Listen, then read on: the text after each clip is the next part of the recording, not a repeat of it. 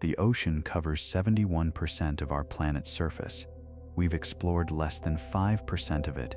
In that remaining 95% lies a world more alien than the surface of Mars, a realm where gravity bends light into impossible shapes, where creatures exist that evolution seemingly forgot to finish, and where sounds travel for thousands of miles carrying messages we can't decode.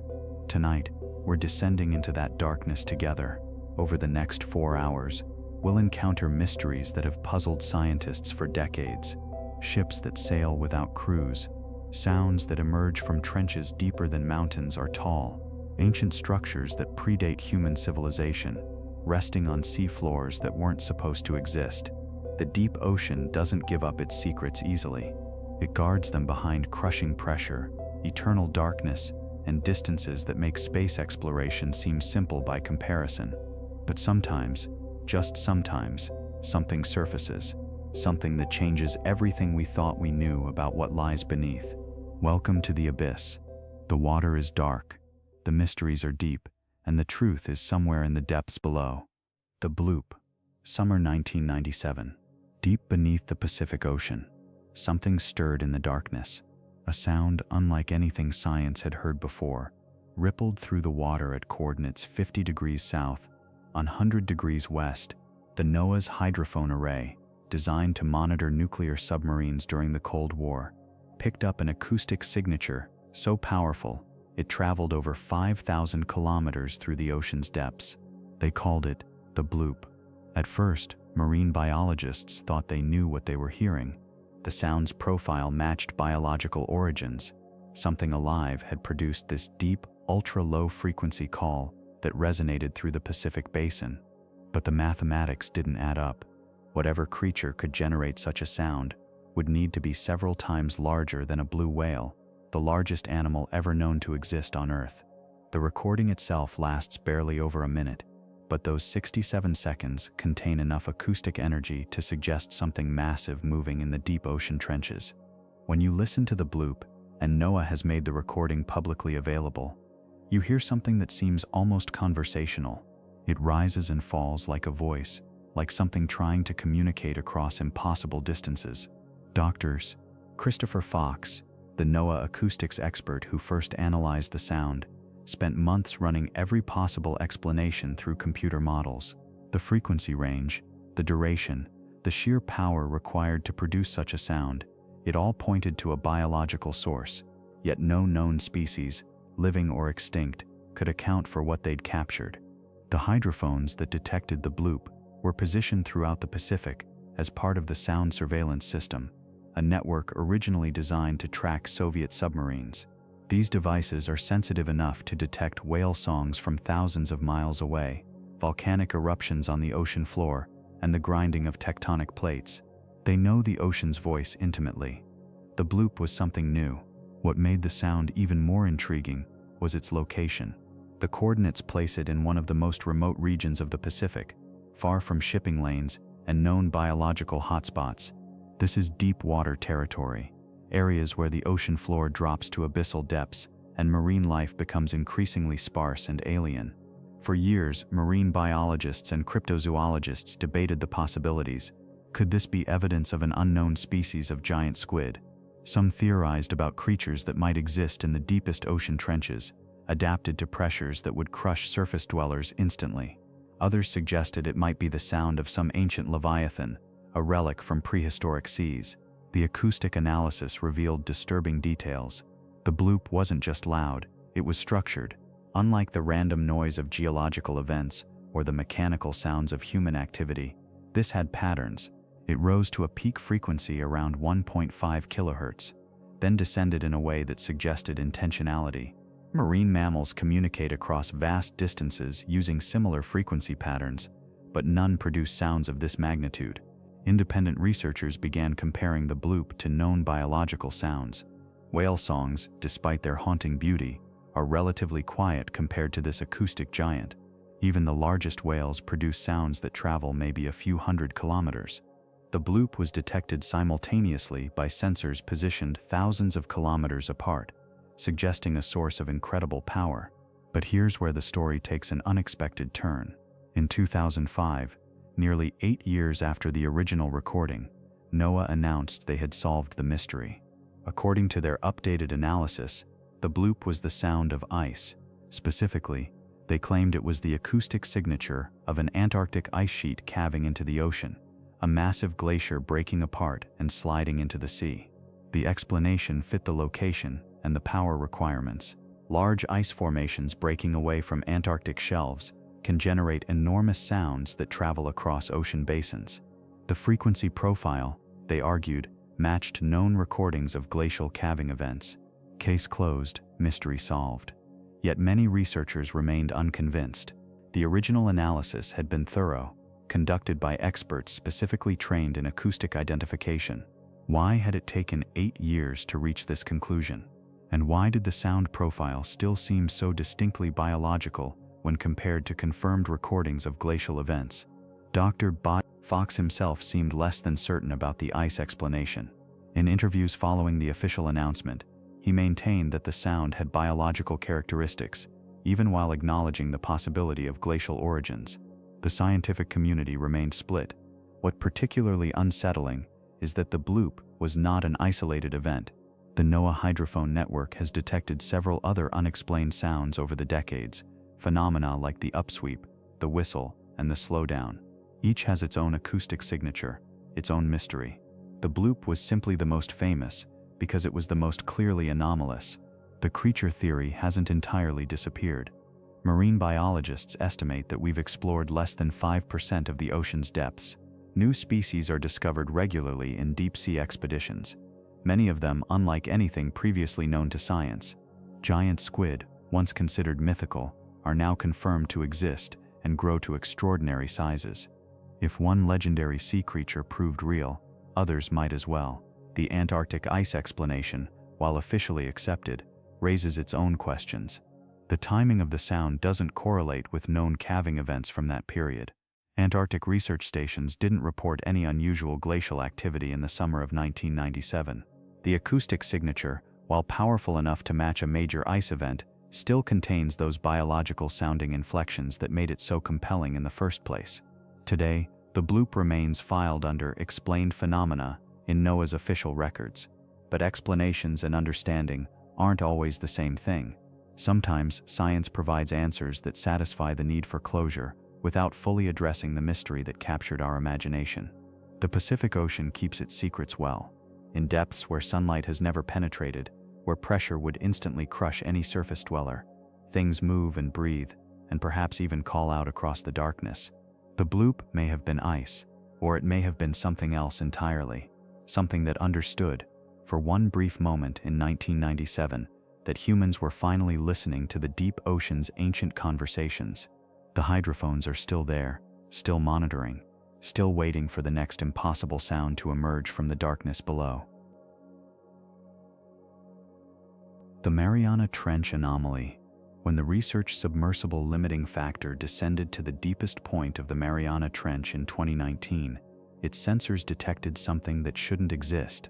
At 35,853 feet below the surface, in a place where crushing pressure should render all activity impossible, the instruments registered a series of rhythmic energy pulses emanating from the seafloor itself. Dr. Alan Jamieson, the marine biologist aboard that historic dive, later described the readings as unlike anything in our geological databases. The pulses weren't seismic, they weren't thermal. They seemed to follow a pattern that suggested intent.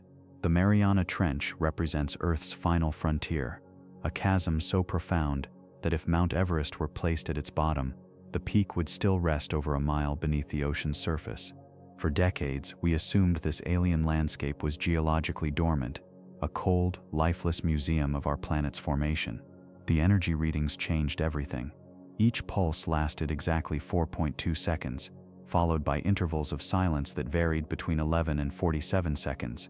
The pattern repeated for 3 hours and 17 minutes before stopping as abruptly as it had begun.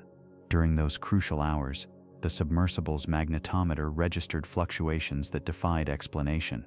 The readings suggested the presence of metallic structures beneath the sediment, arranged in geometries that natural processes couldn't create.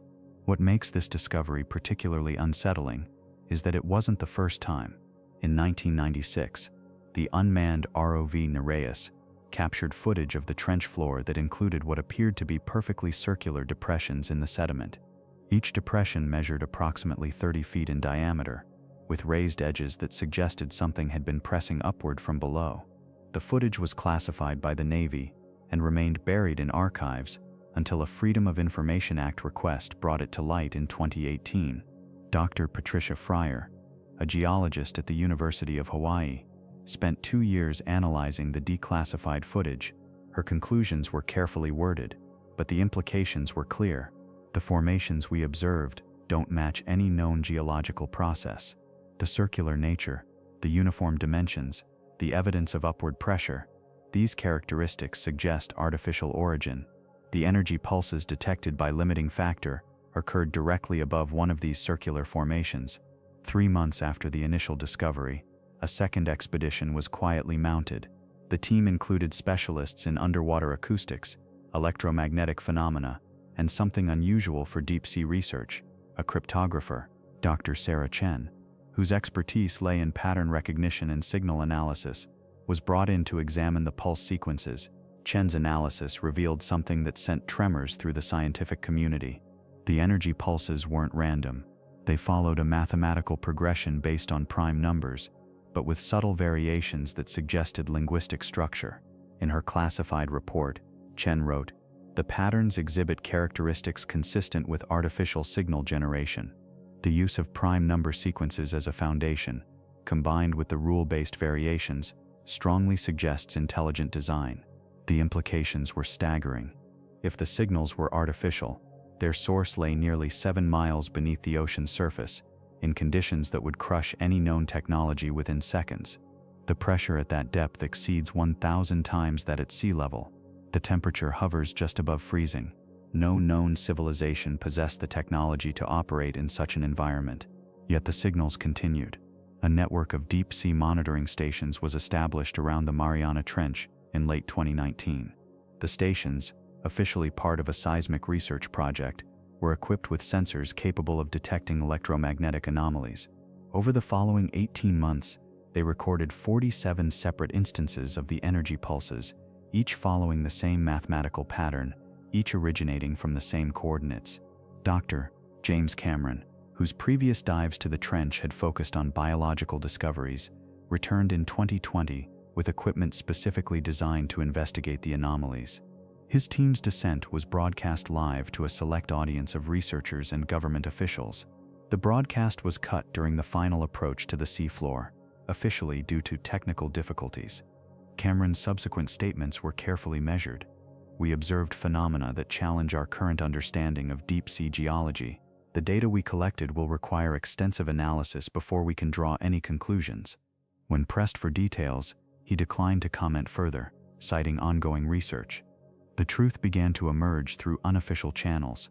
Personnel involved in the dive reported that the submersible's cameras had captured images of structures on the seafloor that appeared artificial in origin. These structures, described as geometric formations with metallic properties, were allegedly photographed and catalogued before the official blackout occurred. More disturbing were reports of the energy pulses intensifying during the dive. Several sources claimed that the pulses shifted frequency and duration while the submersible was present, as if responding to its proximity. One unnamed researcher described the experience as like being scanned by something that was trying to understand what we were. The most recent expedition to the site took place in early 2023. The mission, jointly funded by NOAA and an undisclosed private foundation, deployed autonomous underwater vehicles equipped with ground-penetrating sonar. The vehicles were designed to map the subsurface structure beneath the energy pulse source. The results of this mission have not been publicly released. However, leaked documents suggest that the sonar revealed cavities beneath the seafloor, vast empty spaces that shouldn't exist at such depths. The cavities appeared to be connected by tunnels that extended beyond the range of the sonar equipment. Dr. Robert Ballard, the oceanographer who discovered the Titanic, was asked about the Mariana Trench anomalies during a 2023 interview. His response was uncharacteristically evasive. "The deep ocean holds many secrets. Some of them might be better left undisturbed." The energy pulses continue to this day. They've been detected by monitoring stations across the Pacific Ring of Fire, suggesting that whatever lies beneath the Mariana Trench may be connected to a much larger system. The mathematical patterns have evolved, becoming more complex with each recorded instance. Recent analysis suggests that the signals may be adapting, learning from their encounters with human technology. The implications of this possibility have led to heated debates within the scientific community about whether further investigation should continue. For now, the source of the Mariana Trench energy pulses remains one of the ocean's most closely guarded secrets. 7 miles below the surface, in the crushing darkness of Earth's deepest places, something continues to send its mysterious signals into the void, and with each pulse, the pattern grows more complex. The Dragon's Triangle. 3 fishing vessels disappeared in the same waters off Japan's coast within a single month in 1952. No distress calls, no wreckage, no survivors. The Japanese Coast Guard launched extensive search operations, but the ocean had swallowed these ships as completely as if they had never existed at all. The area where they vanished has been claiming vessels for over 1,000 years. Local fishermen have whispered about it for generations, calling it the Mano Umi, the Sea of the Devil. But the modern world knows it by another name, the Dragon's Triangle. Stretching between Japan, Taiwan, and the Philippines, this vast expanse of Pacific waters mirrors its more famous Atlantic cousin, the Bermuda Triangle. Yet while the Bermuda Triangle captures headlines, the Dragon's Triangle has maintained a more sinister reputation among those who navigate these waters professionally. The disappearances here aren't just numerous, they're systematic, almost methodical in their thoroughness. The 1952 incidents prompted the Japanese government to dispatch research vessels to investigate. They sent the Kaio Maru No. 5, a state-of-the-art research ship equipped with the latest scientific instruments. The vessel was tasked with conducting magnetic readings and atmospheric studies in the region. The Kaio Maru No. 5 vanished without a trace. All 31 crew members aboard simply ceased to exist.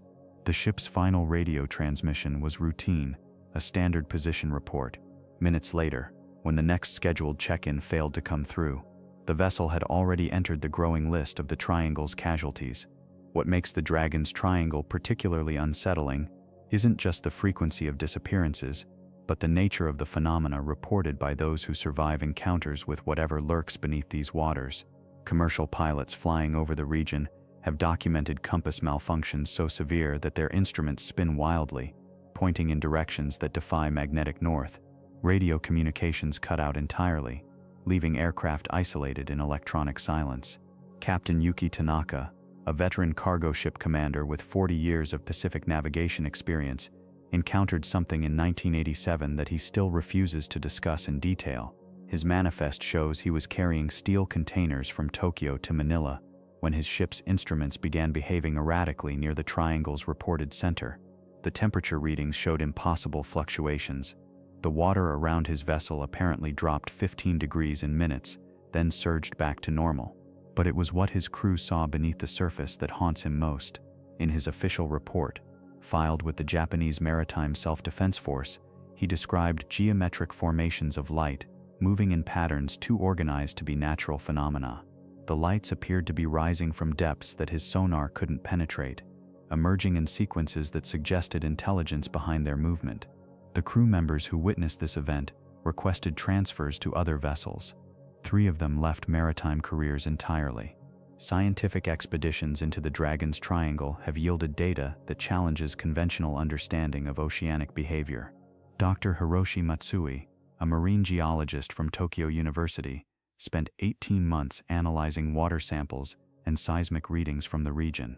His findings, published in a limited circulation marine science journal, document magnetic anomalies that shouldn't exist according to current geological models.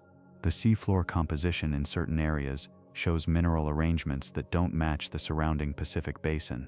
Isotope ratios in the water itself vary dramatically from one location to another, sometimes within distances of just a few kilometers. Most troubling, seismic equipment has detected what appears to be structured formations on the ocean floor, geometric shapes too precise to be natural rock formations. When Dr. Matsui's team attempted to capture visual confirmation of these structures using deep-sea cameras, the equipment malfunctioned consistently. Cameras that functioned perfectly during descent would fail completely when they reached the depths where the geometric formations appeared on sonar. The few images recovered show only distorted shapes that seem to bend light in ways that make depth perception impossible. The Dragon's Triangle's reputation extends beyond mechanical failures and disappearances. Local fishing communities have preserved oral histories describing encounters with what they call the Watchers, beings that appear to observe human vessels from beneath the waves. These accounts, passed down through generations, describe humanoid figures visible through the water at impossible depths, watching ships pass overhead with an intelligence that feels distinctly non-human. Modern sonar operators working in the region have reported similar sightings. Large moving objects appear on their screens at depths where no known marine life should be capable of surviving. The objects move in formations, maintaining precise distances from each other, while following paths that seem to mirror the movements of surface vessels far above. In 1995, a Filipino fishing crew reported an encounter that defies rational explanation. Their vessel was surrounded by what they described as underwater lights that pulsed in synchronized patterns. The lights approached their boat from below, growing brighter as they ascended, until the water itself seemed to glow with an internal luminescence. The crew described feeling watched during the entire encounter, as if something was studying them with the same curiosity they felt toward it. What makes their account particularly credible is the physical evidence. The metal hull of their fishing vessel showed unusual wear patterns after the encounter, smooth depressions that appeared to have been created by intense heat, yet the crew reported no sensation of temperature change during the event. Marine biologists who examined the markings found no known natural process that could have created such precise alterations to the metal. The Dragon's Triangle continues to claim vessels in the modern era. A luxury yacht disappeared in 2018 while sailing from Okinawa to the Philippines. The vessel's GPS beacon transmitted normally until it reached the triangle's approximate center, then went silent. Satellite imagery captured the yacht's presence in the morning, but by afternoon, the same coordinates showed empty ocean. Search and rescue operations recovered no trace of the yacht or its passengers. The sea had claimed another offering, adding to a collection that spans centuries. Whatever intelligence governs these waters maintains its ancient patience, watching from depths that remain largely unexplored by human technology. The Dragon's Triangle reminds us that our oceans still hold mysteries that dwarf our understanding, where the line between natural phenomenon and something far stranger remains deliberately blurred. The Baltic Sea Anomaly. When the sonar image first appeared on their screens in June 2011, treasure hunters Peter Lindberg and Dennis Osberg thought they'd found something conventional, perhaps a sunken merchant vessel or scattered wartime debris. The Swedish Ocean X team had been combing the Baltic Sea floor for shipwrecks, their side-scan sonar methodically mapping the sediment-covered terrain 300 feet below. But what emerged from the data defied every maritime discovery they'd encountered before. The object measured 200 feet in diameter, perfectly circular, resting on the sea floor like a massive stone disc. Its edges rose nearly 12 feet above the surrounding sand. Stranger still, a 600-foot trail stretched behind it, gouged into the seabed, as if something enormous had skidded to a stop across the ocean floor. The sonar readings showed geometric patterns, angular formations that seemed almost deliberate. Marine archaeologist Dr. Andreas Olsson examined the initial data with growing bewilderment. In 30 years of underwater exploration, he'd never encountered a natural formation with such precise symmetry. The object's surface displayed what appeared to be carved channels, radiating outward from a central hub. Most puzzling of all, the surrounding sediment showed no signs of the gradual accumulation you'd expect from millennia of underwater deposition. Whatever this was, it seemed to have arrived recently or been recently exposed. The Ocean X team returned in 2012 with more sophisticated equipment. Their first dive revealed details that deepened the mystery rather than solving it. The object wasn't simply resting on the seafloor. It was partially embedded, as if it had impacted with tremendous force. The surface material resembled basalt, but with an unusual metallic content that didn't match any known Baltic Sea geology. Most intriguingly, the formation showed signs of having been cut or shaped, with straight edges and precise angles that nature rarely produces. Diver Stefan Hogeborn described his first encounter with the anomaly in terms that still echo through maritime archaeology forums today. The structure felt artificial, he reported, with surfaces too smooth and angles too exact for natural formation. But how could any ancient civilization have created something so massive, so deep beneath the waves? The Baltic Sea had been dry land during the last ice age, but that was over 10,000 years ago, long before any known technology could have produced such a monument. Geologist Dr. Bolker Bruchard from Stockholm University offered the most widely accepted explanation: a glacial erratic, carried by ice sheets and deposited during the last glacial maximum. The trailing gouge could have been carved as the massive rock slid across the seafloor after its icy transport melted away. But even Dr. Bruchard acknowledged the formation's unusual characteristics. Glacial erratics rarely maintained such geometric precision, and the metallic composition remained unexplained. That's when the equipment malfunctions began. During subsequent dives, the team reported consistent electronic failures. Satellite phones died, cameras stopped functioning, even their diving equipment experienced inexplicable glitches. Most mysteriously, anything with electrical circuits ceased operating within a 650-foot radius of the object.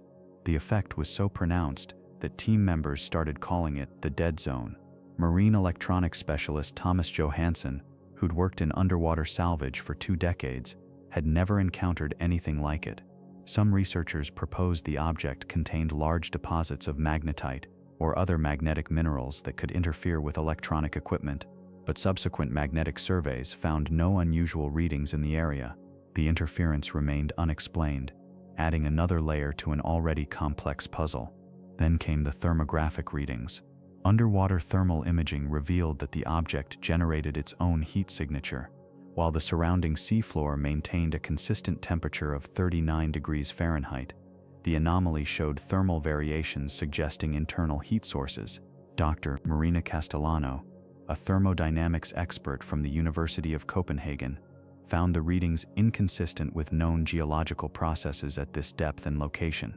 The discovery attracted attention from researchers worldwide, but also from less conventional sources. UFO investigators seized on the object's disk shape and electronic interference as evidence of extraterrestrial origin. Ancient astronaut theorists suggested it might be remnants of advanced prehistoric technology. Even some mainstream archaeologists began quietly questioning whether the formation might represent evidence of previously unknown ancient engineering capabilities. Carbon dating of surrounding sediment samples provided dates ranging from 8,000 to 12,000 years old, placing the object's arrival sometime during the end of the last ice age. But dating the object itself proved impossible. The unusual material composition wouldn't yield to standard radiocarbon techniques. Every scientific approach seemed to raise more questions than it answered. Professor Erik Lundberg from the Swedish Institute of Marine Archaeology attempted to organize a comprehensive study in 2014, but funding mysteriously dried up. 3 separate research proposals were quietly rejected by major oceanographic institutions. When pressed for explanations, grant committees cited insufficient scientific merit and low probability of significant findings. The official silence seemed disproportionate to what should have been a routine geological investigation. Local fishermen, whose families had worked these waters for generations, began sharing stories they'd kept quiet for decades. Tales of equipment failures in this precise location, of sonar readings that made no sense, of areas where fish simply wouldn't school. These anecdotal reports, dismissed by scientists as folklore, suddenly gained new relevance in light of the documented equipment malfunctions. The Baltic Sea Anomaly remains on the seafloor today, its true nature still undetermined. Recent attempts to organize new expeditions have met with bureaucratic obstacles and technical difficulties that seem to exceed normal research challenges. The object waits in the cold depths, its geometric perfection and electronic interference effects documented but unexplained. Perhaps that's the most unsettling aspect of this discovery. Not knowing whether we're looking at Earth's most perfectly preserved glacial accident, evidence of ancient engineering capabilities we've never acknowledged, or something else entirely. The Baltic Sea keeps its secrets well, and some mysteries, it seems, prefer to remain that way. The crewless ghost ship, SS Baychimo, a ship without a crew, has been wandering the Arctic waters for nearly a century, appearing to startled fishermen and research teams like something from another world. The SS Baychimo doesn't just drift, it seems to move with purpose, evading capture attempts and vanishing into ice fields as if it knows it's being hunted. The story begins in 1931, when the Hudson's Bay Company made a decision that would birth one of the most enduring maritime mysteries of our time. The Baychimo, a 322-ton cargo steamer, had served the company faithfully for over a decade, carrying fur traders and supplies through the treacherous Northwest Passage. But that year, ice closed in around the vessel near Pawtucket in the Northwest Territories, trapping it in frozen waters that showed no signs of breaking. The crew waited through the brutal Arctic winter, but spring brought little relief. The ice held fast, and the company executives thousands of miles away made their calculation. The cost of rescue operations would exceed the ship's value. The Baychimo was officially abandoned, left to the mercy of the Arctic elements. What happened next defies conventional understanding of how abandoned vessels behave. Rather than sinking or remaining trapped, the Baychimo broke free from its icy prison and began a decades-long journey through Arctic waters. The first sighting came just months after abandonment, when Inuit hunters reported seeing the vessel drifting freely through the Beaufort Sea. These weren't distant glimpses or mistaken identities. The Baychimo carried distinctive markings and a unique profile that made it unmistakable.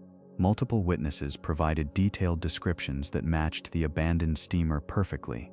More unsettling still, several groups attempted to board the vessel, only to find it locked tight against entry, as if protecting secrets within its empty hull. In 1933, a group of explorers spotted the Baychimo trapped in ice near Alaska. They managed to reach the vessel and spent several days aboard, using it as temporary shelter.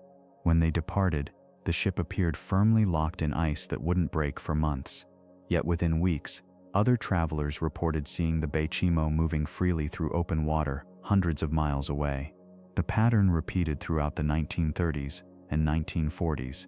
The ghost ship would appear trapped in ice, seemingly accessible to anyone willing to make the journey. But attempts to claim salvage rights consistently failed.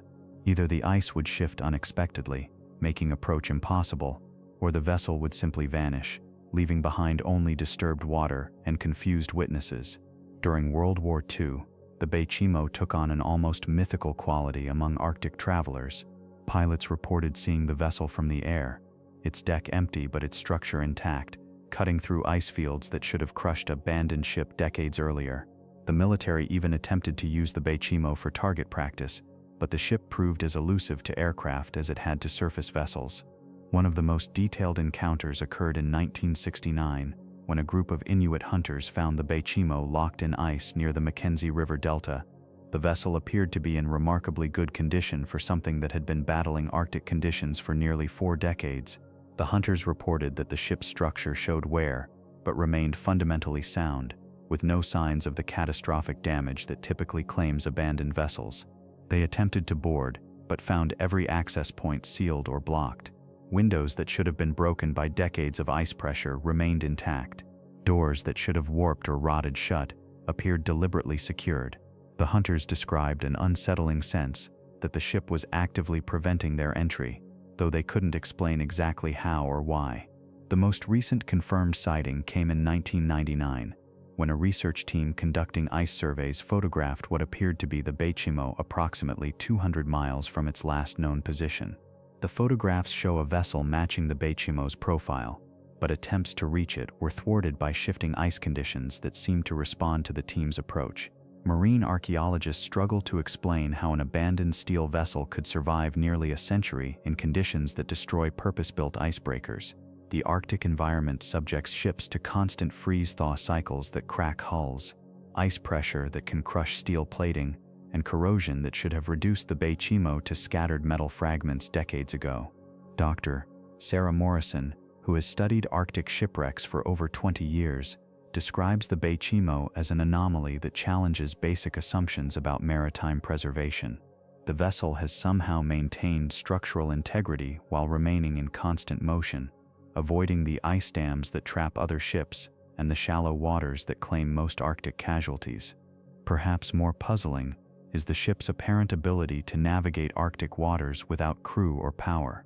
Ocean currents in the region are complex but generally predictable, yet the Baychimo's movements seem to follow no established pattern.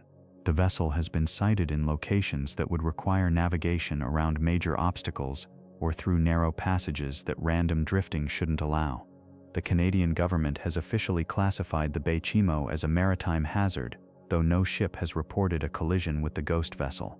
In 2006, they announced plans to locate and claim the ship as a historic artifact, but the search mission ended without success. The Baychimo had once again vanished into the Arctic wilderness, leaving behind only questions and an international maritime mystery that grows more curious with each passing year. Local Inuit communities have developed their own explanations for the Baychimo's behavior. Some describe it as a spirit ship, carrying the souls of those who died in Arctic waters. Others believe the vessel has become something more than human creation, transformed by decades of Arctic solitude into something that exists between the physical and spiritual worlds. The SS Baychimo continues its silent journey through Arctic waters, a ghost ship that refuses to die, carrying secrets that may never be revealed. Somewhere in the vast expanse of the Arctic Ocean, the crewless vessel maintains its lonely vigil, appearing to startled witnesses before vanishing back into the ice and mist, a floating reminder that some mysteries prefer to remain unsolved. Underwater crop circle mystery. 24 meters below the surface of Amami Oshima, off the coast of Japan, a marine biologist named Yoji Okata encountered something that challenged everything he thought he knew about the ocean floor. Swimming through the familiar waters he'd explored for decades, Okata found himself staring at geometric perfection, where only sand should exist, perfect circles, intricate ridges radiating outward like spokes on a wheel, delicate valleys carved with mathematical precision. Each pattern measured exactly 2 meters in diameter, decorated with shells and coral fragments arranged in patterns that seemed intentional. For 15 years, these underwater formations remained one of the ocean's most perplexing mysteries. Scientists dove to study them, measured their symmetry, analyzed their composition. The precision was undeniable, the regularity impossible to dismiss as random. Yet no known creature, no geological process, could account for such deliberate artistry on the seafloor. The circles appeared overnight, perfect in their geometry, temporary in their existence. Within weeks, ocean currents would erase them entirely, leaving only smooth sand where masterpieces once lay. Then, mysteriously, new circles would appear elsewhere, equally perfect, equally inexplicable. Marine biologists documented dozens of these formations, each one identical in its basic structure, yet unique in its decorative details. The outer ridges rose and fell in measured intervals, the central depressions held carefully arranged shells. Some carried from distances that suggested deliberate collection. The mathematical precision suggested intelligence. The artistic arrangement implied purpose. Dr. Kawase Hiroshi spent months analyzing the circles, measuring their dimensions, studying their composition. The ridges followed patterns that maximized water flow. The shell arrangements created specific acoustic properties. Everything about these formations suggested not random occurrence, but engineering, design, intent. But what creature in the ocean possessed such capabilities? What force could create such perfection with such consistency? The answer came through patience and countless hours of underwater observation. Okata and his team began noticing small fish in the areas where circles appeared. Pufferfish, specifically, a previously unknown species, later named Torquigener albomaculosus, small, unremarkable fish that seemed to hover near the circle sites. Extended observation revealed the truth. These 4-inch fish were the architects. Using their fins and bodies, they worked tirelessly, day and night, to create these elaborate structures. The process took over a week of constant labor. Each fish worked alone, following some internal blueprint, that produced identical results across different individuals. The discovery of the builders solved one mystery but deepened another. Why would such small creatures invest enormous energy in creating these elaborate structures? The effort required was staggering. Each fish moved thousands of times its body weight in sand. The precision demanded constant attention to detail. The slightest error meant starting over. Research revealed the circles serve as nesting sites. The geometric ridges channel water flow to protect eggs from strong currents. The shell decorations aren't random. They're carefully selected for specific properties. Smooth shells reflect light in particular ways. Rough shells create minute water turbulence that brings fresh oxygen to developing embryos. But the engineering sophistication raises profound questions. How does a fish with a brain the size of a pea understand fluid dynamics? How does it calculate optimal angles for current deflection? How does it recognize which shells will produce the desired acoustic properties? The male pufferfish works alone, without instruction, without trial and error. Each one instinctively knows to create identical 7-pointed star patterns in the sand, to space ridges at precise intervals, to position shells at specific angles.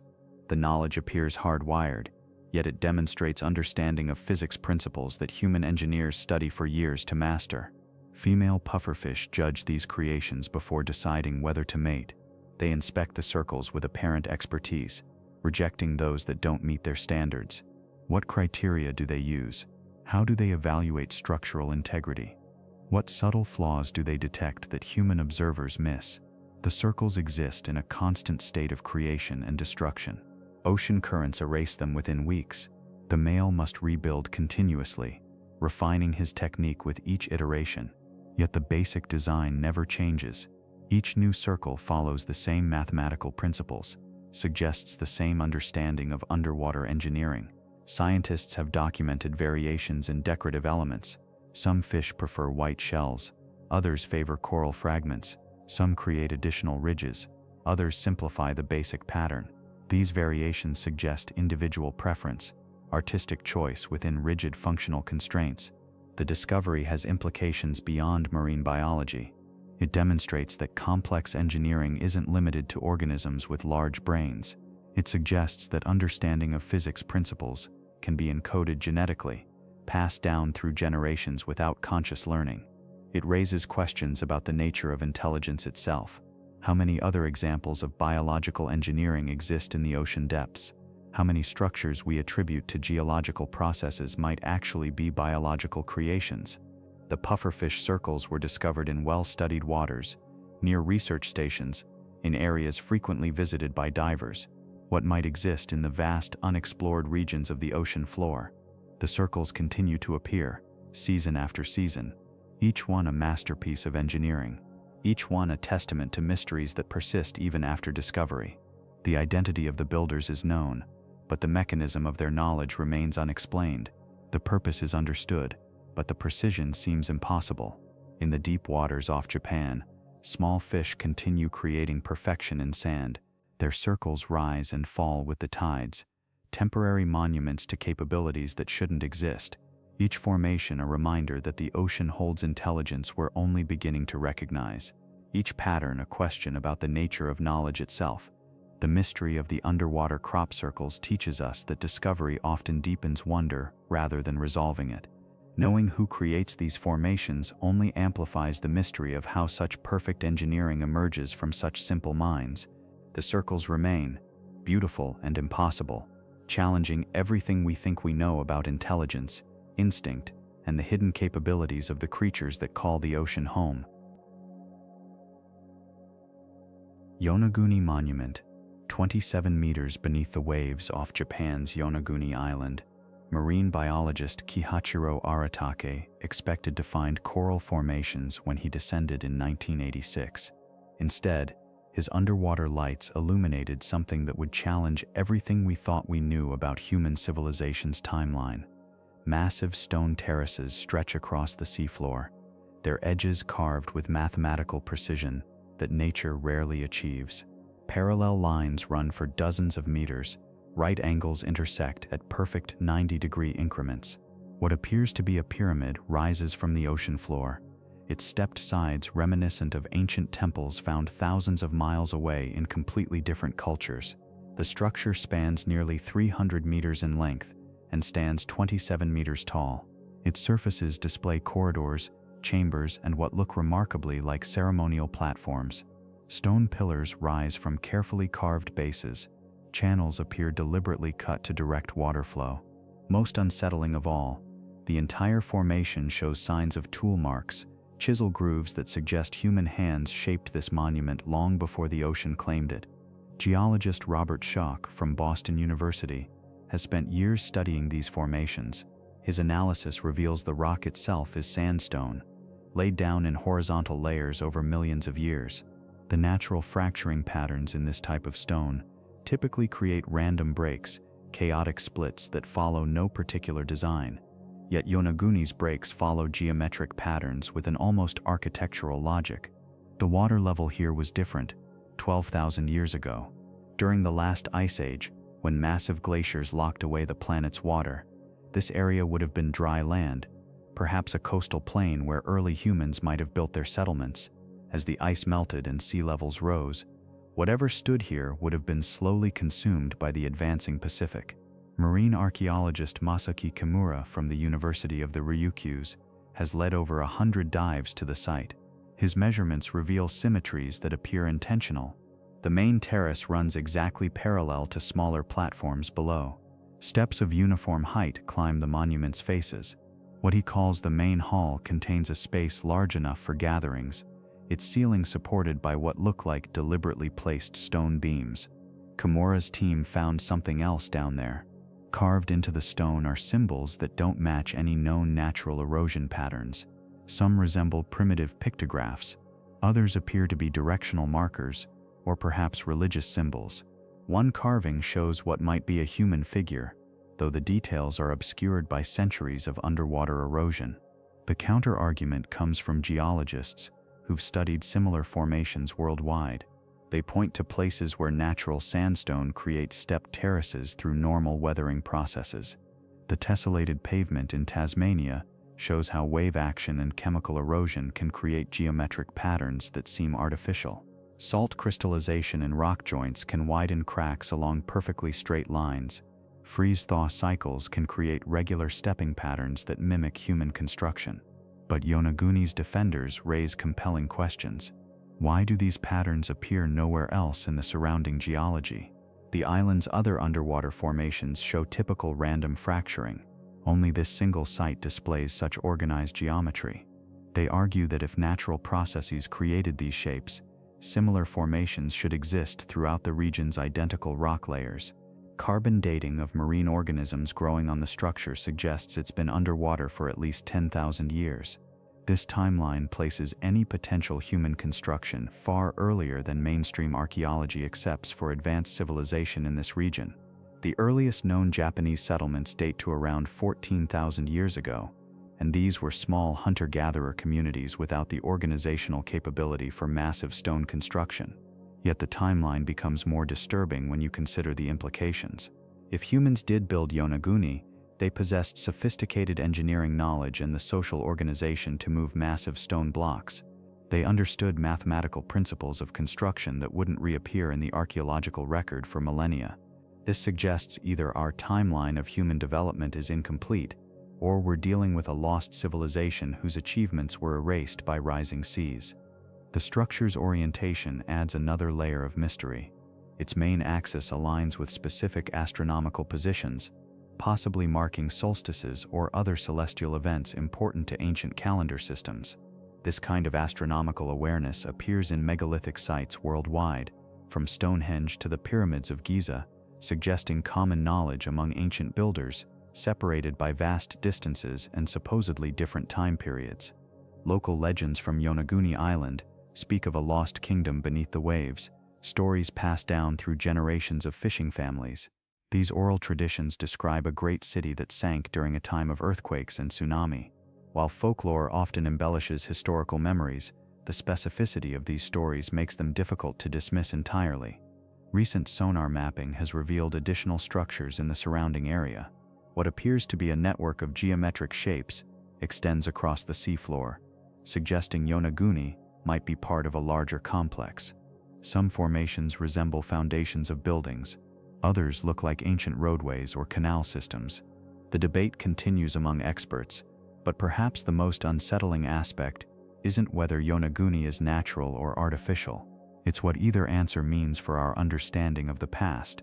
If it's natural, we're confronting the humbling reality that stone and water can create patterns so perfect they fool experienced archaeologists. If it's artificial, we're facing evidence of human capabilities that existed far earlier than our historical models suggest. Standing on the surface above Yonaguni, you see only empty ocean. The monument remains hidden beneath decades of accumulated sediment and coral growth. But knowing it's there, knowing that something so geometrically perfect rests in the darkness below, changes how you look at the water itself. The Pacific keeps its secrets well. Whether Yonaguni represents nature's mathematical precision or humanity's lost achievements, it reminds us that the ocean floor holds answers to questions we're still learning to ask. Challenger Deep. Something lives in the deepest place on Earth, and we've barely scratched the surface of understanding what that might be. 7 miles down, where the Pacific Ocean floor drops into an abyss so profound it could swallow Mount Everest with room to spare, lies Challenger Deep. The numbers themselves feel almost fictional. 36,200 feet below sea level, where pressure reaches 1,086 times what we experience at the surface. To put that in perspective, if you were somehow transported there without protection, the crushing force would be equivalent to having 50 jumbo jets pressing down on every square meter of your body. Only 5 people in human history have made the descent to the bottom of Challenger Deep. 5. More humans have walked on the moon than have touched the deepest point of our own planet, and what those few explorers found down there raises more questions than it answers. The first to make the journey were Jacques Piccard and Don Walsh in 1960, descending in the bathyscaphe Trieste. Their 20-minute stay on the bottom revealed something that shouldn't have been possible: life, in a realm where no sunlight has ever penetrated, where temperatures hover just above freezing, and where the pressure would instantly crush any surface-dwelling creature. They spotted what appeared to be a flatfish swimming past their porthole. For decades, skeptics dismissed this sighting as debris or sediment stirred up by their descent, but they were wrong. James Cameron's 2012 solo dive in the deep-sea Challenger brought back proof that life not only exists in Challenger Deep, but thrives there. His cameras captured xenophyophores, single-celled organisms that grow to massive sizes in the deep, creating bizarre alien-like formations on the seafloor. These creatures, some reaching over 4 inches across, represent one of the most extreme forms of life on Earth. They've adapted to conditions so harsh that scientists use them as models for what life might look like on other planets. But it's not just the life forms that perplex researchers. The geology itself defies conventional understanding. Challenger Deep sits at the bottom of the Mariana Trench, formed by the collision of massive tectonic plates. The Pacific Plate is being forced beneath the Philippine Plate in a process that should be relatively straightforward. Yet sonar mapping has revealed structures down there that don't match any known geological formations: towering underwater mountains, valleys that branch off into unmapped territories, and what appear to be perfectly circular depressions that some researchers hesitate to classify as natural formations. The most recent descent, made by Victor Vescovo in 2019, brought back samples that contained microorganisms unlike anything previously catalogued. These microscopic creatures process energy in ways that challenge our fundamental understanding of biochemistry. Some appear to metabolize materials that would be toxic to surface life, while others seem to exist in a state of suspended animation, awakening only when disturbed. The implications are staggering. If life can evolve such radical survival mechanisms in Earth's most extreme environment, what forms might it take in the unexplored depths of Europa's subsurface ocean, or beneath the ice of Enceladus? What makes Challenger Deep even more unsettling is what we're still discovering about its structure. Each dive reveals new passages, new depths, new mysteries. The bottom that early explorers reached may not be the bottom at all. Recent sonar studies suggest the existence of caverns and tunnels extending even deeper into the Earth's crust. Some of these passages appear to connect to other deep-sea trenches, creating a vast network of underwater caves that could stretch for thousands of miles. The water itself behaves strangely at these depths. Temperature variations that shouldn't exist based on our models have been recorded. Pockets of water that are degrees warmer than their surroundings, with no apparent heat source. Chemical compositions that vary dramatically over short distances. And most puzzling of all, acoustic anomalies that suggest the presence of spaces filled with something other than water. Then, there are the sounds. Hydrophones lowered into Challenger Deep have picked up acoustic signatures that don't match any known geological or biological sources. Long, low-frequency pulses that seem to follow patterns too regular to be natural. Clicks and chirps that some researchers cautiously describe as potentially communicative. The audio recordings are classified by several government agencies, but leaked fragments have made their way into the scientific community, sparking debates about what could be producing such sounds in a place where complex life supposedly cannot exist. Perhaps most disturbing are the reports from the handful of people who have made the descent. Independent accounts describe moments of profound unease during the journey down, feelings of being watched that intensify as they approach the bottom, instruments malfunctioning in ways that suggest external interference, and shadows moving beyond the reach of their lights, shadows that seem too large and too purposeful to be debris or marine life. The 3 expedition leaders who have reached Challenger Deep's floor each reported the same phenomenon, a sensation of vast intelligence observing them from the darkness beyond their vessels. These are trained scientists and explorers, not prone to flights of fancy. Yet their testimonies consistently describe an overwhelming sense of trespass, as if they had descended into a realm where humans are not welcome.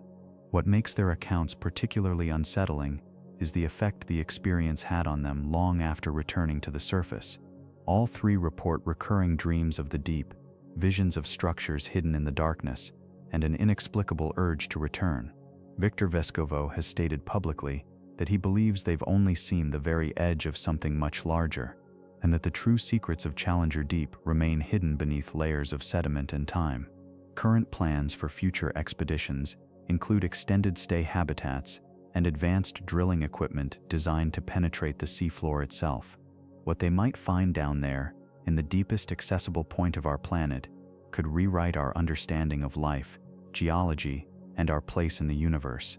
The abyss, it seems, is not empty. It's been waiting, patient and eternal, for us to develop the courage to truly explore what lies in its depths. The question isn't what we might discover in Challenger Deep.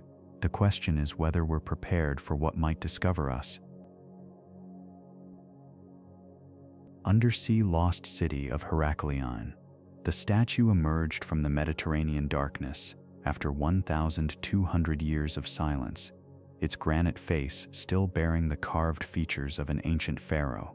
When marine archaeologist Frank Gaudio's team lifted that first artifact from the seafloor in 2000, they had no idea they were about to resurrect an entire civilization that had vanished so completely. Most scholars believed it existed only in legend. Heracleion. The name appears in the writings of Herodotus, described as a grand port city where Helen of Troy and Paris took refuge, where Hercules himself first set foot on Egyptian soil.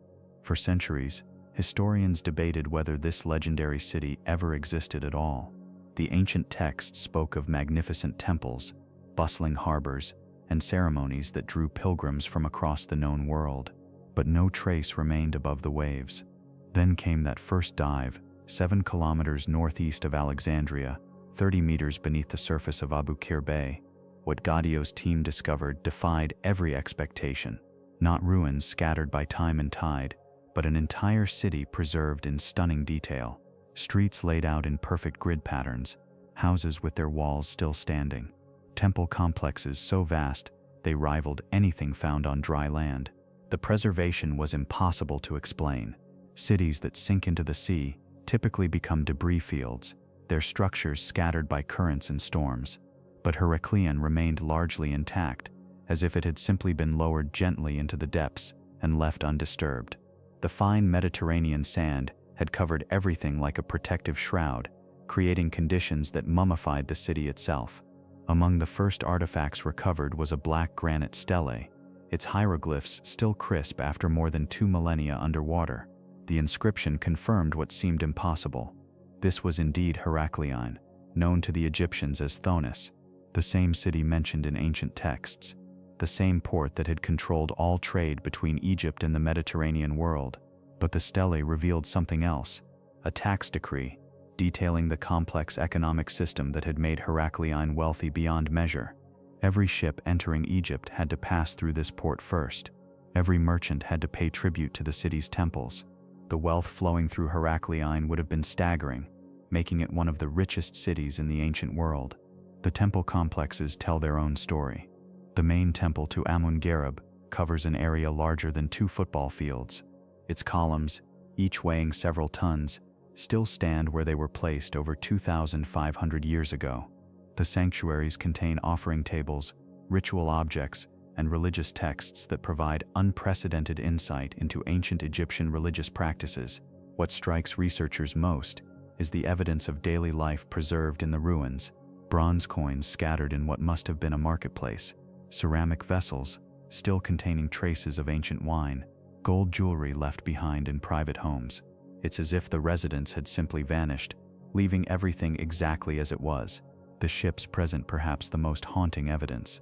64 vessels have been discovered so far, ranging from small fishing boats to massive grain ships. Some show signs of hasty abandonment, others appear to have been deliberately scuttled.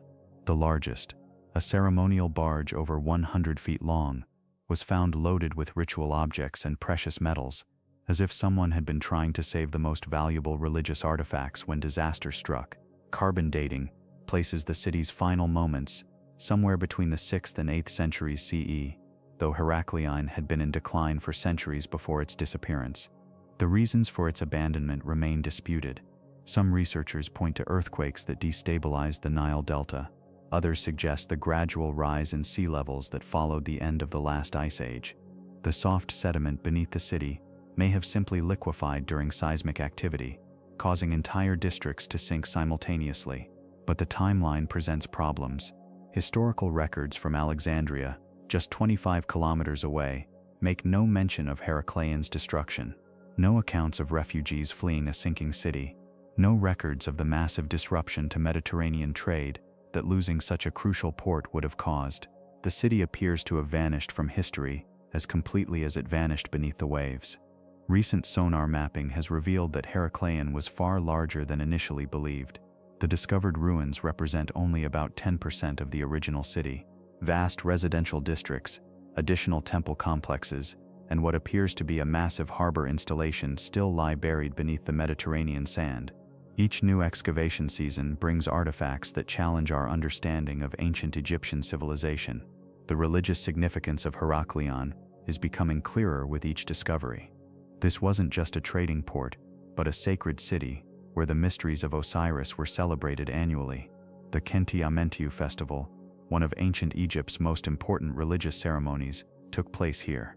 Pilgrims would travel from across the Mediterranean to witness rituals that were said to guarantee safe passage to the afterlife. The city's international character is evident in the artifacts recovered. Greek pottery sits alongside Egyptian religious objects. Roman coins mingle with Persian trade goods. Celtic jewelry was discovered in what appears to have been a merchant's house. Heracleion was a cosmopolitan center where cultures merged and traded not just goods but ideas and beliefs. Perhaps most intriguingly, the city appears to have been abandoned gradually, then reoccupied briefly before its final submersion. Later Roman-era artifacts have been found in the upper layers of some buildings, suggesting that people returned to the ruins, possibly to salvage valuable materials or to maintain religious observances in the ancient temples.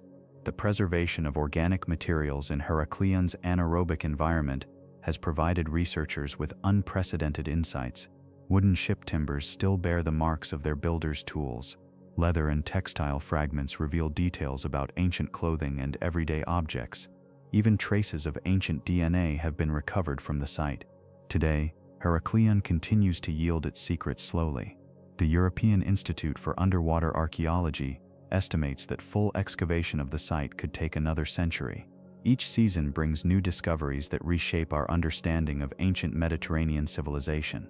The city that legend claimed was touched by gods now rests in eternal darkness, its temples and treasures waiting in the deep. What other secrets lie buried in the Mediterranean sand? What other lost civilizations might be waiting for discovery in the depths? In the case of Heracleion, the ocean has proven to be the ultimate archaeologist, preserving what time and human memory had forgotten. The enigmatic Okinawa ruins, 27 meters beneath the cerulean waters off Okinawa's coast, marine biologist Kihachiro Aratake made a discovery in 1986 that would challenge everything we thought we knew about human civilization. What he found wasn't another coral reef or undersea cave system. It was architecture. Massive stone terraces cascade down the seafloor in perfect geometric precision. Right angles cut through limestone with surgical accuracy. Steps descend into darkness as if carved by hands that understood engineering principles we associate with advanced civilizations. The problem? These structures have been underwater for over 12,000 years. Professor Masaaki Kimura from the University of the Ryukyus has spent decades studying what he calls the Yonaguni Monument. His measurements reveal something that shouldn't exist. The main structure stretches 150 meters long, 40 meters wide, and 27 meters high. Stone blocks fit together without mortar, their surfaces bearing tool marks that underwater erosion simply cannot create. The mathematics are troubling. For these ruins to be naturally submerged, they would have last seen sunlight during the final ice age, when sea levels stood 40 meters lower than today. This places any potential builders in a time period that predates known advanced civilizations by millennia. Dr. Kimura's team has documented features that resist geological explanation.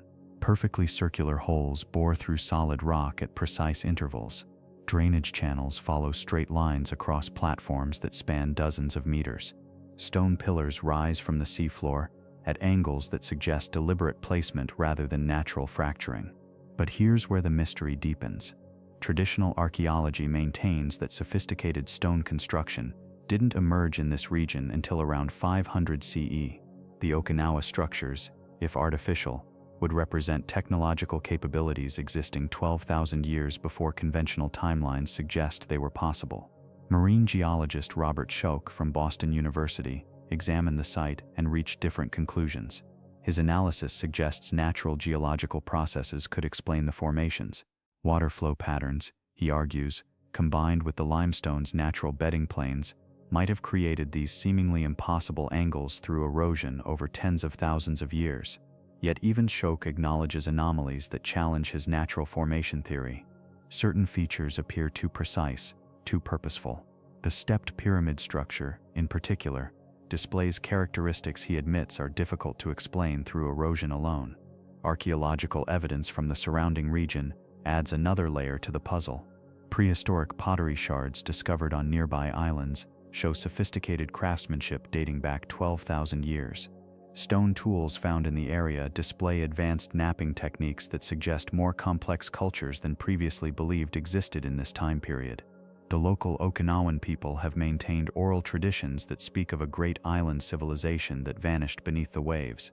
These stories, passed down through generations, describe elaborate stone cities and advanced engineering capabilities. Until Aratake's discovery, these tales were dismissed as mythology. Carbon dating of organic materials found within the structure's crevices has yielded dates ranging from 2,000 to 8,000 years old. However, these dates reflect when marine life colonized the surfaces, not when the structures themselves were created. The original construction date remains elusive. What troubles researchers most is the structure's apparent connection to similar formations found throughout the Pacific. Underwater ruins near Taiwan, the Philippines, and Japan's main islands share architectural features with the Okinawa site. Stone cutting techniques, stepped pyramid designs, and geometric precision appear across these widely separated locations. Dr. Teruaki Ishii, a marine geologist who has extensively studied the region's underwater topography, has documented at least 5 major structural complexes surrounding Okinawa. Each displays characteristics that push the boundaries of what natural geological processes can explain. The distribution pattern suggests either an extremely unusual geological phenomenon or evidence of a maritime civilization far more advanced than historical records indicate. Recent sonar mapping has revealed additional structures buried beneath sediment layers.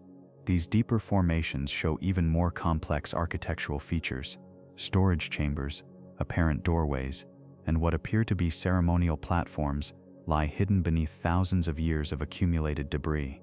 The implications extend beyond archaeology. If these structures represent human construction, they would require a complete reassessment of human technological development.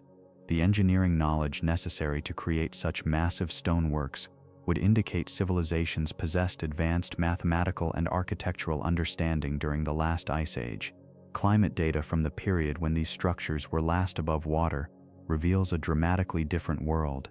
The area would have been part of a land bridge connecting multiple islands in a tropical environment. Populations large enough to undertake such construction projects could have thrived in this expanded landscape. Modern analysis using ground-penetrating radar has identified underground chambers and tunnels connecting different parts of the complex. These subsurface features follow geometric patterns that natural cave systems rarely display. The tunnel network suggests sophisticated planning and engineering capabilities. Critics point to the lack of artifacts commonly associated with human habitation. No pottery, tools, or artwork has been definitively linked to the structure's original construction. This absence of material culture challenges theories of advanced prehistoric civilizations. However, proponents note that 12,000 years of underwater conditions would have dissolved or scattered most organic materials and smaller artifacts. Stone architecture represents the only type of construction likely to survive such extended submersion. The debate continues as new technologies allow more detailed examination of the site. High-resolution 3D mapping reveals features invisible to earlier investigation methods. Each scan uncovers additional geometric patterns and architectural elements that seem to transcend the capabilities of natural formation processes. What remains certain is that beneath Okinawa's waters lies something that challenges our understanding of either geological processes or human prehistory. Whether carved by ancient hands or shaped by forces we don't yet comprehend, these structures represent mysteries that may never be fully solved. The deeper we look, the more questions emerge from the depths. The unfathomable sounds of the Upsweep. For 30 years, hydrophones scattered across the Pacific Ocean have captured the same haunting phenomenon, a slow, rhythmic sound that rises from the depths like a mechanical heartbeat. Scientists call it the Upsweep, and despite decades of research, no one can explain what creates this persistent acoustic signature that emerges from the darkness of our planet's most remote waters. The story begins in 1991, when the U.S. Navy's classified underwater listening network first detected an anomaly. Deep beneath the Pacific, somewhere between the coordinates of 54° S 140° W, their sensitive equipment registered a sound unlike anything in their databases. The frequency climbed steadily upward in a pattern so regular, so purposeful, that it seemed almost intentional. Dr. Christopher Fox, an oceanographer with the National Oceanic and Atmospheric Administration, was among the first civilian researchers granted access to these recordings. What he heard defied easy categorization. The Upsweep wasn't the chaotic noise of geological activity or the biological chatter of marine life. Instead, it pulsed with an almost mechanical precision, a low, sweeping tone that gradually increased in pitch over the course of several minutes before starting the cycle again. The sound originates from a region of the Pacific Ocean so remote that few vessels ever pass through its waters. Located southwest of the southern tip of Chile, this area sits above the Pacific Antarctic Ridge, a massive underwater mountain range where tectonic plates slowly drift apart. The seafloor here is young, constantly being reformed by volcanic activity, creating a landscape of thermal vents and underwater peaks that rise from abyssal depths. What makes the Upsweep particularly unsettling is its seasonal nature. The sound appears to follow Earth's annual cycle, growing stronger during certain months and fading during others. This pattern suggests a connection to environmental changes, perhaps temperature variations, ocean currents, or even the gravitational effects of Earth's orbit around the Sun. but no known geological or biological process can account for both the regularity of the sound and its seasonal behavior. Marine biologists initially considered whether the upsweep might represent some form of biological communication. The ocean's depths harbor creatures that navigate and hunt using sophisticated acoustic techniques. Sperm whales dive to crushing depths, using echolocation to find prey in absolute darkness. Some species of fish produce sounds for mating or territorial displays, but the upsweep's characteristics don't match any known biological signature. The frequency range is wrong for most marine life. Large whales produce sounds in the very low frequencies, often below the range of human hearing, while smaller creatures tend toward higher pitches. The upsweep occupies a middle ground, sweeping through frequencies that would be inefficient for most known ocean dwellers. More puzzling still, the sound shows no variation in pattern or intensity that would suggest communication between individuals. It's remarkably consistent, as if generated by a single vast source. Geological explanations prove equally problematic. The Pacific Antarctic Ridge is seismically active, with underwater earthquakes and volcanic eruptions occurring regularly. These events produce their own acoustic signatures: sharp cracks, rumbling explosions, and the grinding of rock against rock. But the upsweep's smooth, sweeping progression bears no resemblance to these violent sounds. It's too regular, too sustained, too purposeful. Some researchers have proposed that the sound might result from ocean currents interacting with underwater topography. As massive volumes of water flow over and around the ridge's peaks and valleys, they could potentially create acoustic effects similar to wind passing through a canyon. The seasonal variations might reflect changes in current patterns as ocean temperatures shift throughout the year, but computer models of these interactions have failed to reproduce anything resembling the upsweep's distinctive characteristics. The mystery deepens when considering the sound's propagation characteristics. The upsweep travels vast distances through the ocean, detected by hydrophones separated by thousands of miles. This suggests an extraordinarily powerful source, something capable of generating acoustic energy that can cross entire ocean basins. Yet despite decades of searching, no one has identified what could produce such sustained, long-range sound.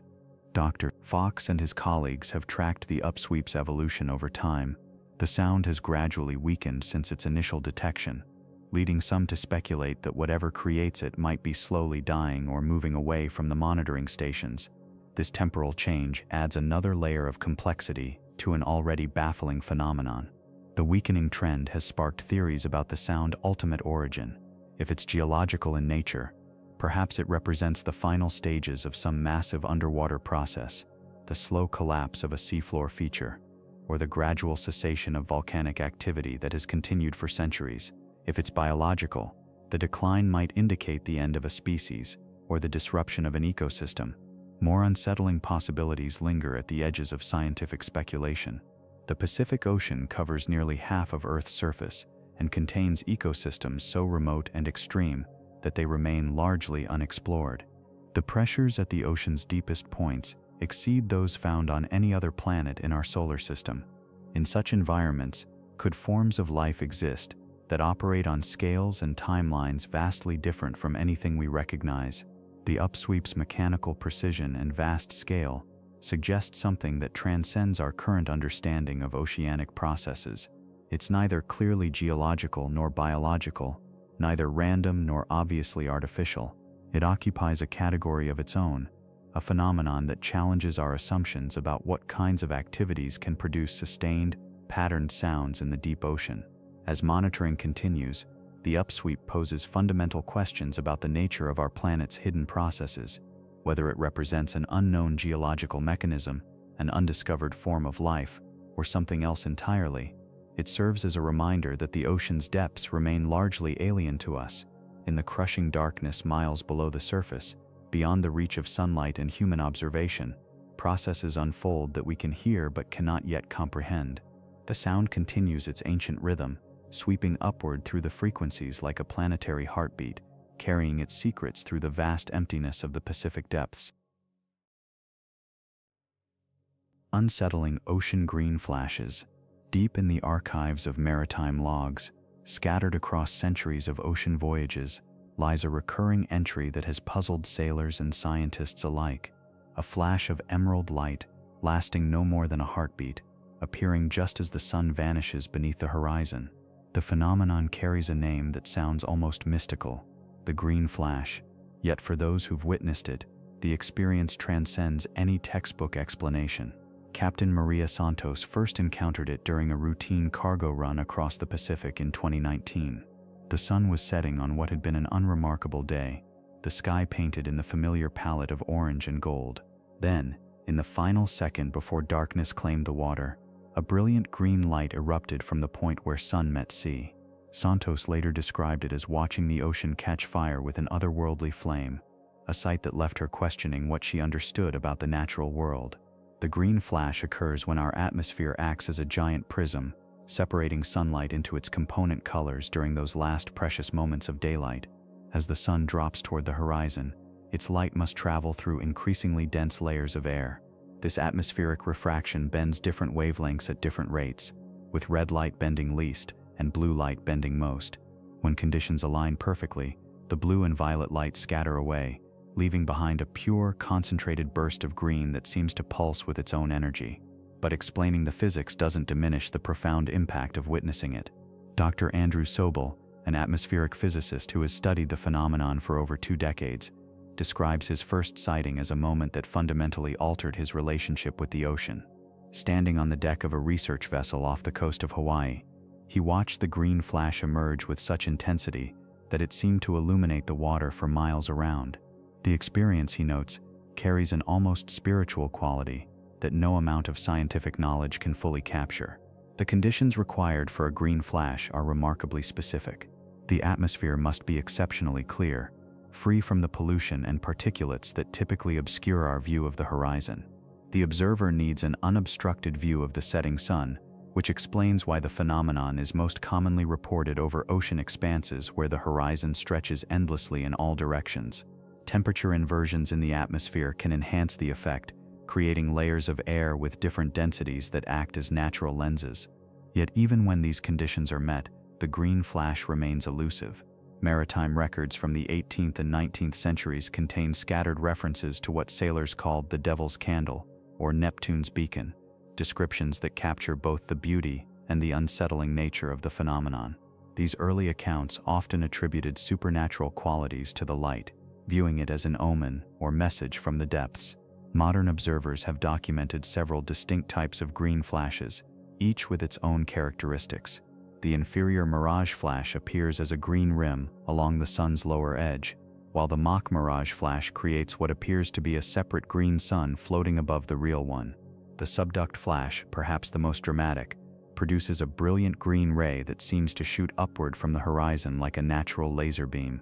Photography has captured some of these events, though the images rarely convey the full impact of witnessing the phenomenon in person. The green flash exists in that liminal space between day and night, appearing when our eyes are adjusting to changing light conditions. This transitional moment seems to heighten the psychological impact, creating a sense of witnessing something that exists outside normal experience. Dr. Elena Vasquez, a marine biologist who has spent years documenting atmospheric phenomena at sea, suggests that the green flash represents something more than mere physics. Her research has revealed that observers often report altered states of consciousness during sightings, describing feelings of connection to the ocean that persist long after the light has faded. These accounts raise intriguing questions about how extraordinary natural phenomena interact with human perception and memory. The green flash also appears in the lore of various maritime cultures, often associated with transformation or revelation. Pacific Island traditions speak of the green light as a bridge between worlds, a moment when the boundary between the earthly and divine becomes permeable. These cultural interpretations add layers of meaning to what might otherwise be dismissed as simple atmospheric optics. Recent advances in atmospheric monitoring have revealed that green flashes occur more frequently than previously thought, but they remain largely unseen due to their brief duration and the specific viewing conditions required. Automated detection systems have recorded hundreds of events that went unnoticed by human observers, suggesting that the ocean is regularly painted with these mysterious green flames. The phenomenon takes on additional significance when viewed through the lens of climate change and atmospheric research, As our planet's atmospheric composition shifts, scientists are studying whether the frequency and intensity of green flashes might serve as indicators of broader environmental changes. The pristine atmospheric conditions required for optimal viewing are becoming increasingly rare, making each sighting more precious. Those who have witnessed multiple green flashes report that no two events are identical. The intensity, duration, and exact hue of the green light vary with atmospheric conditions, creating a unique signature for each occurrence. This variability adds to the phenomenon's mystique, ensuring that even experienced observers cannot predict exactly what they will see.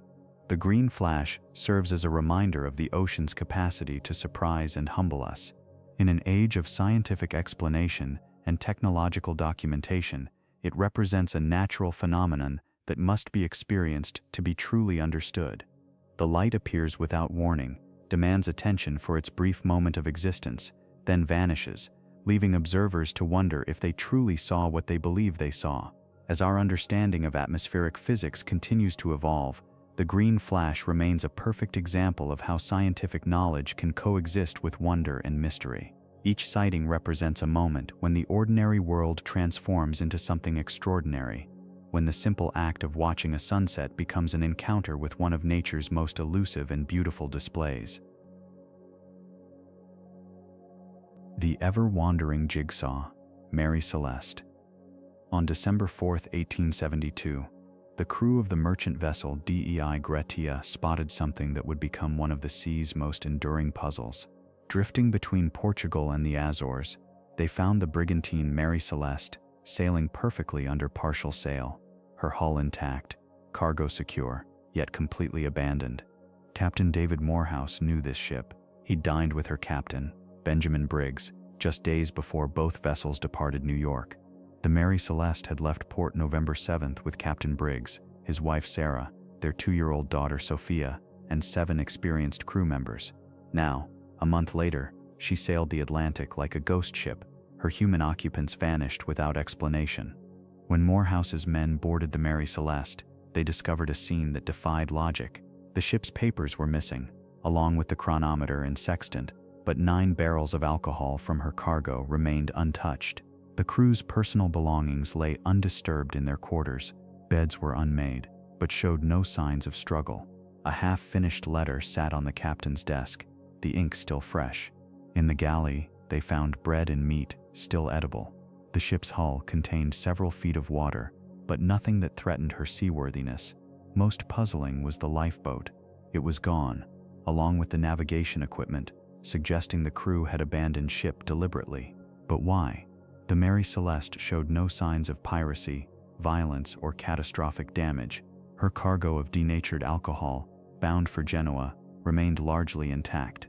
The last entry in the ship's log, dated November 25th, recorded their position near the Azores with no mention of distress or unusual circumstances. The salvage court in Gibraltar spent 3 months investigating. They examined every plank, every rope, every remaining document. Captain Briggs had an impeccable reputation, as did his crew. The ship's owners were financially sound, ruling out insurance fraud. Weather records showed no severe storms in the area during the relevant time frame. Theories emerged like tide pools after a storm. Some suggested the crew had been poisoned by fumes from the alcohol cargo, though the barrels showed no signs of leakage. Others proposed mutiny, despite the lack of violence or theft. Pirates seemed unlikely given the untouched cargo and personal effects. A few investigators theorized about waterspouts or seaquakes, but the ship's condition contradicted any natural disaster scenario. The alcohol cargo theory gained traction among maritime experts. Denatured alcohol produces invisible, odorless vapors that could create an explosion risk. Perhaps Captain Briggs, discovering loose barrel hoops or detecting fumes, ordered everyone into the lifeboat as a precaution. They might have intended to wait nearby until the danger passed, only to become separated from the ship by currents or weather. Yet this explanation, like all others, leaves gaps. Why take the navigation equipment for a temporary evacuation? Why were the ship's papers removed? The Mary Celeste's pump was found disassembled, suggesting the crew had been dealing with water intake, but not enough to sink the vessel. More unsettling details emerged during the investigation. The ship's rail showed cuts that appeared to have been made by an axe or sword, though they could have been inflicted to support the lifeboat theory. The compass was destroyed, its glass shattered. In the captain's cabin, investigators found a sword with what appeared to be blood, though testing proved inconclusive with 1870s forensic methods. The crew's personal effects told their own story. Sarah Briggs' sewing machine remained in place, her jewelry undisturbed. The captain's watch hung on his cabin wall. Baby Sophia's toys lay scattered in the tiny cabin she shared with her parents. These weren't the belongings of people planning to disappear forever. Weather logs from nearby ships paint a picture of rough but not extraordinary conditions. The Mary Celeste had weathered far worse storms during her career. Captain Briggs was known for his caution and seamanship. His decision to bring his wife and daughter on this voyage suggests he expected a routine crossing. Perhaps most mysteriously, the ship's chronometer and sextant were missing, but the barometer remained. Navigation equipment would be essential for any planned departure, but why leave the weather instrument behind? Some maritime historians suggest this indicates the crew left in haste, grabbing navigational tools but overlooking other potentially useful equipment. The lifeboat itself offers clues. Its absence proves the crew didn't simply vanish into thin air. They made a conscious decision to leave the ship, but searching vessels found no trace of the boat or its occupants. The Atlantic had swallowed them completely, leaving only their seaworthy vessel to tell the tale. Contemporary newspapers sensationalized the story, inventing details about half-eaten meals and still-warm coffee. These fabrications persist in popular retellings, obscuring the verified facts. The reality was both more mundane and more mysterious than the melodramatic accounts suggested. Modern maritime investigators have proposed updated theories. Some suggest a phenomenon called cargo shifting, where the alcohol barrels broke free during rough weather, creating dangerous conditions that forced evacuation. Others point to the possibility of a seaquake or underwater seismic activity that could have damaged the ship's hull in ways not immediately visible. The Mary Celeste continued sailing for 12 more years under different owners, carrying cargo across the Atlantic. She finally met her end in 1885, deliberately wrecked off Haiti in an insurance fraud scheme. Her remains still lie in those shallow waters, a final resting place for a ship that sailed longer without her original crew than with them. What happened to Benjamin Briggs, his family, and 7 crew members remains one of the sea's most carefully documented mysteries. Unlike other ghost ship tales wrapped in folklore and embellishment, the Mary Celeste case rests on solid evidence and official records. The ship was real, the people were real, and their disappearance was absolute. The ocean keeps its secrets well, but few as completely as this one. Somewhere in the Atlantic's depths, the final answer may rest with 10 souls who chose to leave their ship on a November day in 1872, never to be seen again. Gakkel Ridge Volcanoes. Something extraordinary is happening. 4 kilometers beneath the Arctic ice pack, where the ocean floor splits open like a wound that never heals. The Gakkel Ridge stretches across the top of our world, a volcanic mountain range hidden beneath waters so cold they should theoretically suppress all geological activity. Yet in 2001, Woods Hole Oceanographic Institution researchers detected something that challenged everything we understood about deep-sea volcanism. These aren't ordinary underwater volcanoes. The Gakkel Ridge erupts in conditions that exist nowhere else on Earth, beneath crushing ice, in near-freezing water, under pressures that would instantly collapse any human-made vessel. The volcanic activity here operates by rules that seem to defy our current understanding of how the planet works. Dr. Robert Ballard's team first documented unusual acoustic signatures emanating from the ridge in the late 1990s. The sounds didn't match any known geological phenomena. Deep, resonant pulses that seemed to follow patterns too regular to be random thermal venting, too complex to be simple tectonic shifts. When they finally managed to deploy deep-sea vehicles to investigate, what they found challenged decades of volcanic theory. The Gakkel Ridge volcanoes produce what researchers call explosive basaltic eruptions, events that shouldn't be possible at these depths. Under normal deep-sea conditions, water pressure prevents volcanic explosions. The pressure essentially forces lava to emerge as gentle, pillow-like formations. But here, beneath the Arctic ice, volcanoes are detonating with tremendous force, creating underwater blast zones that stretch for miles. The chemical composition of these eruptions adds another layer of mystery. Standard mid-ocean ridge volcanism produces predictable basaltic flows with consistent mineral content. Gakkel ridge lavas contain unusual concentrations of volatile elements, compounds that should have been squeezed out by the immense pressure. It's as if these volcanoes are accessing magma sources that exist outside normal geological processes. Even more puzzling are the temporal patterns. Most underwater volcanic activity follows relatively predictable cycles based on tectonic plate movement and magma chamber pressure. The Gakkel ridge eruptions seem to operate on a different timeline entirely. Seismic monitoring stations have recorded eruption sequences that pause for months, then resume with increased intensity, almost as if responding to some external trigger we haven't identified. The ridge's location beneath the Arctic ice pack creates a unique closed system. Unlike other mid-ocean ridges, where volcanic gases and heated water can rise freely to the surface, Gakkel ridge eruptions occur in a trapped environment. The ice acts as a ceiling, creating underwater chambers where volcanic gases accumulate in ways that shouldn't be possible. Some researchers believe this trapped environment might be creating pressure dynamics that amplify the volcanic activity. Temperature readings from the ridge reveal another anomaly. The water immediately surrounding active volcanic vents measures significantly hotter than it should, given the rapid heat dissipation that occurs in normal deep-sea environments. Thermal imaging shows plumes of heated water extending much farther from the volcanic sources than physics would predict. It's as if the ridges are producing more energy than they should be able to generate. The biological implications are equally strange. Deep-sea volcanic vents typically support unique ecosystems adapted to extreme conditions. The Gakkel ridge hosts life forms that exist nowhere else on Earth, bacterial communities that seem to thrive in the unusual chemical conditions created by these explosive eruptions. Some of these organisms process sulfur compounds in ways that don't match any known biological pathways. What makes this particularly unsettling is the potential connection to Arctic ice dynamics. Some researchers have begun to suspect that the unusual volcanic activity might be influencing ice formation patterns from below. Satellite data shows irregular ice thickness variations that seem to correlate with periods of increased volcanic activity along the ridge. The implications of underwater volcanic activity affecting Arctic ice stability are profound and largely unexplored. The acoustic signatures continue to puzzle researchers. Hydrophone arrays positioned throughout the Arctic Ocean have recorded sound patterns from the Gakkel ridge that don't match any known geological phenomena. These aren't the random rumbles of typical volcanic activity. The sounds follow complex patterns that repeat over time, almost like a form of communication. Some researchers have noted similarities to whale songs, though no known whale species produces sounds of this frequency and power. Recent expeditions have documented physical evidence that raises even more questions.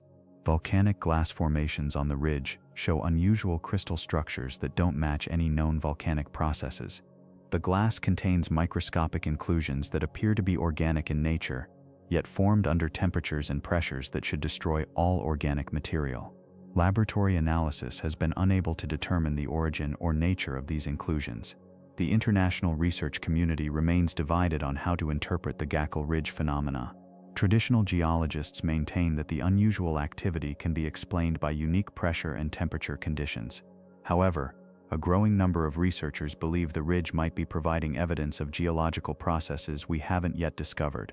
The logistical challenges of studying the Gakkel ridge mean that much of our data comes from remote sensing and brief exploratory missions. The combination of Arctic conditions, extreme depths, and active volcanic hazards makes comprehensive study nearly impossible. We're essentially trying to understand a complex system from brief glimpses and distant measurements. What we do know is that the Gakkel ridge represents something unprecedented in our understanding of how volcanic systems operate.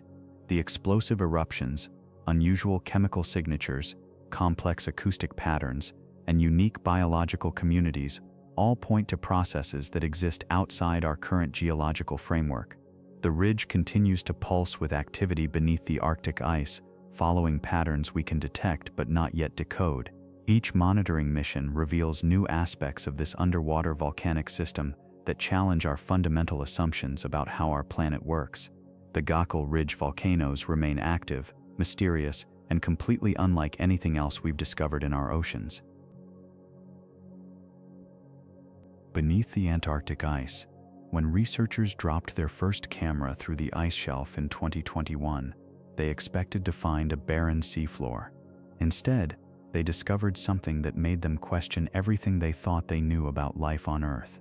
3 miles beneath the Antarctic ice, in water that hasn't seen sunlight for millions of years, creatures are thriving in ways that defy our understanding of biology. The temperature hovers just above freezing. There's no photosynthesis, no obvious food source, and yet, life persists, not just survives, flourishes. Dr. Elena Vasquez was part of the team that made the initial discovery. She'd spent 15 years studying extremophiles, organisms that live in impossible conditions, but nothing had prepared her for what she saw on that monitor. Translucent fish with antifreeze proteins in their blood, bacterial mats that seemed to glow with their own internal light, and something else, structures that looked almost architectural. The Antarctic ice sheet contains about 90% of the world's fresh water, locked away in frozen form. But beneath this frozen desert lies a hidden ocean system more complex than anything we've mapped in the open seas. These subglacial lakes, connected by networks of rivers and channels, have been isolated from the surface world for millennia. Lake Vostok is the largest of these hidden bodies of water, roughly the size of Lake Ontario, buried under 2 miles of ice. When Russian scientists finally breached its surface in 2012 after decades of drilling, they found water that had been sealed away for over 15 million years. The pressure down there is crushing, literally hundreds of times greater than at sea level. The water should be frozen solid, but geothermal activity keeps it liquid. What they found in those first samples changed everything. DNA sequences that didn't match any known life forms, microorganisms that seemed to have evolved in complete isolation, developing survival mechanisms that border on the miraculous. Some of these bacteria can literally eat rock, breaking down minerals to sustain themselves in a world without organic matter. But the real mystery isn't just what's living down there, it's how it's living. Traditional biology tells us that complex ecosystems need energy from the sun, either directly through photosynthesis or indirectly through the food chain. These Antarctic ecosystems exist in perpetual darkness, yet they're more diverse than many surface environments. The water itself behaves strangely. It's supersaturated with oxygen, containing levels that would be toxic to most surface life. The pressure creates pockets of liquid that remain unfrozen at temperatures where water should turn to ice. And the currents, they flow in patterns that seem to generate their own microclimates, creating pockets of warmth in an otherwise frozen world. Then there are the sounds. Hydrophones dropped into these subglacial lakes pick up acoustic signatures that don't match any known geological activity. Low-frequency pulses that repeat in patterns too regular to be random. Some researchers theorize it's the sound of massive ice sheets shifting and settling. Others aren't so sure. The most unsettling discovery came from Lake Ellsworth, a smaller subglacial lake in West Antarctica.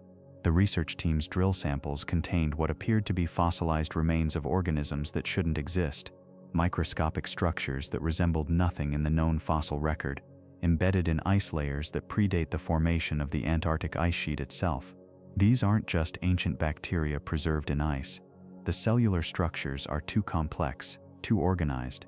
They show evidence of cooperation, of community organization that we typically only see in much more advanced life forms. And they're not entirely fossilized. Some samples show signs of metabolic activity, as if these organisms are in some form of suspended animation, waiting for conditions to change. The implications are staggering. If life can thrive in such extreme isolation, with no external energy source, it suggests that we've been thinking about the requirements for life all wrong. Every assumption we've made about what planets can support life, what conditions are necessary for complex organisms to develop, it all needs to be reconsidered. And it's not just about biology. The geological discoveries are equally bewildering. Beneath that ice lies a landscape of mountains, valleys, and plains that rivals anything on the surface. But these formations show signs of water erosion from periods when Antarctica was ice-free. The erosion patterns suggest massive rivers, inland seas, and weather systems that existed millions of years ago. Some of these underwater mountain ranges contain mineral deposits that shouldn't exist at those depths, rare earth elements concentrated in ways that suggest they were deposited by geological processes we don't understand. And the volcanic activity, thermal vents that have been active for millions of years, creating oases of warmth in the frozen darkness. The most intriguing sites are the ones where biology and geology intersect, places where the strange life forms seem to be actively shaping their environment, creating structures that serve specific purposes. Bacterial colonies that form perfect geometric patterns, mineral deposits that show signs of biological influence. It's as if these isolated ecosystems have been conducting their own experiments in evolution, completely separate from the rest of Earth's biosphere. Recent expeditions have mapped only a fraction of these subglacial systems. Each new lake they discover reveals new impossibilities, life forms that seem to communicate across vast distances, ecosystems that have developed complex symbiotic relationships without any input from the surface world, and always, those unexplained acoustic signatures that hint at activities we can't yet comprehend. The Antarctic ice is melting. Climate change is beginning to expose these hidden worlds to surface conditions for the first time in millions of years. What happens when these isolated ecosystems encounter our modern atmosphere? What happens when organisms that have never experienced sunlight, never been exposed to surface bacteria, suddenly find themselves in a completely different world? Scientists are racing to document these discoveries before the ice disappears entirely. Each sample, each recording, each photograph is a glimpse into a parallel Earth that developed in complete isolation. But with every answer they find, 10 new questions emerge from the darkness beneath the ice. The Antarctic holds secrets that could reshape our understanding of life itself, and we're only just beginning to scratch the surface of what lies beneath. The unexplained disappearance of the USS Cyclops, March 4, 1918. The USS Cyclops, a behemoth of steel and ambition weighing over 19,000 tons, slipped away from Barbados Harbor, carrying a cargo that would fuel the war effort, and vanished into maritime legend. Radio operator George Sims transmitted the ship's final message at 11:47 p.m. Weather fair, all well.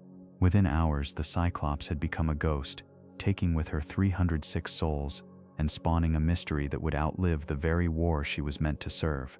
The Cyclops wasn't just another naval vessel, she was a converted cargo ship, part of the Navy's ambitious Proteus-class fleet, designed to haul massive loads across treacherous waters. Her hull stretched 540 feet, and her cargo holds could swallow entire city blocks worth of material. On that final voyage, she carried 11,000 tons of manganese ore from Brazil to Baltimore, a precious mineral essential for steel production, worth more than gold to a nation at war. Captain George Worley commanded the vessel, though his appointment had raised eyebrows among naval brass.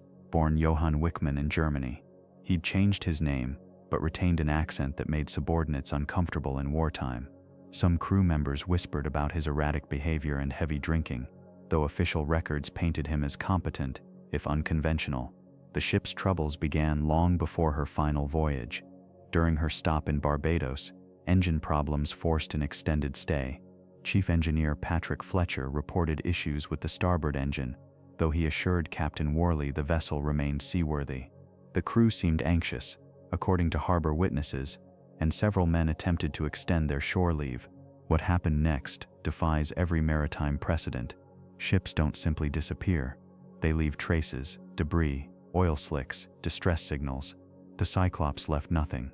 When she failed to arrive in Baltimore on March 13th, the Navy launched one of the most extensive search operations in maritime history. Dozens of vessels combed the waters between Barbados and the American coast. Aircraft joined the hunt, scanning thousands of square miles of ocean. The silence was absolute. Theories emerged like barnacles on an abandoned hull. German U-boats prowled the Atlantic, and many assumed the Cyclops had fallen victim to submarine warfare. But German naval records, examined after the war, contained no mention of the vessel. U-boat commanders kept meticulous logs of their victories. Sinking a ship of the Cyclops' size would have been a prize worth documenting. Other explanations seemed equally implausible. Some suggested the manganese ore had shifted during rough seas, causing the ship to list and capsize, but the Cyclops was built for heavy cargo, her holds designed to secure massive loads. Her sister ships carried similar cargoes without incident throughout the war. The human element adds another layer of mystery. Radio operator Sims was known for his diligence. He'd never failed to maintain regular communication schedules. The ship's radio equipment had been inspected and found operational before departure. Yet after that final transmission, the airwaves carried only silence. Captain Worley's German heritage sparked espionage theories. Had he deliberately sailed the Cyclops to a rendezvous with enemy forces? The timing seemed suspicious. America's entry into the war had intensified scrutiny of German-born citizens, but naval intelligence found no evidence of treasonous communication, and Worley's service record, while checkered, showed no signs of disloyalty. The cargo itself raised questions. Manganese ore wasn't just valuable, it was strategic. The mineral was essential for producing the high-grade steel needed for artillery shells and naval armor. A load of that magnitude represented months of mining operations and millions of dollars in wartime currency. Had someone deliberately targeted the Cyclops to disrupt American steel production? Weather records from March 1918 show no major storms along the vessel's planned route. The season was relatively calm, with moderate seas and favorable winds. If the ship had encountered unexpected weather, she would have had time to transmit a Mayday signal. Her radio had an effective range of several hundred miles, putting her within reach of multiple receiving stations throughout her journey.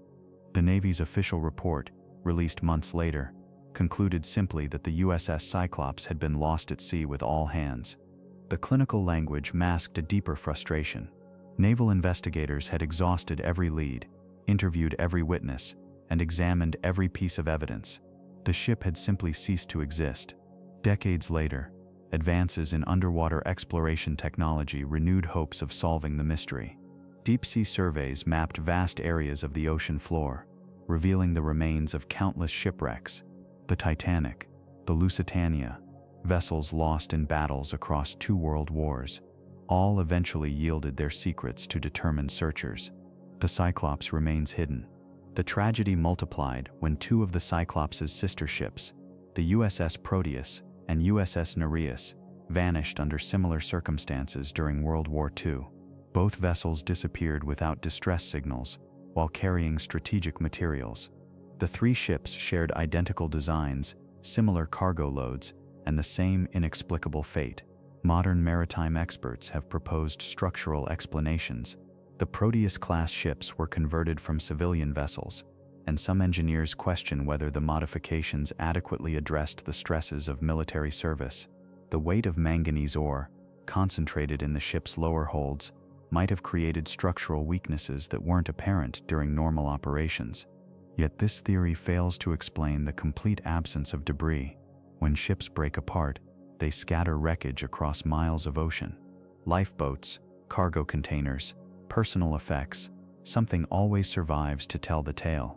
The Cyclops left nothing behind except questions and the haunting memory of that final radio transmission. The families of the lost crew spent decades seeking answers. Government officials offered sympathy but little information. The Navy's files on the Cyclops remained classified for years, fueling speculation about hidden knowledge. When documents were finally released, they revealed not conspiracy, but genuine bewilderment among military leadership. Today, the USS Cyclops rests somewhere in the depths, her steel hull carrying the secrets of 306 men into the eternal darkness. The ocean keeps her story, adding another chapter to the endless catalog of mysteries that lie beneath the waves. The lost city of Pavlopetri. 3 years ago, marine archaeologist Dr. John Henderson made a statement that still reverberates through academic circles. Pavlopetri rewrites everything we thought we knew about Bronze Age civilization. He wasn't speaking metaphorically.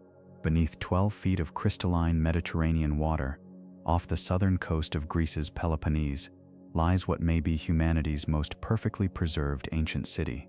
Not ruins, not fragments, an entire urban metropolis, frozen in time for over 5,000 years. The discovery itself reads like something from a fever dream.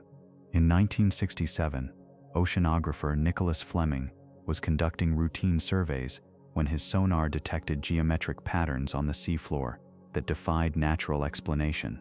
Straight lines, perfect rectangles, street grids that stretched across 15 acres of ocean floor. What Fleming found challenged every assumption about ancient Mediterranean civilizations. Pavlopetri wasn't just old, it was impossibly sophisticated.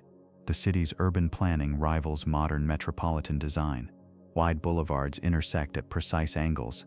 Residential districts are clearly separated from commercial zones. There's even what appears to be a complex water management system, complete with channels and collection basins. The site predates the glory of Athens by nearly 3 millennia. It existed when Stonehenge was still under construction. Yet somehow, the architects of Pavlopetri had mastered urban planning concepts that wouldn't appear elsewhere in the Mediterranean for another 1,000 years. Dr. Elias Spondylis, who has spent 2 decades studying the site, describes an unsettling experience during his first dive. I descended expecting to find typical Bronze Age remains, pottery shards, foundation stones, the usual archaeological debris. Instead, I found myself swimming down what was clearly a main street. The preservation is so complete that for a moment I forgot I was underwater. It felt like the residents had simply vanished. The city's layout reveals an understanding of urban infrastructure that shouldn't have existed in 2800 BCE. The streets are arranged in a grid pattern, with larger thoroughfares running north-south and smaller residential streets branching off at regular intervals. Building foundations show evidence of multi-story construction, with some structures featuring complex drainage systems built directly into their foundations. But it's the details that truly disturb researchers. Pavlopetri contains what appears to be a sophisticated harbor system, complete with breakwaters and docking facilities. The engineering required to construct such infrastructure suggests a level of maritime expertise that challenges our understanding of Bronze Age capabilities. Carbon dating of organic materials found within the city confirms what visual inspection suggested. Pavlopetri was continuously inhabited for over 2,000 years, from approximately 2800 BCE to 1100 BCE. For comparison, that's longer than the entire recorded history of the United States. The mystery deepens when you examine what isn't there. Despite decades of excavation, archaeologists have found virtually no human remains, no mass graves, no scattered bones, no evidence of violent destruction. The city appears to have been methodically abandoned, its inhabitants vanishing as completely as if they had never existed. Recent surveys using advanced ground-penetrating sonar have revealed that Pavlopetri extends far beyond its visible boundaries. The mapped portion represents perhaps 20% of the actual city. Beneath layers of sediment and sand, the sonar detects geometric patterns stretching across nearly 200 acres of seafloor. Dr. Henderson's team has identified over 9,000 individual structures within the surveyed area.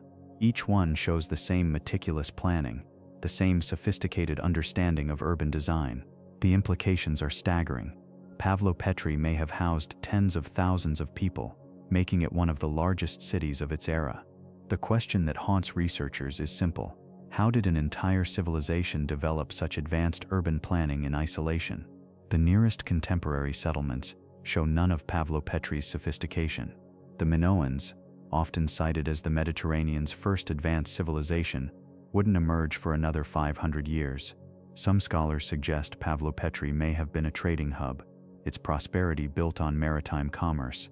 Pottery fragments found throughout the city show influences from across the Mediterranean, Egypt, Cyprus, Anatolia, and the Aegean Islands. But trade alone doesn't explain the city's advanced infrastructure. The most unsettling aspect of Pavlopetri isn't its age or sophistication, it's how it ended.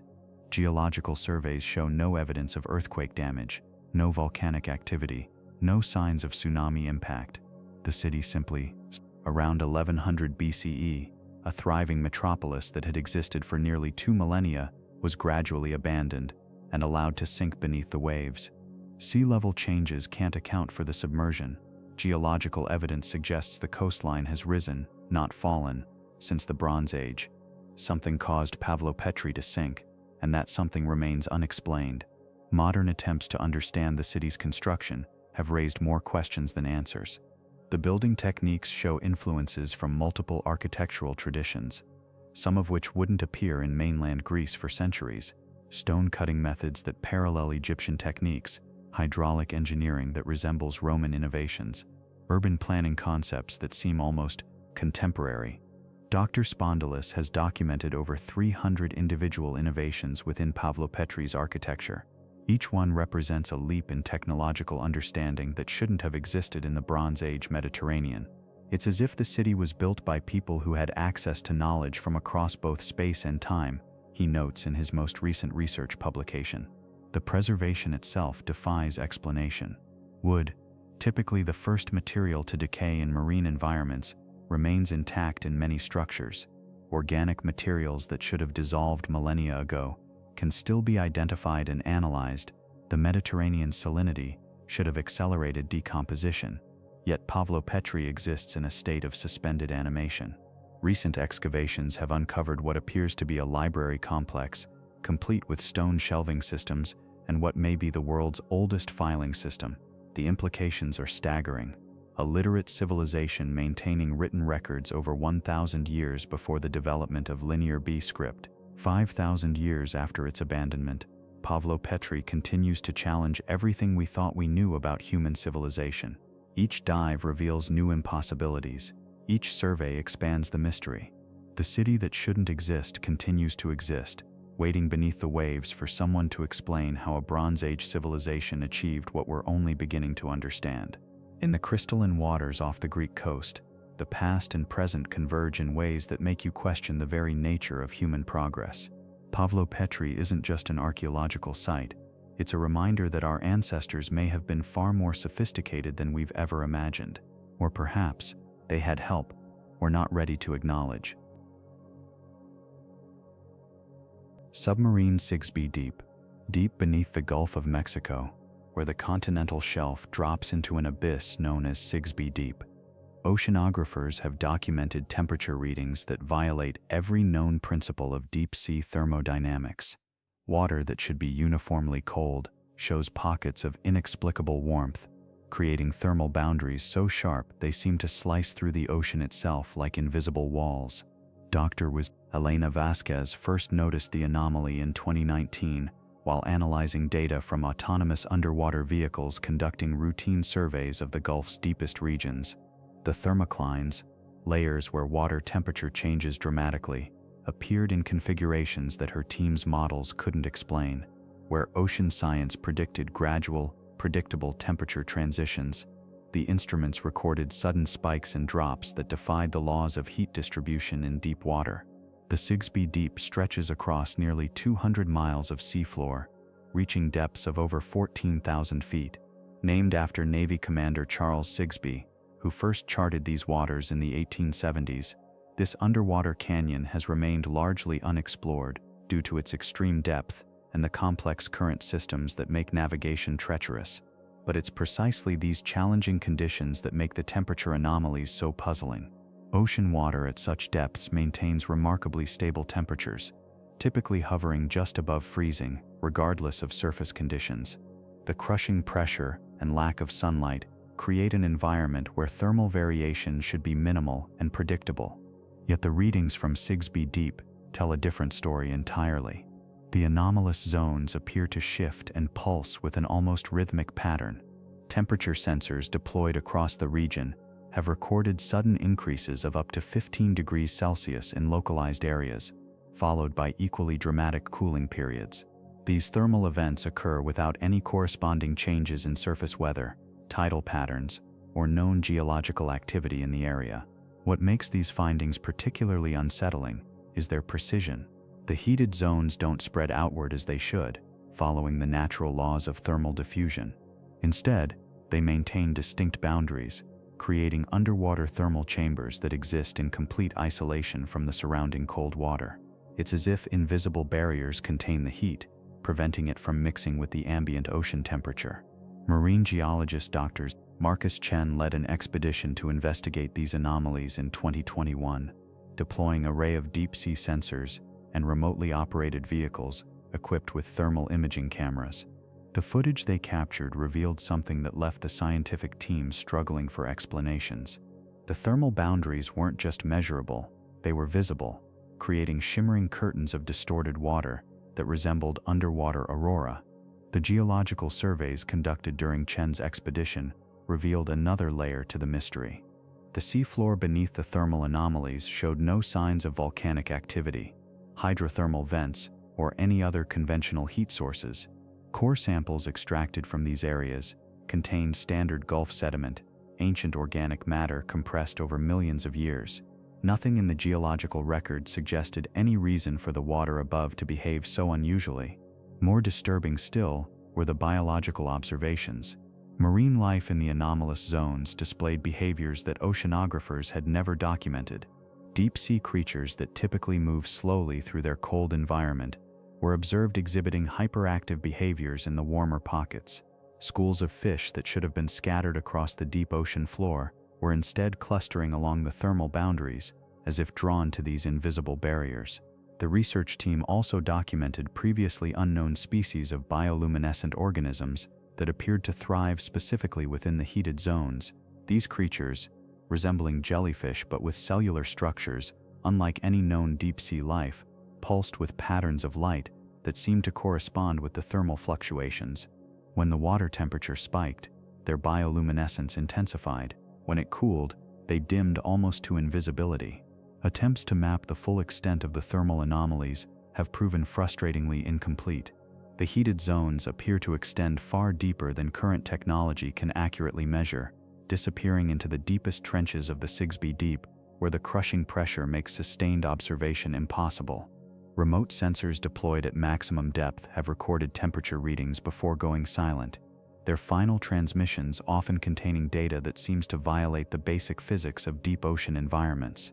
The U.S. Geological Survey has classified much of the recent research in the region, citing concerns about potential impacts on offshore drilling operations. Several petroleum companies have reported equipment malfunctions in areas that correspond precisely with the known thermal anomalies. Drilling platforms have recorded sudden temperature spikes in their deep-water operations, forcing costly evacuations and equipment replacement. Independent researchers have noted that the thermal patterns seem to intensify during certain lunar cycles, suggesting some connection to tidal forces that conventional oceanography cannot explain. The anomalies reach their peak intensity during new moon phases, when gravitational forces on Earth's oceans are at their strongest. This correlation has led some scientists to theorize that the thermal events might be triggered by pressure changes in the deepest ocean trenches, though no mechanism has been proposed that could account for the precise thermal boundaries observed. Recent sonar mapping of the region has revealed another puzzling aspect of the Sigsbee Deep mystery. The seafloor beneath the thermal anomalies shows geometric patterns that don't match any known geological formation.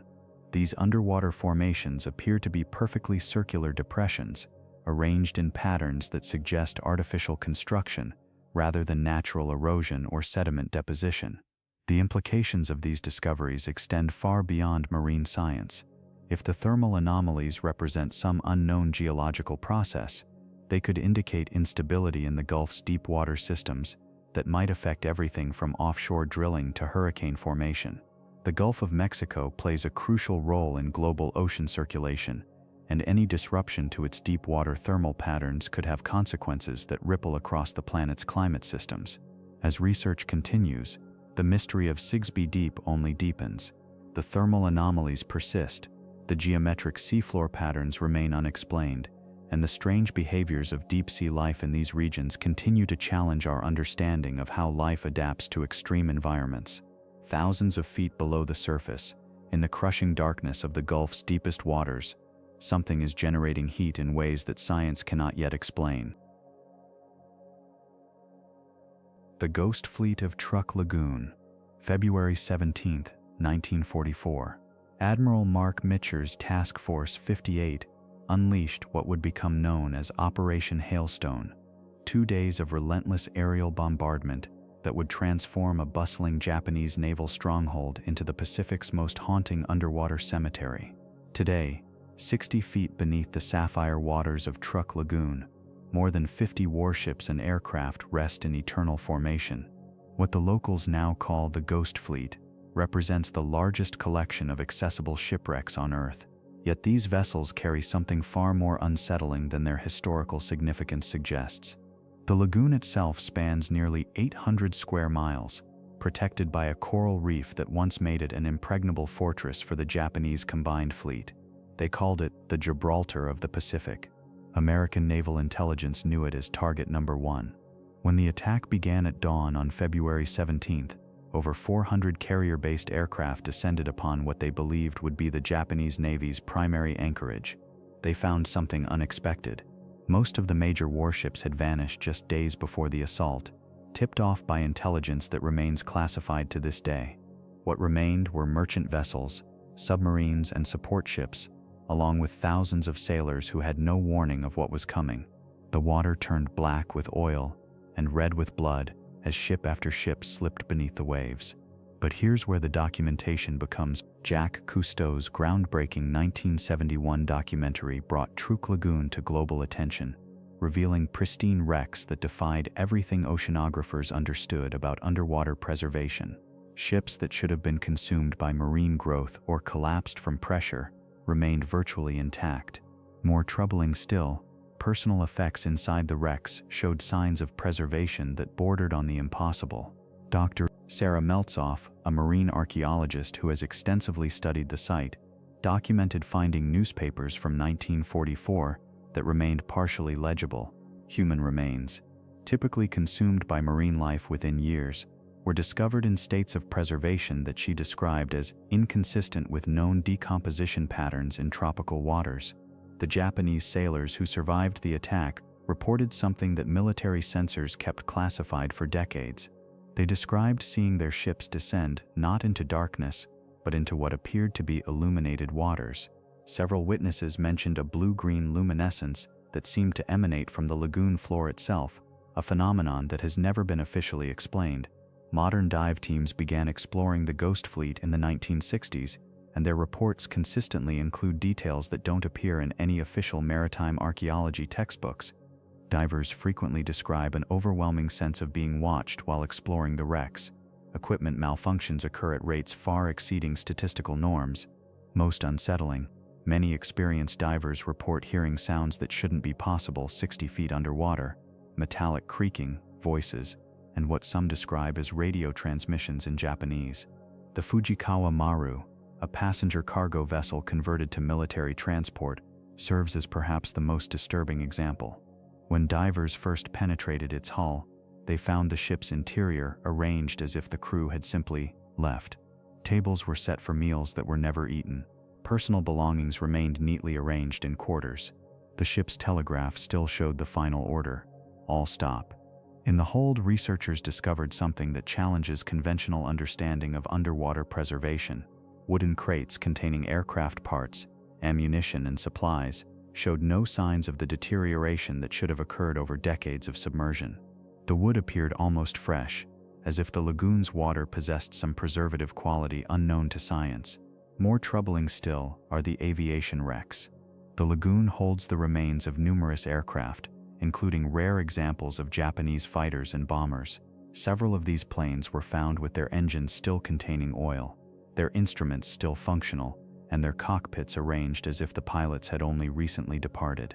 One particular aircraft, a Kawanishi H-8K flying boat, was discovered in 1976 by a team of American researchers. When they examined the cockpit, they found the pilot's logbook still intact, its pages somehow protected from decades of saltwater exposure. The final entry, written in precise Japanese characters, was dated February 17, 1944, the day of the attack. It read, "The water calls to us now, we go to join the eternal fleet." The preservation mystery deepens when examining the human remains found throughout the ghost fleet. Dr. Meltzoff's research team documented cases where skeletal remains showed signs of what she termed selective preservation, certain bones maintaining structural integrity while others in the same environment had completely dissolved. The pattern appeared random, defying known principles of underwater decomposition. Local Chukase divers, whose families have lived in the region for generations, speak of phenomena that academic researchers rarely document officially. They describe encounters with what they call the Watchers, shadowy figures seen moving through the wrecks during night dives. These sightings occur with such frequency that most local dive operators refuse to conduct nighttime excursions to the ghost fleet.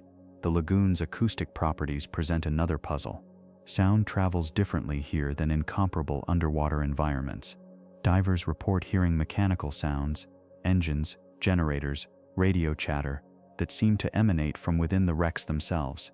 Hydrophone recordings conducted by marine biologists have captured sounds that don't match any known marine life or mechanical sources. Perhaps most disturbing is the research conducted by Dr. Kenji Nakamura, a Japanese marine biologist who spent 5 years studying the ghost fleet in the 1980s. His team documented water samples from inside the ship hulls that showed chemical compositions inconsistent with the surrounding lagoon water. The interior water displayed properties that seemed to inhibit normal decomposition processes, creating what he described as temporal suspension zones. Dr. Nakamura's final report, published in an obscure Japanese marine science journal, concluded with an observation that has haunted researchers ever since. The ghost fleet appears to exist in a state of temporal displacement, as if the violent events of February 1944 created a permanent echo in the fabric of this place. Today, Truk Lagoon remains one of the world's premier dive destinations, attracting thousands of underwater enthusiasts annually. Yet many return with stories that dive operators prefer not to discuss publicly. The ghost fleet continues to rest in its eternal formation, holding secrets that challenge our understanding of time, preservation, and the lingering echoes of human tragedy in the deep places of the world.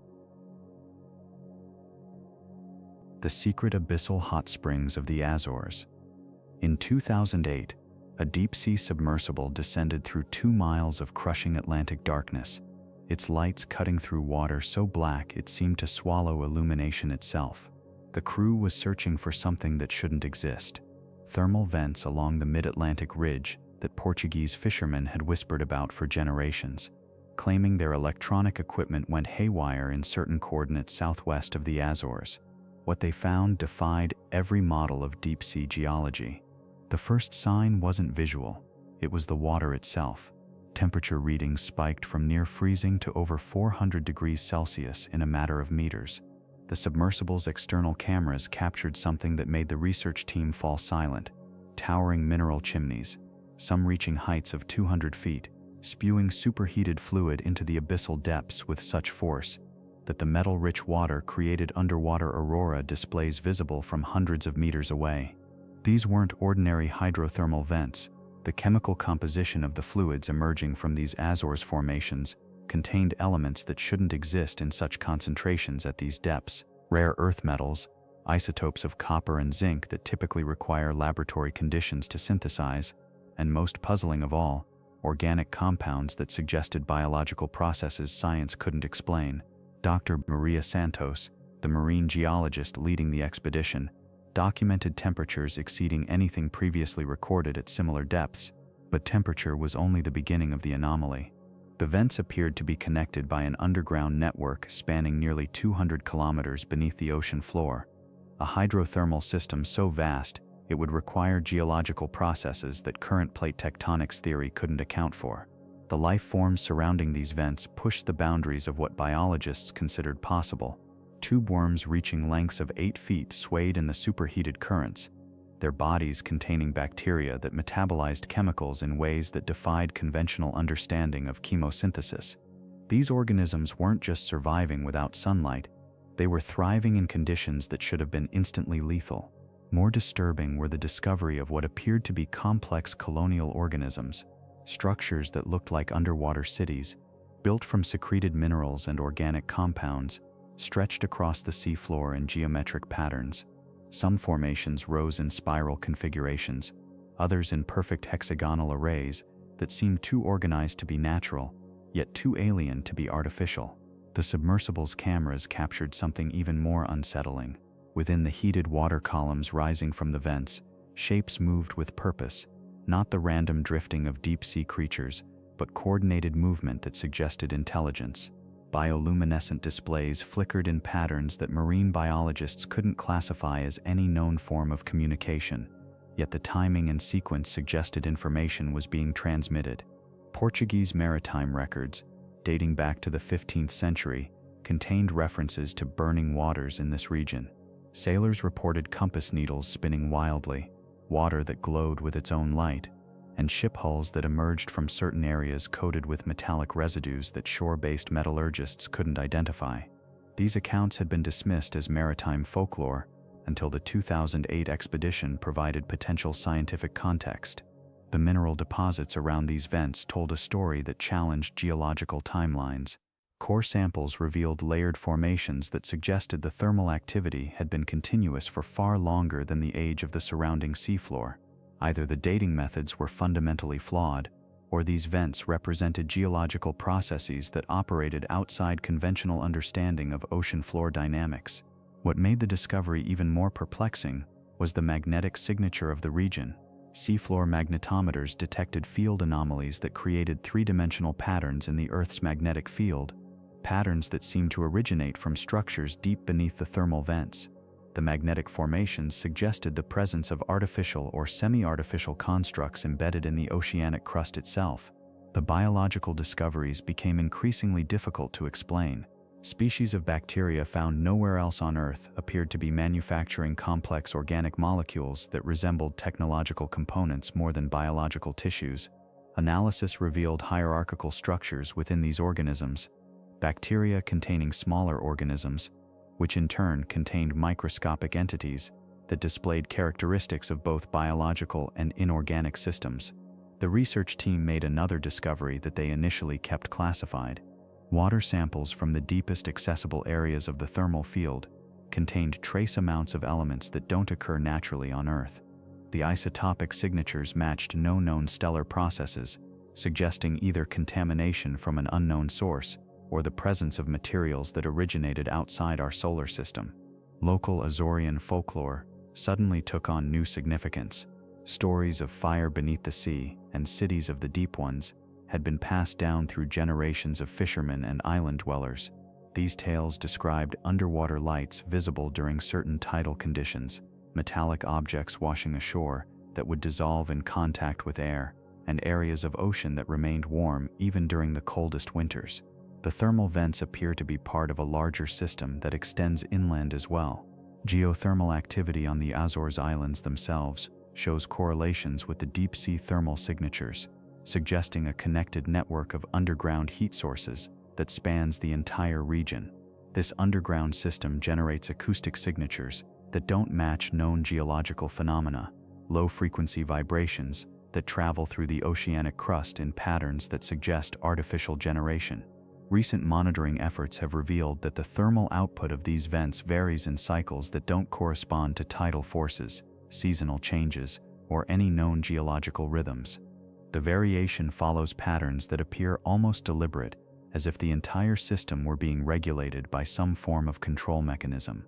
The organisms living around these vents may represent an entirely separate evolutionary tree, life forms that developed in isolation from surface-based ecosystems, following biological principles that science is only beginning to understand. Their existence suggests that the deep ocean contains ecosystems as complex and mysterious as any environment on Earth.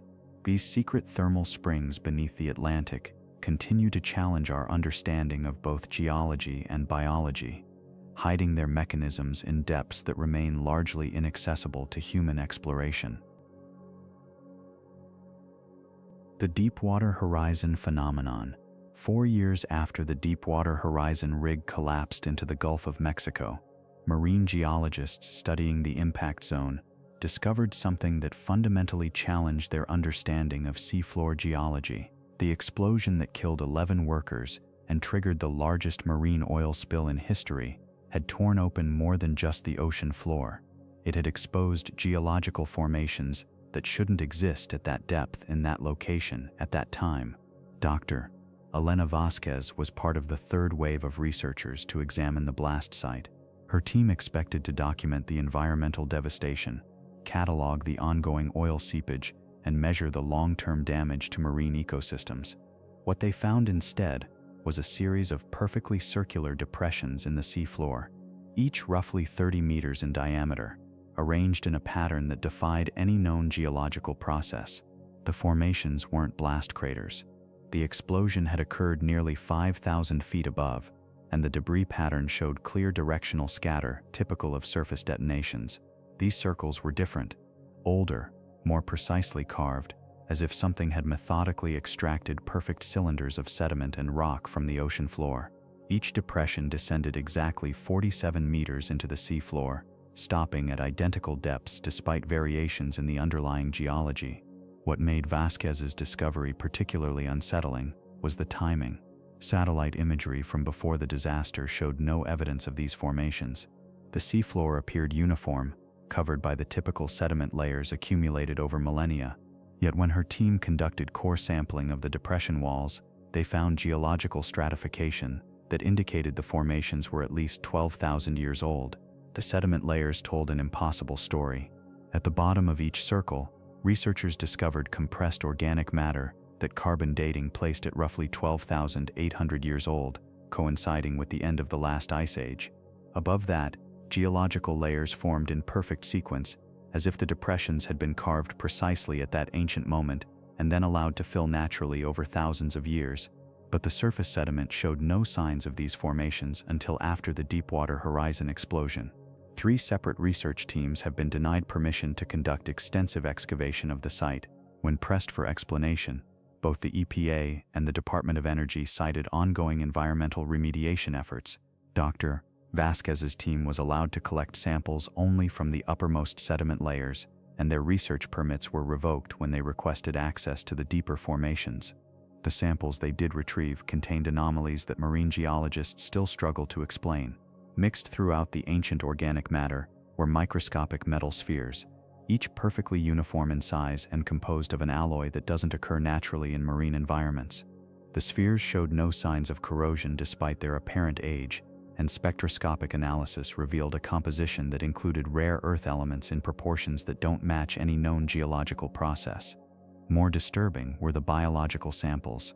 The organic matter contained genetic material from marine organisms, but the DNA sequences included markers that don't appear in the fossil record until roughly 8,000 years later. It was as if the biological material had been preserved from a future that hadn't yet occurred, then buried in sediment layers that predated its existence. Dr. James Morrison, who led the initial geological survey, described the formations as temporally inconsistent. His preliminary report, later sealed by federal authorities, suggested that the explosion had somehow revealed geological features that existed in a state of temporal displacement. The official explanation cited unusual preservation conditions and contamination from modern drilling operations. The cover-up might have been complete, if not for the fishing boats. Local fishermen began reporting catches in the area that defied explanation. Deep-water species were appearing in their nets alongside shallow-water fish, as if the explosion had created some kind of depth-mixing phenomenon. More unsettling were the reports of fish caught with anatomical features that didn't match any known species, gills that appeared to be designed for breathing in much denser water, eyes adapted for light spectrums that don't penetrate ocean depths. Captain Miguel Santos, who has fished the Gulf for 37 years, described catching a school of fish that displayed bioluminescent patterns he'd never seen before. The creatures pulsed with light in synchronized sequences, creating what he described as messages in the water. When he brought samples to marine biologists, the fish decomposed within hours, leaving behind only the same microscopic metal spheres found in the geological samples. The fishermen's reports were initially dismissed as confusion caused by the ecological disruption of the oil spill. But when 3 separate research vessels detected similar anomalies during their surveys, the pattern became harder to ignore. Sonar readings showed the formations extending far beyond the visible depressions, creating a network of underground channels that connected to natural cave systems dozens of miles away. What concerns researchers most is the ongoing expansion. Each subsequent survey has revealed new formations, always circular, always precisely 47 meters deep, always containing the same impossible geological stratification. The rate of appearance suggests an acceleration. What began as 7 visible depressions has grown to over 30 in the past 4 years. Dr. Vasquez's final report, submitted before her research permits were revoked, concluded with an observation that has haunted marine geologists ever since. The formations, she wrote, appeared to be emerging from the seafloor rather than being carved into it. Her team's measurements showed that the depressions were actually growing upward, as if something beneath the ocean floor was gradually pushing through layers of sediment and rock. The official narrative focuses on environmental recovery and the ongoing cleanup efforts. The media coverage has moved on to other disasters, other tragedies, but the fishermen still report their strange catches, and the formations continue to appear. The Gulf of Mexico carries its secrets in the deep, where the line between geological time and human time has somehow become blurred. In the end, the Deepwater Horizon disaster revealed more than just the fragility of our marine ecosystems. It opened a window into processes that operate on scales we don't yet understand, in timeframes that challenge our basic assumptions about cause and effect. The ocean remembers everything, and sometimes it shares memories that haven't happened yet. The bioluminescent waters of Mosquito Bay. When marine biologist Dr. Elena Vasquez first descended into the waters of Mosquito Bay on that moonless night in 2019, she wasn't prepared for what she described as swimming through liquid starlight. Every movement of her body ignited cascades of blue-green fire that pulsed and swirled around her like living galaxies. What should have been complete darkness became an otherworldly theater of light, one that science can explain, yet somehow fails to diminish the profound mystery of witnessing it firsthand. Mosquito Bay, nestled on the island of Vieques in Puerto Rico, holds the distinction of being the brightest bioluminescent bay on Earth. The waters here contain an impossible concentration of Pyrodinium bahamense, microscopic organisms that emit light when disturbed. We're talking about nearly 750,000 of these creatures in every gallon of water. To put that in perspective, most bioluminescent bodies of water contain perhaps 50,000 organisms per gallon on their brightest nights. The science behind this phenomenon centers on a chemical reaction involving luciferin and luciferase, the same compounds that allow fireflies to blink their summer signals. When these single-celled dinoflagellates sense movement or disturbance, they flash blue-green light for roughly 1/10 of a second. It's a defense mechanism, researchers believe, designed to startle predators or attract larger predators to whatever is threatening them. Yet understanding the mechanics doesn't prepare you for the experience itself. Local fishermen speak of nights when the entire bay becomes a mirror of the cosmos, when their nets emerge from the water trailing streams of light that seem to defy the laws of physics. They describe fish that swim like shooting stars beneath the surface, their movements creating light trails that linger for seconds before fading back into darkness. The bay's luminescence varies dramatically based on factors that scientists are still working to fully understand. Moon phases play a crucial role. The darkest nights produce the most dramatic displays, as if the organisms somehow compensate for the absence of celestial light. Water temperature, salinity, and even barometric pressure all influence the intensity and duration of the light show. Dr. Vasquez has spent the better part of a decade studying these waters, and her research has revealed patterns that challenge our understanding of these organisms' behavior. She's documented synchronized flashing events, moments when vast sections of the bay pulse in unison, creating waves of light that travel across the water's surface with no apparent external trigger. These synchronized displays can last anywhere from minutes to hours, and they seem to occur more frequently during certain times of the year, though the underlying cause remains elusive. The bay's extraordinary brightness is itself something of an anomaly. While bioluminescent waters exist in various locations around the world, most have become significantly dimmer or have disappeared entirely over the past century. Mosquito Bay's luminescence has actually intensified in recent decades, despite facing the same environmental pressures that have dimmed other bioluminescent locations. This resilience puzzles researchers. The organisms responsible for the light show are incredibly sensitive to pollution, particularly chemicals found in sunscreen, insect repellent, and boat fuel. Tourism to the bay has increased dramatically in recent years, yet the population of Pyrodinium bahamense continues to thrive. Some scientists theorize that the bay's unique geography, a nearly enclosed lagoon with a narrow opening to the sea, creates an ideal environment that somehow buffers the organisms from external stresses. Local residents share stories that add another layer to the mystery. Elderly fishermen recall their grandfathers speaking of nights when the bay would glow so brightly that it provided enough light to navigate by. They describe periods when the luminescence would disappear entirely for weeks or months, only to return with even greater intensity. These accounts suggest that the bay's light show has fluctuated in cycles that may span generations. Dr. Vasquez has also documented what she calls luminescent communication patterns, sequences of flashing that appear to move through the water in organized waves. While she's careful to avoid anthropomorphizing these single-celled organisms, her data suggests a level of coordination that challenges our understanding of how such simple life forms interact with their environment. The bay's light show isn't uniform throughout its waters. Certain areas consistently produce brighter displays, while others remain relatively dim even during peak luminescence periods. These bright zones don't correlate with water depth, temperature, or any other obvious environmental factors. They seem to exist for reasons that current scientific models can't fully explain. Perhaps most intriguingly, the bay's luminescence appears to respond to human presence in ways that go beyond simple mechanical disturbance. Swimmers report that their movements create light patterns that seem to anticipate their actions, with streams of light appearing to lead them through the water.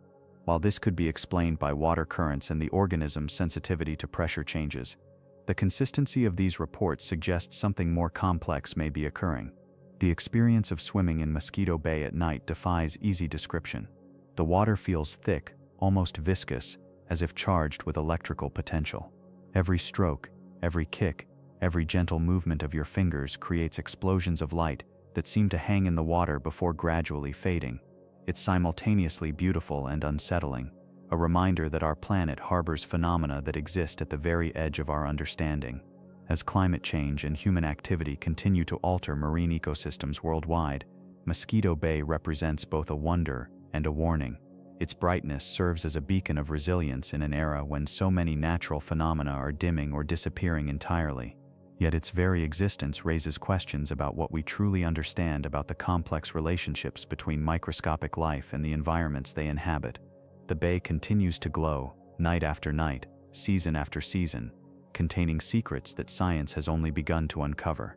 Each disturbance of its waters creates light, and each flash of light deepens the mystery of what lies beneath the surface of our understanding. The Haunting Saga of the Orang Medan. February 1948. Radio operators across the Pacific received a transmission that would haunt maritime records for decades. The voice belonged to the SS Orang Medan, a Dutch cargo vessel sailing somewhere in the Strait of Malacca. The message was brief, desperate, and utterly chilling. All officers, including captain, are dead lying in chart room and bridge, possibly whole crew dead. Then silence. Minutes passed before another transmission crackled through the static. Weaker this time, almost a whisper. "I die." The radio went dead. What happened next defies rational explanation. The American merchant ship Silver Star, responding to the distress call, found the Orang Medan drifting in calm waters. From the outside she appeared undamaged. No fire, no collision marks, no signs of struggle. But when the rescue team boarded, they discovered something that violated every natural law they understood. The entire crew lay dead at their posts.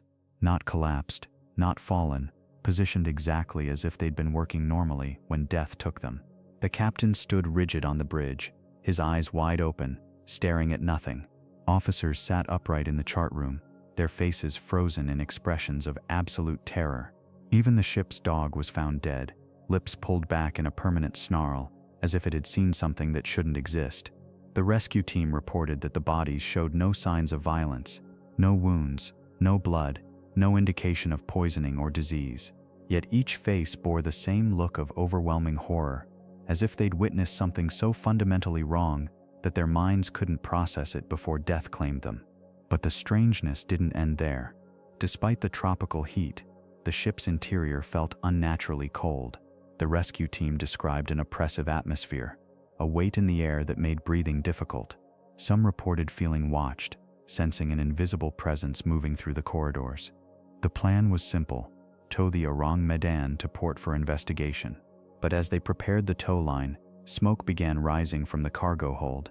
Within minutes, the smoke became fire, and the fire became an inferno that consumed the vessel so completely that she broke apart and sank, taking all evidence to the bottom of the Strait of Malacca. The official records raise more questions than they answer. The Orang Medan doesn't appear in Lloyd's Register of Shipping. No trace of her registration exists in Dutch maritime archives.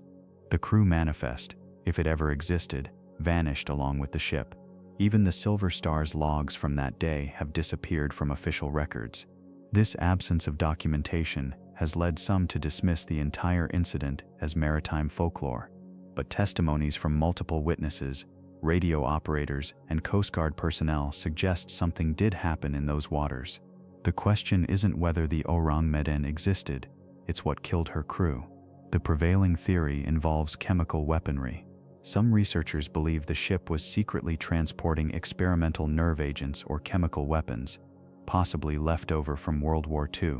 A leak in the containment system could have released toxic gases throughout the vessel, killing the crew instantly while leaving no visible marks on their bodies. This theory explains the mysterious cargo and the ship's absence from official records. Chemical weapons transport would have been highly classified, conducted under false documentation to avoid international scrutiny. The convenient fire that destroyed all evidence supports this explanation, perhaps a little too conveniently. But the chemical weapons theory doesn't address several disturbing details. Nerve agents typically cause specific physiological responses: muscle contractions, respiratory distress, fluid discharge. The crew of the Orang Medan showed none of these symptoms. Instead, they displayed something far more unsettling: expressions of pure, inexplicable terror. Then there's the matter of the cold.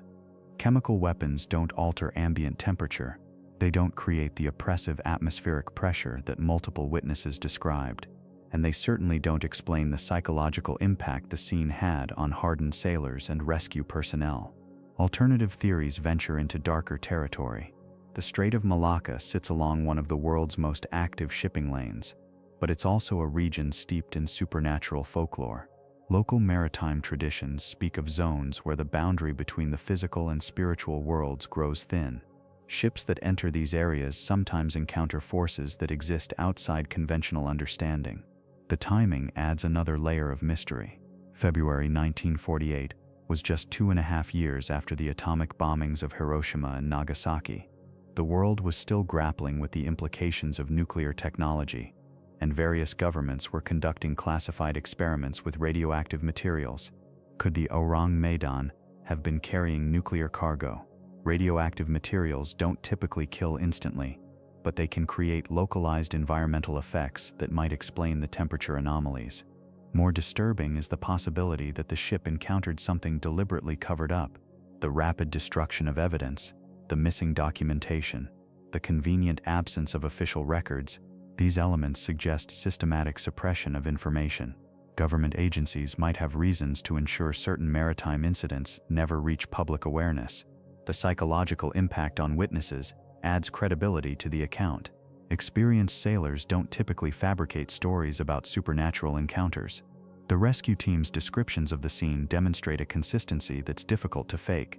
Their reports of environmental anomalies, the positioning of the bodies, the expressions of terror, these details align too perfectly to be coincidental. But perhaps the most haunting aspect of the Orang Medan incident is its completeness. Unlike most maritime mysteries, which leave behind debris, survivors, or partial explanations, this case offers nothing. The ship vanished as thoroughly as if it had never existed, leaving only the testimony of those who witnessed its final moments. The waters of the Strait of Malacca continue to flow, carrying countless vessels between the Pacific and Indian Oceans, but somewhere beneath those waves lie the remains of a ship that challenges our understanding of what's possible. The Orang Medan represents more than a maritime disaster. It's a reminder that some mysteries resist explanation, no matter how desperately we seek rational answers. The crew's final transmission echoes across the decades. "I die," two words that capture the essence of human helplessness when confronted with forces beyond comprehension. Whatever killed the crew of the Orang Medan, it left them with just enough time to understand their fate, but not enough to escape it. Mass whale strandings. A dire signal? There, September 2021. Over 470 pilot whales beached themselves along the remote shores of Tasmania's Macquarie Bay. Marine biologists arrived to find the largest mass stranding event in the island's recorded history. A haunting spectacle of intelligence turned inexplicably self-destructive. The sight defied every instinct we associate with survival. These weren't sick animals or confused juveniles. Many were healthy adults, including pregnant females and pod leaders, who had navigated thousands of miles of open ocean with precision that puts our best GPS systems to shame. Yet here they lay, having deliberately steered their families toward certain death. Dr. Sarah Munger, who led the rescue efforts, described walking among the stranded whales as surreal. Their eyes were alert, aware. They knew exactly where they were. That's what made it so unsettling. This wasn't confusion, it was choice. Mass whale strandings have puzzled scientists for centuries, but the frequency is accelerating. What once occurred every few years now happens multiple times annually across the globe. The numbers are staggering. Over 3,000 whales and dolphins strand themselves each year, with roughly 40% of these incidents involving groups of 10 or more animals. The most disturbing cases involve entire family pods following matriarchs into shallow waters, their sophisticated echolocation systems functioning perfectly as they swim toward beaches that will become their graves. It's as if something overrides their fundamental programming for survival. Traditional explanations feel insufficient when confronted with the data. Naval sonar, often cited as a primary cause, doesn't correlate with many stranding events. The 2019 mass stranding of 145 pilot whales in New Zealand occurred during a period of minimal naval activity in the region. Similarly, the 2020 stranding of over 200 whales in Tasmania happened in waters where sonar use was documented as negligible.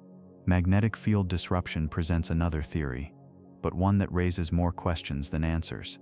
Whales navigate using Earth's magnetic field like an internal compass, and solar flares or magnetic anomalies could theoretically interfere with this system. However, detailed analysis of geomagnetic data during major stranding events often shows normal magnetic conditions. The timing patterns are perhaps the most unsettling aspect. Mass strandings frequently occur during new moon phases, when tides are at their most extreme. But marine biologists have documented whales actively swimming against receding tides to reach beaches, behavior that suggests deliberate intention rather than tidal accident. Dr. Marcus Howland, a marine mammal specialist at Woods Hole Oceanographic Institution, spent 15 years studying stranding patterns. His research revealed something unexpected. Many stranded whales show signs of recent deep water diving, sometimes to depths exceeding 1,000 meters. They're coming up from the deep ocean and heading straight for shore, he explained in a 2020 interview. Whatever they're encountering down there, it's significant enough to alter their behavior completely. The deep water connection becomes more intriguing when considering the whale's physical condition upon stranding. Many show no signs of the decompression injuries typically associated with rapid ascent from great depths. Their tissues appear normal, their blood chemistry stable. It's as if they've been gradually ascending for days, preparing for their final journey to shore. Acoustic analysis of stranded whales reveals another anomaly. In the hours before stranding, pods often produce unusual vocalizations, complex sound patterns that don't match any known whale communication. These stranding songs have been recorded across different species and geographic locations, suggesting a shared experience that transcends individual whale populations. The synchronicity is equally puzzling. Video footage from the 2020 Tasmania stranding shows whales entering shallow water in organized formations, maintaining pod structure even as they beach themselves. Younger whales followed elders with apparent calm, their behavior suggesting trust rather than panic. Some researchers propose that mass strandings represent a form of collective decision-making triggered by environmental factors we don't yet understand. Chemical changes in seawater, subtle shifts in ocean temperature, or even infrasonic frequencies from underwater geological activity could potentially influence whale behavior in ways that remain beyond our detection capabilities. The frequency of strandings near underwater volcanic activity has caught the attention of marine geologists. The Ring of Fire, where tectonic activity is most intense, also correlates with some of the world's most significant stranding events. Could whales be responding to seismic precursors that our instruments can't detect?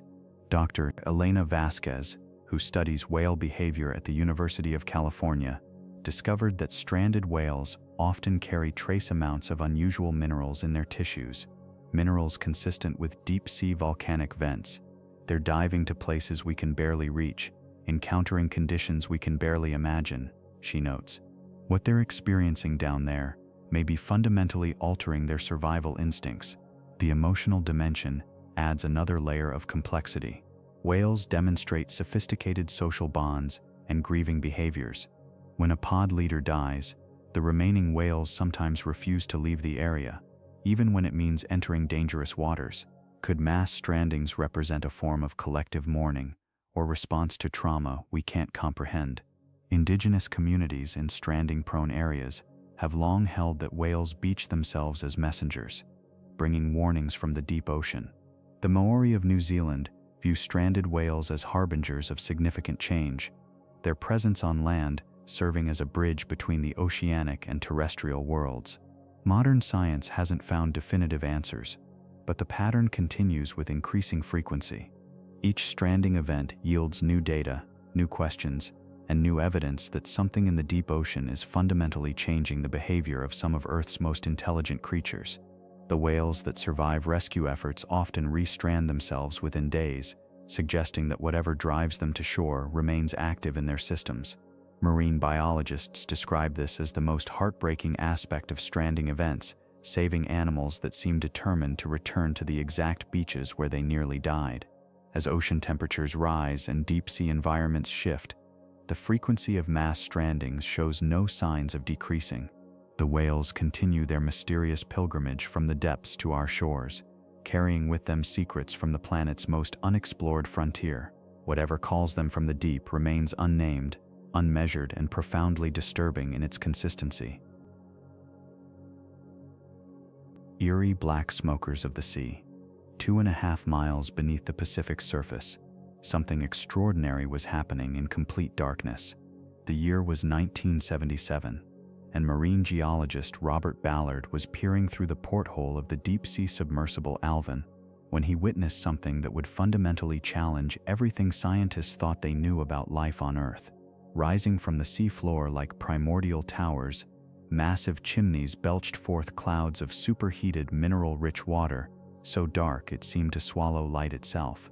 These weren't just geological formations, they were thriving ecosystems existing in conditions that should have been utterly lethal to any form of life. The water emerging from these structures reached temperatures of over 750 degrees Fahrenheit. The pressure at this depth would crush a human body in milliseconds. No sunlight had ever touched this place, yet surrounding these hellish vents, life flourished in ways that defied every fundamental principle of biology. We call them black smokers, and they remain one of the ocean's most unsettling mysteries. The first encounter left Ballard's team speechless. Through the submersible's lights, they watched as ghostly white tube worms, some reaching lengths of 8 feet, swayed in the toxic currents. These creatures had no digestive systems, no mouths, no way to process food as we understand it. Instead, they had formed a symbiotic relationship with bacteria that could literally eat poison and transform it into energy. But the tube worms were just the beginning. Clustered around these underwater furnaces, the team discovered pale, eyeless crabs scuttling across fields of mineral deposits. Clams the size of dinner plates filtered the mineral-rich water.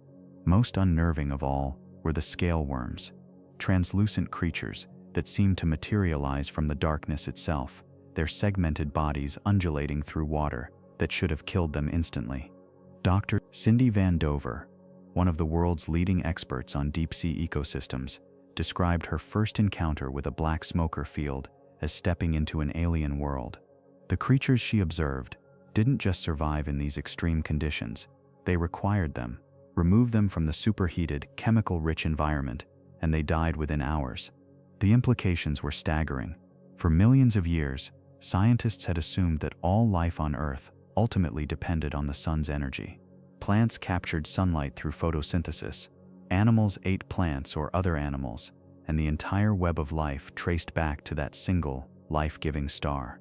But here, in the deepest, darkest corners of the ocean, entire ecosystems thrived on chemosynthesis, the process of deriving energy from chemical reactions rather than sunlight.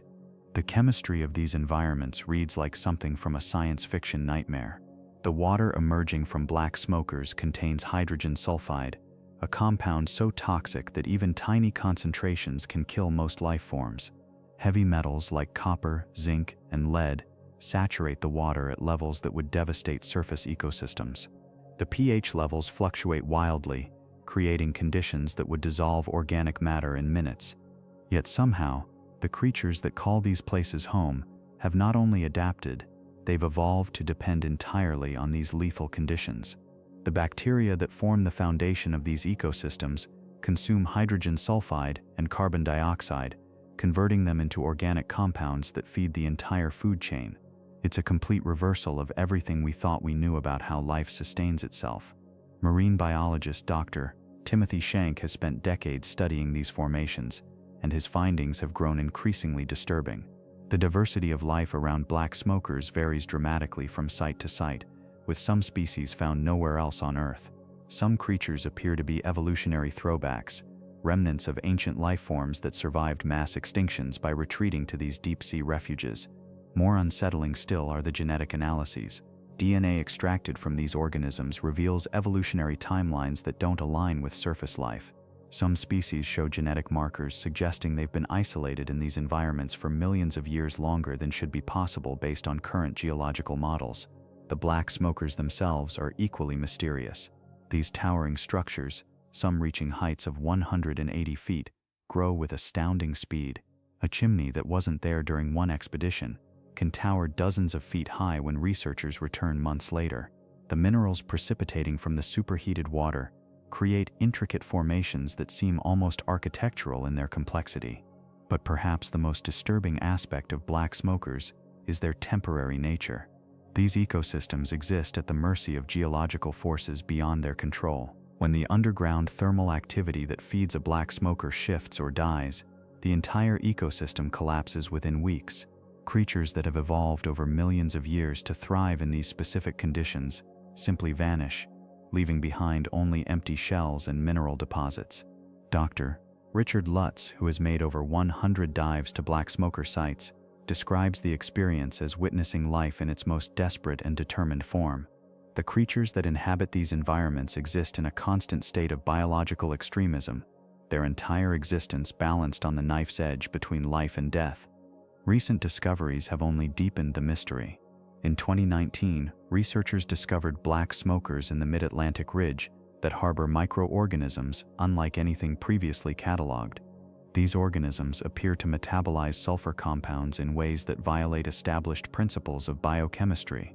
Some produce bioluminescent displays that serve no apparent purpose. Ghostly light shows in the absolute darkness of the deep ocean. The implications extend far beyond marine biology. If life can thrive in such extreme conditions on Earth, what does this mean for our understanding of life elsewhere in the universe? The moons of Jupiter and Saturn, with their subsurface oceans and hydrothermal activity, suddenly seem far more hospitable than previously imagined. As we continue to explore these alien worlds beneath our own oceans, each dive reveals new mysteries. The black smokers stand as monuments to life's incredible tenacity, but also as reminders of how much we still don't understand about our own planet. In the crushing darkness of the deep ocean, surrounded by toxic clouds and temperatures that would melt lead, life has found a way to not just survive, but flourish. The next time you gaze out at the ocean's surface, remember that miles below, in eternal darkness, ancient chimneys continue their silent work, nurturing forms of life that challenge everything we thought we knew about the world above. The Solor Archipelago mystique. Local fishermen from the Solor Archipelago have been disappearing for decades under circumstances that defy every rational explanation. Not lost to storms, not claimed by equipment failure, but vanished in calm waters during routine fishing runs they'd made thousands of times before. The boats return empty, engines still running, nets deployed but untouched. The Solor Archipelago sits in the heart of the Indonesian seas, a cluster of volcanic islands that rise from waters so deep they've never been properly mapped. Between Flores and Timor, these islands guard secrets that oceanographers are only beginning to glimpse. Beneath their tropical surfaces lies an underworld of limestone caves, underwater canyons, and passages that connect in ways that shouldn't be possible given our understanding of geology. Dr. Maria Santos, a marine cave specialist from the University of São Paulo, spent 3 months in the region during 2019. Her expedition was supposed to document the known cave systems for tourism development. Instead, she encountered something that made her question fundamental assumptions about what lives in the deepest parts of our planet. "The caves here don't follow normal patterns," she told me during our correspondence. We'd map what appeared to be a dead end, only to discover it connected to chambers hundreds of meters away. The water temperature changes without warning, and the sounds. She paused in her email for what felt like careful consideration. The sounds suggest these caves are far more extensive than any of us imagined. The solar people have lived with these waters for over 1,000 years. Their oral traditions speak of the asterisk Naga Laut, asterisk not the serpent dragons of mainland Southeast Asian mythology, but something uniquely adapted to the deep cave systems beneath their islands. According to village elder Pak Yosef, whom I interviewed through a translator, these creatures are guardians of the underwater realm, neither malevolent nor benevolent, but protective of boundaries between the surface world and the depths. They are older than our ancestors, he explained. When the first people came to these islands, the asterisk Naga Laut asterisk were already ancient. They do not attack, but they take those who venture too far into their domain. Modern marine biology offers partial explanations for some of the phenomena reported in the solar cave systems. The region sits along the Indo-Australian tectonic boundary, where geological activity creates unique underwater formations. Hydrothermal vents, common in this area, can produce unusual sounds and unexpected temperature variations.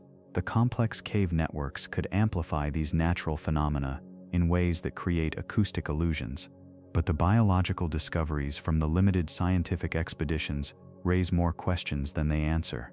In 2018, a joint Indonesian-Australian research team documented several species of fish in the solar caves that don't match any known classifications. These aren't simply new species, they're fish with anatomical features that suggest evolutionary paths that diverged millions of years ago. The most puzzling specimens were collected from caves nearly 200 meters below sea level. Fish with enlarged eyes that seem designed for absolute darkness, but with organ structures that suggest they can detect light spectrums invisible to surface-dwelling species.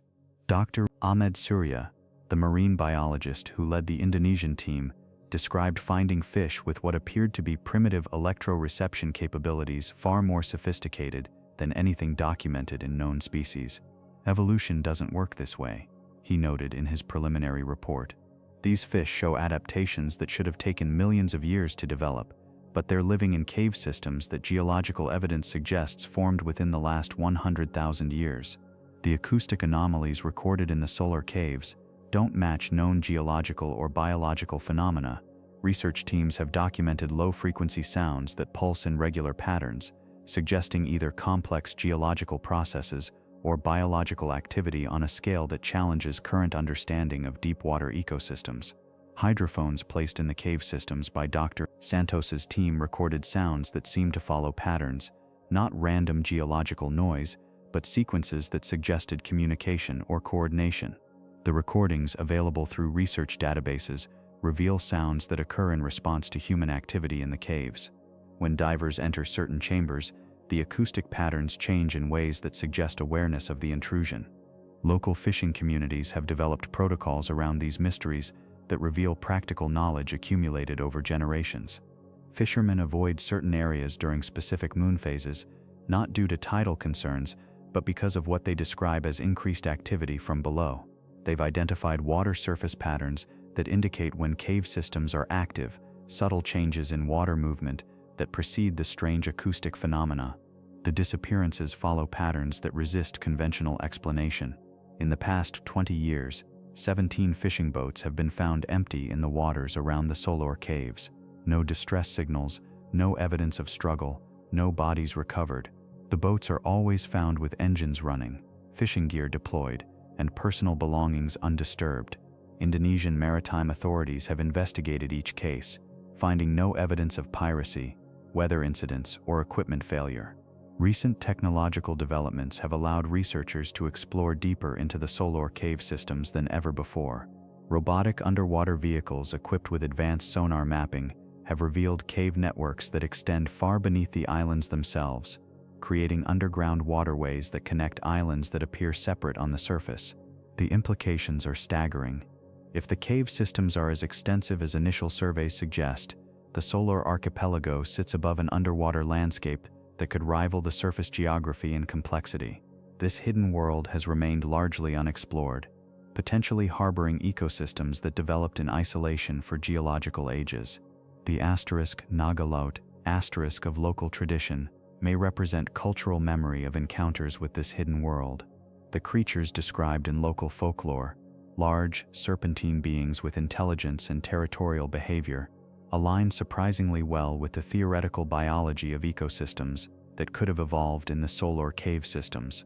Whatever lies beneath the solar archipelago, it continues to interact with our world in ways that demand explanation.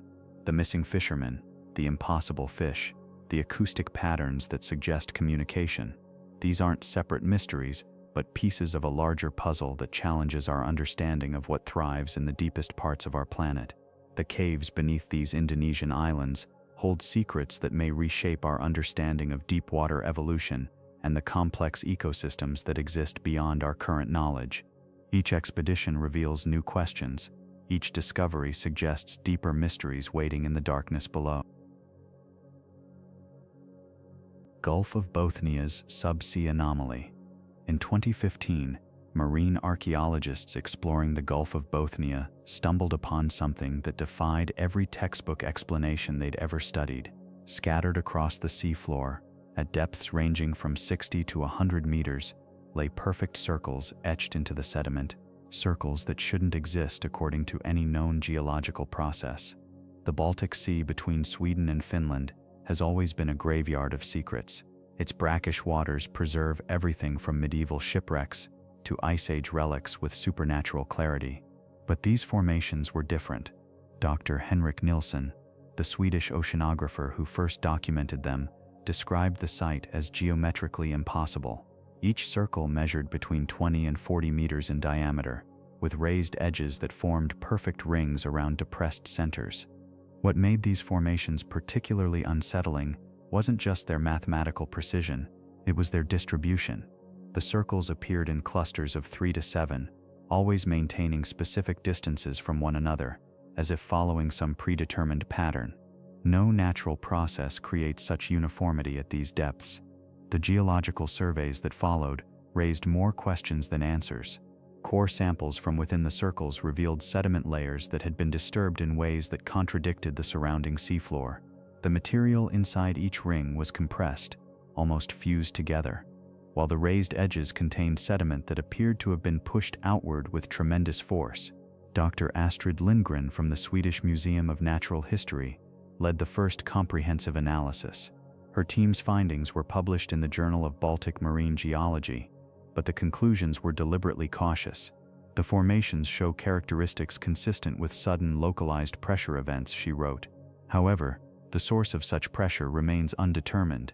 The meteor impact theory emerged first. Several researchers proposed that the circles resulted from underwater meteorite strikes, possibly during the last ice age when water levels were significantly lower.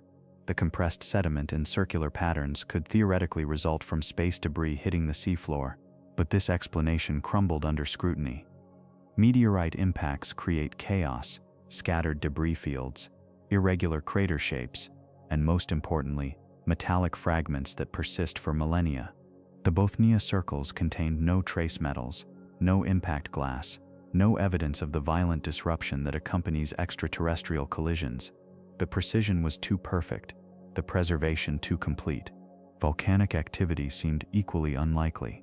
The Gulf of Bothnia sits on some of the oldest, most geologically stable rock on Earth. The Baltic Shield hasn't experienced significant volcanic events for over 1 billion years, yet the sediment compression pattern suggested temperatures and pressures that only occur during extreme geological events. The biological explanation came from Dr. Sven Eriksson, a marine biologist who'd spent decades studying bottom-dwelling creatures. He proposed that the circles resulted from massive organisms, possibly unknown species of ray or skate, that created these formations through repetitive feeding behavior. The theory gained traction until researchers calculated the size requirements. Any creature capable of creating 40-meter circles would need to be unprecedented in the Baltic Sea. The largest known bottom feeders in these waters barely reach 2 meters in length. The sediment compression suggested weights measured in tons, not kilograms. No biological explanation could account for both the size and the perfect geometric precision. The submarine warfare theory emerged when military historians examined the formation's locations. During World War II, the Baltic Sea was heavily mined, and numerous submarines operated in these waters. Could the circles result from underwater explosions, depth charges, or sea mines detonating on the seafloor? Declassified military records showed extensive mining operations throughout the region, but the weapons of that era created entirely different damage patterns. Explosive impacts produced star-shaped craters with radiating fracture lines. The Bothnia circles showed no signs of violent disruption, no blast signatures, no scattered debris from destroyed ordnance. The most perplexing aspect remained the timing. Carbon dating of disturbed sediment layers suggested the formations were created within the last century, possibly within the last 50 years. This ruled out most geological explanations, while raising uncomfortable questions about modern causes. Dr. Nilsson's team returned in 2018 with advanced sonar equipment and remotely operated vehicles. The high-resolution imagery revealed details that made the mystery more complex. The circle edges weren't simply raised, they were sculpted. The sediment had been shaped with mechanical precision, creating perfect geometric forms that resembled manufactured objects more than natural formations. Inside several circles, the cameras detected linear patterns, straight lines carved into the compressed sediment with surgical accuracy. These markings ran parallel to each other, spaced at regular intervals, creating what one researcher described as runway-like impressions. The patterns were too deliberate to be random, too precise to be natural. The magnetic anomaly readings added another layer of strangeness. Each circle registered slight variations in magnetic field strength, as if something metallic had been present during their formation. Yet metal detectors found nothing, no buried objects, no trace elements, no explanation for the magnetic signatures. Local fishermen began sharing stories they'd kept quiet for decades. Olaf Svensson, who'd worked these waters for 40 years, described seeing strange lights beneath the surface during winter nights. Blue-white glows moving in patterns, he explained. Not random like bioluminescence, deliberate, like someone working down there. The Gulf of Bothnia's unique conditions preserve everything with remarkable clarity. The low salinity, cold temperatures, and minimal current activity create a natural time capsule. If these circles were ancient, they should show clear signs of age, sediment accumulation, erosion, gradual decay. Instead, they appeared almost fresh, as if created yesterday. The official scientific consensus remains deliberately vague. The formations are of unknown origin, requiring further study. But privately, researchers admit they're dealing with something that challenges fundamental assumptions about what's possible in marine environments. The circles remain down there, perfect and unexplained, waiting in the cold Baltic darkness. They're not ancient mysteries from forgotten civilizations. They're modern enigmas that suggest our oceans still hold secrets we're not prepared to understand. Whatever created them possessed capabilities that exceed our current knowledge of physics, biology, or geology. The Gulf of Bothnia continues to guard its secrets, but the questions multiply with each passing year. Are these formations still being created? Are there others waiting to be discovered? And perhaps most unsettling of all, what happens when we finally learn what made them? The skeletal remains of the Titanic. When the first underwater cameras captured the Titanic's bow section in 1985, they revealed something that still haunts deep-sea archaeologists today. The ship's bronze telemotor, perfectly preserved in the crushing darkness, showed no signs of the catastrophic impact that supposedly tore the vessel apart. Its brass fittings gleamed as if polished yesterday, contradicting everything we thought we knew about metal deterioration on the ocean floor. Dr. Robert Ballard expected to find a ship. What he discovered was a time capsule operating by rules that marine science couldn't explain. The Titanic rests 12,500 feet beneath the North Atlantic, split into two main sections, separated by a debris field spanning over 2,000 feet. That much we know. But the deeper expeditions probe into the wreckage, the more they uncover evidence that challenges our understanding of both the sinking and the preservation process itself. Consider the leather satchel discovered in 2019 during a routine documentation dive. Inside, expedition teams found a collection of personal photographs, completely intact after more than a century underwater. The images showed faces of passengers never identified in the official manifest, men, women, and children who, according to White Star Line records, were never aboard the ship. The preservation defies explanation. At those depths, organic materials should decompose within decades, if not years. Yet the Titanic continues to yield artifacts that appear frozen in time: silk handkerchiefs with readable monograms, wooden picture frames with glass still unbroken, even paper documents with legible text. Marine archaeologist Dr. Sarah Chen has spent 15 years studying the wreck site. She describes finding a child's toy, a small wooden horse with painted details still visible, sitting upright in what was once a first-class cabin. The positioning troubled her team. Ocean currents at that depth move with enough force to scatter lightweight objects across miles of seafloor. Yet this toy sat precisely where a child might have placed it, as if the room had been sealed moments after the sinking. The questions multiply when you examine the ship's structure itself. The Titanic's hull shows patterns of damage that don't align with the accepted narrative of striking an iceberg. Metallurgical analysis reveals stress fractures running along the keel, fractures that appear to have occurred after the ship reached the ocean floor, not during the sinking itself. Engineering teams have documented bolts and rivets that show signs of recent movement.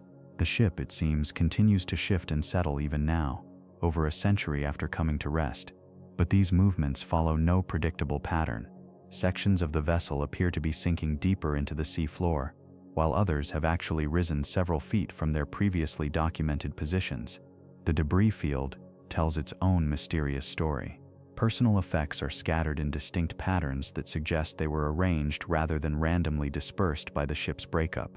Suitcases cluster in specific areas, their contents spilled in ways that form almost geometric designs on the ocean floor.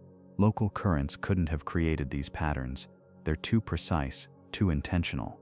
Perhaps most unsettling are the reports from recent expeditions describing areas of the wreck that seem to change between visits. Corridors that were previously blocked by debris are found cleared during subsequent dives. Rooms that had been thoroughly documented and cataloged appear to contain new artifacts that weren't there before.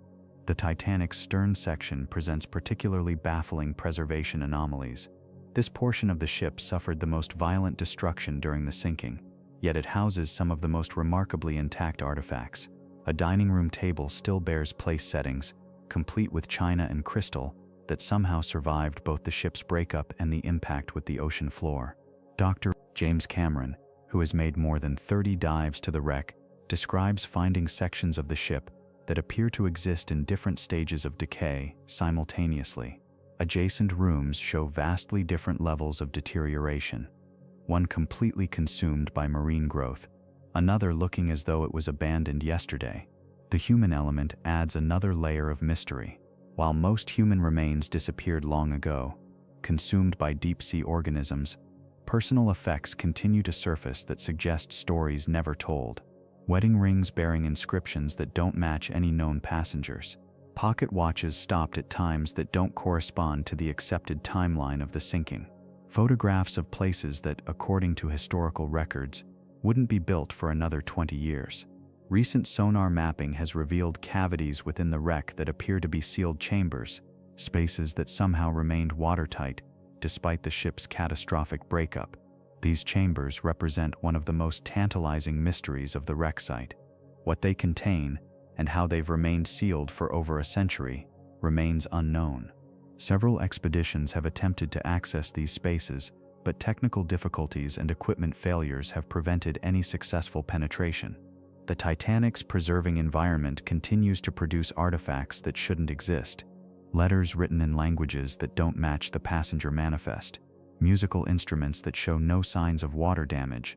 Personal diaries with entries dated after the sinking occurred. Each dive to the wreck site yields new questions rather than answers.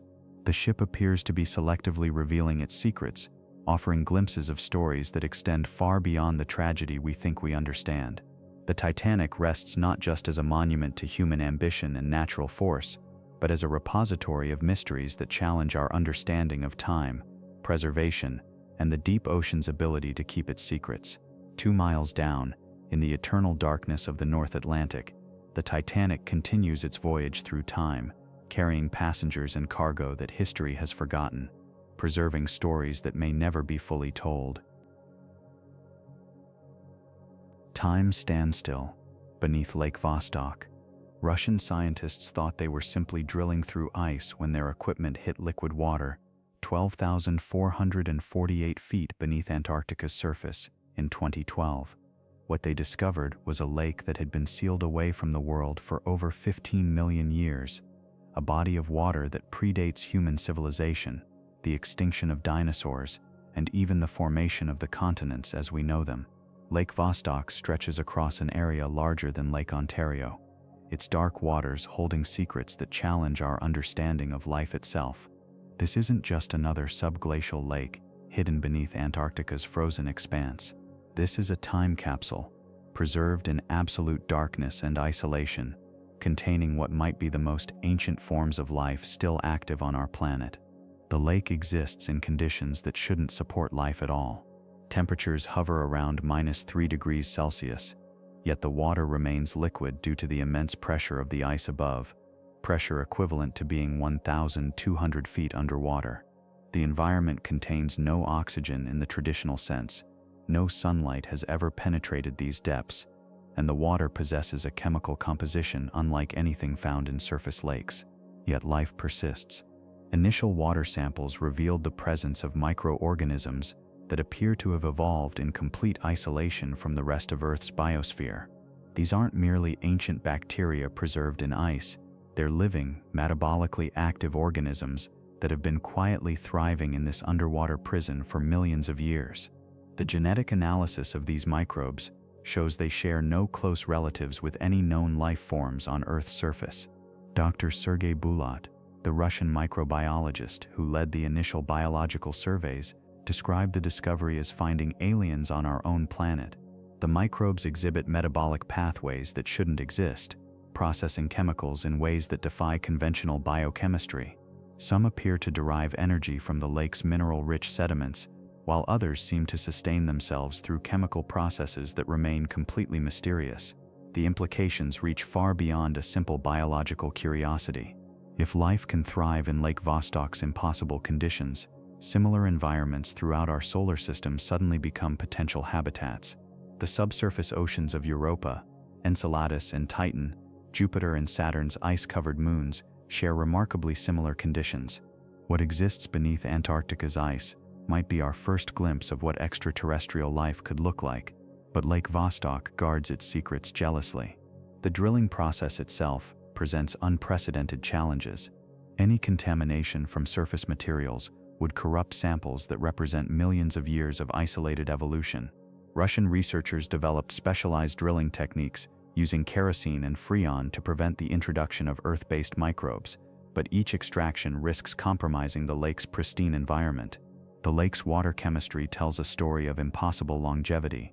Dissolved gases trapped in the liquid date back to atmospheric conditions that existed when Antarctica was still a temperate continent covered in forests. The water contains levels of oxygen and nitrogen that reflect Earth's ancient atmosphere, preserved like air bubbles in amber. These aren't just old molecules, they're direct samples of our planet's prehistoric breath. Recent sonar mapping revealed that Lake Vostok is far more complex than initially understood. The lake bottom contains sediment layers that could span millions of years, each stratum potentially harboring different evolutionary phases of the isolated microbes. Some areas of the lake floor show magnetic anomalies that suggest the presence of unusual mineral deposits or possibly even structured formations. The temperature variations within the lake create currents that shouldn't exist in such a stable environment. These circulation patterns suggest that Lake Vostok isn't merely a stagnant pool, but an active ecosystem with its own weather patterns and chemical cycles. The water moves in ways that indicate complex interactions between the lake's biology and geology.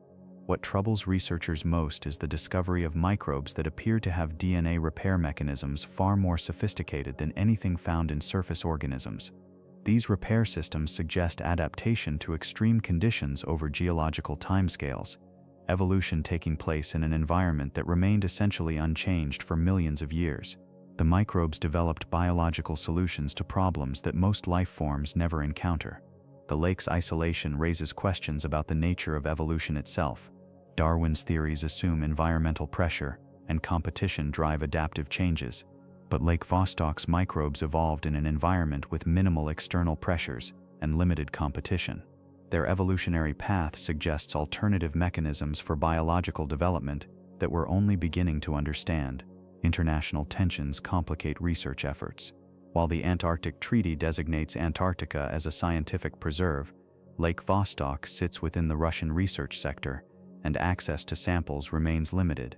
Other nations have expressed concerns about drilling protocols and the potential for irreversible contamination of this unique environment. The geological evidence suggests that Lake Vostok might not be the only ancient lake beneath Antarctica's ice. Ground-penetrating radar has identified over 400 subglacial lakes across the continent, many of which could harbor similarly isolated ecosystems. Each represents a potentially unique evolutionary experiment, sealed away from the outside world for millions of years. Some researchers propose that Lake Vostok's microbes might represent life forms that existed on Earth's surface millions of years ago, preserved in this frozen refuge while their surface counterparts went extinct. The lake could be a biological museum, containing living fossils of Earth's ancient biosphere. The water samples continue to yield surprises. Recent analysis identified complex organic compounds that don't match any known biological processes. These molecules appear to be byproducts of the lake's unique ecosystem, chemical signatures of life forms that evolve their own biochemical pathways in complete isolation. Lake Vostok challenges our assumptions about life's limitations and possibilities. In its dark waters, millions of years old yet somehow still alive, we find evidence that life finds ways to persist in conditions that seem impossible. The lake represents a window into Earth's deep past, and possibly a preview of life's potential futures. Beneath Antarctica's ice, time moves differently. In Lake Vostok's ancient waters, evolution continues its patient work, creating forms of life that exist nowhere else on Earth, or perhaps waiting to be discovered somewhere else in the universe. Mythical sea serpents of history. For 3 centuries, the HMS Daedalus incident has haunted maritime records with unsettling precision. August 6, 1848, somewhere in the South Atlantic, Captain Peter McQuay and his crew witnessed something that would challenge everything we thought we knew about ocean life. The creature they described defied classification. 60 feet long, serpentine, with a visible head and neck rising 15 feet above the water's surface. What makes this account different from countless sea stories is the methodical documentation that followed. McQuay didn't whisper tales in taverns. He filed an official report with the British Admiralty. His officers corroborated every detail. The ship's naturalists sketched what they saw. These weren't superstitious sailors spinning yarns. These were trained naval professionals staking their reputations on something impossible.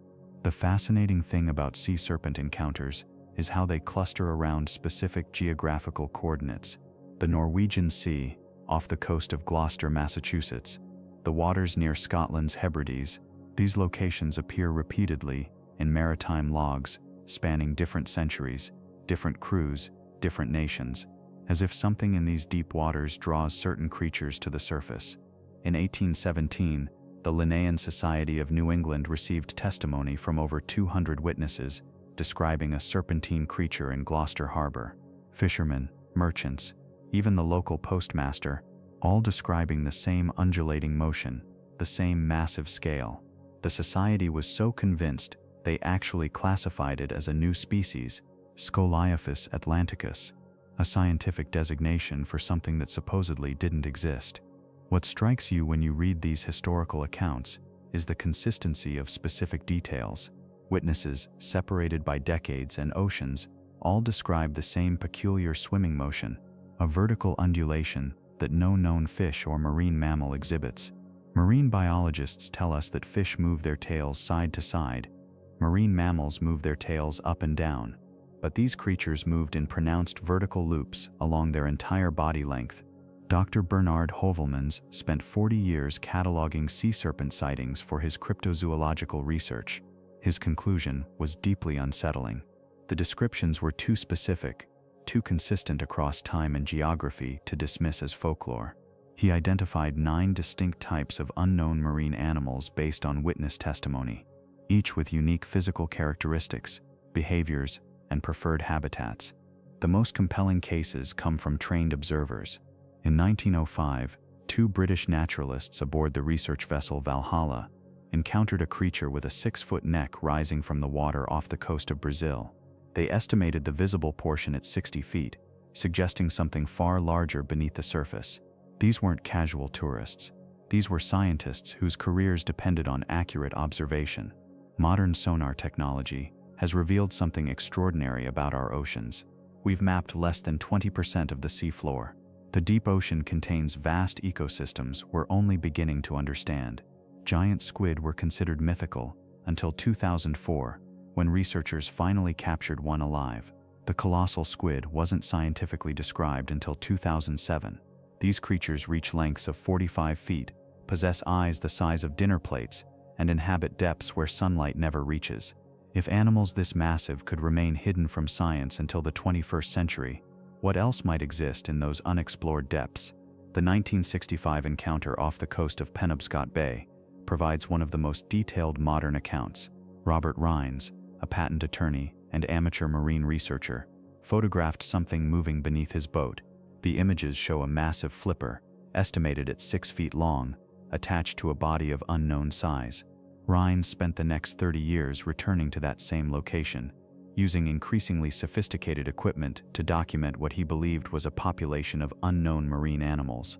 What makes sea serpent accounts particularly intriguing is how they predate modern media influence.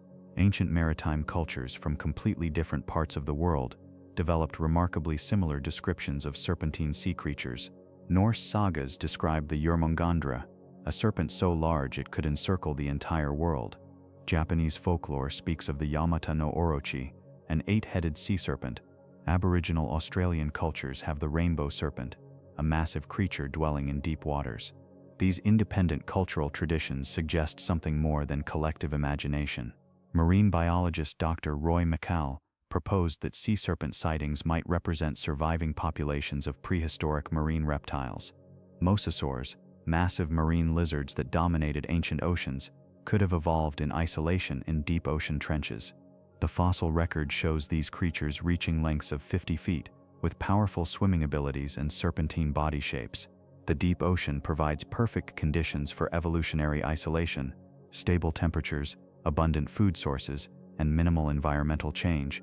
Species that went extinct in shallow waters millions of years ago might have survived in the abyss, continuing to evolve in darkness. Recent discoveries support this possibility. In 2019, researchers found that the Mariana Trench contains more life than previously thought possible. Xenophyophores, single-celled organisms the size of softballs, thrive at depths where water pressure would crush submarines. If microscopic life can adapt to these extreme conditions, larger creatures might also survive in ways we haven't considered. The challenge with sea serpent research is the sheer scale of the ocean. These creatures, if they exist, would need massive territories to sustain themselves. They would rarely surface, spending most of their time in deep waters where human observation is nearly impossible. The few encounters on record might represent only a tiny fraction of a hidden population. What's particularly fascinating is how witness descriptions have remained consistent even as our understanding of marine biology has evolved. Modern sightings still describe the same vertical undulation, the same serpentine proportions, the same elusive behavior patterns documented centuries ago. The ocean keeps its secrets well. In depths where pressure measures in tons per square inch, where darkness is absolute, where the seafloor remains largely unmapped, there's room for discoveries that would fundamentally change our understanding of life on Earth. These creatures, whether misidentified known animals or unknown species, represent something profound about our relationship with the ocean. They remind us that the deep waters still hold mysteries that challenge our scientific certainty, still harbor life forms that exist beyond our current understanding. The question isn't whether sea serpents exist as mythical creatures, it's whether something real inspired centuries of remarkably consistent witness testimony, something that continues to surface occasionally, remaining just elusive enough to maintain the mystery. The glacial deep of Schlamsee. When 3 separate Arctic research vessels recorded identical sonar readings from the same coordinates in Schlamsee, each team assumed their equipment had malfunctioned. The readings showed something that shouldn't exist in these glacial waters, a perfectly geometric void, roughly the size of a city block, suspended 60 meters below the surface. Schlamsee translates to mud lake in German, though this Arctic body of water bears little resemblance to any lake you might know. Fed by glacial melt and trapped between shifting ice shelves, it exists in a state of perpetual twilight, its waters so laden with fine sediment that visibility drops to mere inches below the surface. The locals who first mapped these waters in the 1800s spoke of it in hushed tones, calling it das stumme Wasser, the silent water. The silence they referred to wasn't metaphorical. Sound behaves strangely in Schlamsee. The heavy concentration of suspended particles creates an acoustic dampening effect so pronounced that engines fail to echo, voices carry no distance, and even the crack of shifting ice seems muffled to a whisper. It's a place where the usual rules of physics bend just enough to make experienced sailors uncomfortable. Dr. Elena Vasquez first encountered the anomaly in 2019 while conducting routine bathymetric surveys for the Norwegian Arctic Research Institute. Her team had been mapping the lake's bottom contours when their multi-beam sonar detected something extraordinary, a perfectly spherical absence of matter, as if someone had carved a bubble from the water itself and left it suspended in the depths. The readings were so clean, so geometrically perfect, that I initially thought we were looking at a calibration error, Vasquez later wrote in her research notes. But when we ran the scan 3 more times from different angles, the void remained consistent. Not only that, but it appeared to be rotating slowly on its axis. The discovery prompted a classified expedition 6 months later. The details remain largely sealed, but leaked documents reference unprecedented acoustic properties and thermal signatures inconsistent with known natural phenomena. What's particularly unsettling is that the void appears to be growing. Measurements taken over the past 4 years show a steady expansion of roughly 2 meters per year in all directions. But the geometric anomaly isn't Schlamsee's only mystery. The lake has swallowed vessels with a consistency that defies statistical probability. Since 1891, 17 ships have vanished without a trace within its boundaries. Not sunk, vanished, no wreckage, no debris fields, no distress signals. The vessels simply cease to exist, leaving behind only the puzzled testimonies of those who watched them disappear. The most documented case occurred in 1987 when the research vessel Polaris vanished in full view of its sister ship, the Nordkapp. Captain Mikhail Petrov of the Nordkapp described watching the Polaris sail into what appeared to be a localized fog bank despite clear conditions everywhere else. The mist seemed to rise from the water itself, Petrov testified. It surrounded the Polaris completely, and when it cleared 30 seconds later, there was nothing. No ship, no crew, no wake, just empty water. The Polaris carried a crew of 12 researchers and enough supplies for a 3-month expedition. Its disappearance prompted the most extensive search operation in Arctic history, involving vessels from 6 nations. They found nothing. More disturbing still, when investigators examined the Nordkapp's radio logs, they discovered that the Polaris had continued transmitting routine status reports for 3 days after its visual disappearance. The transmission stopped abruptly at 14:33 on the 4th day, mid-sentence. Local indigenous communities, the Sami people who have lived in the region for thousands of years, possess oral traditions about Schlamsee that predate European contact by centuries. Their stories speak of the water that drinks ships and describe ceremonies once performed to appease whatever dwells in its depths. Elder Nilius Sambi, keeper of traditional knowledge for the Kaudokeno Sami, shared fragments of these accounts in a 2020 interview. Our ancestors knew this place was hungry, Sambi explained.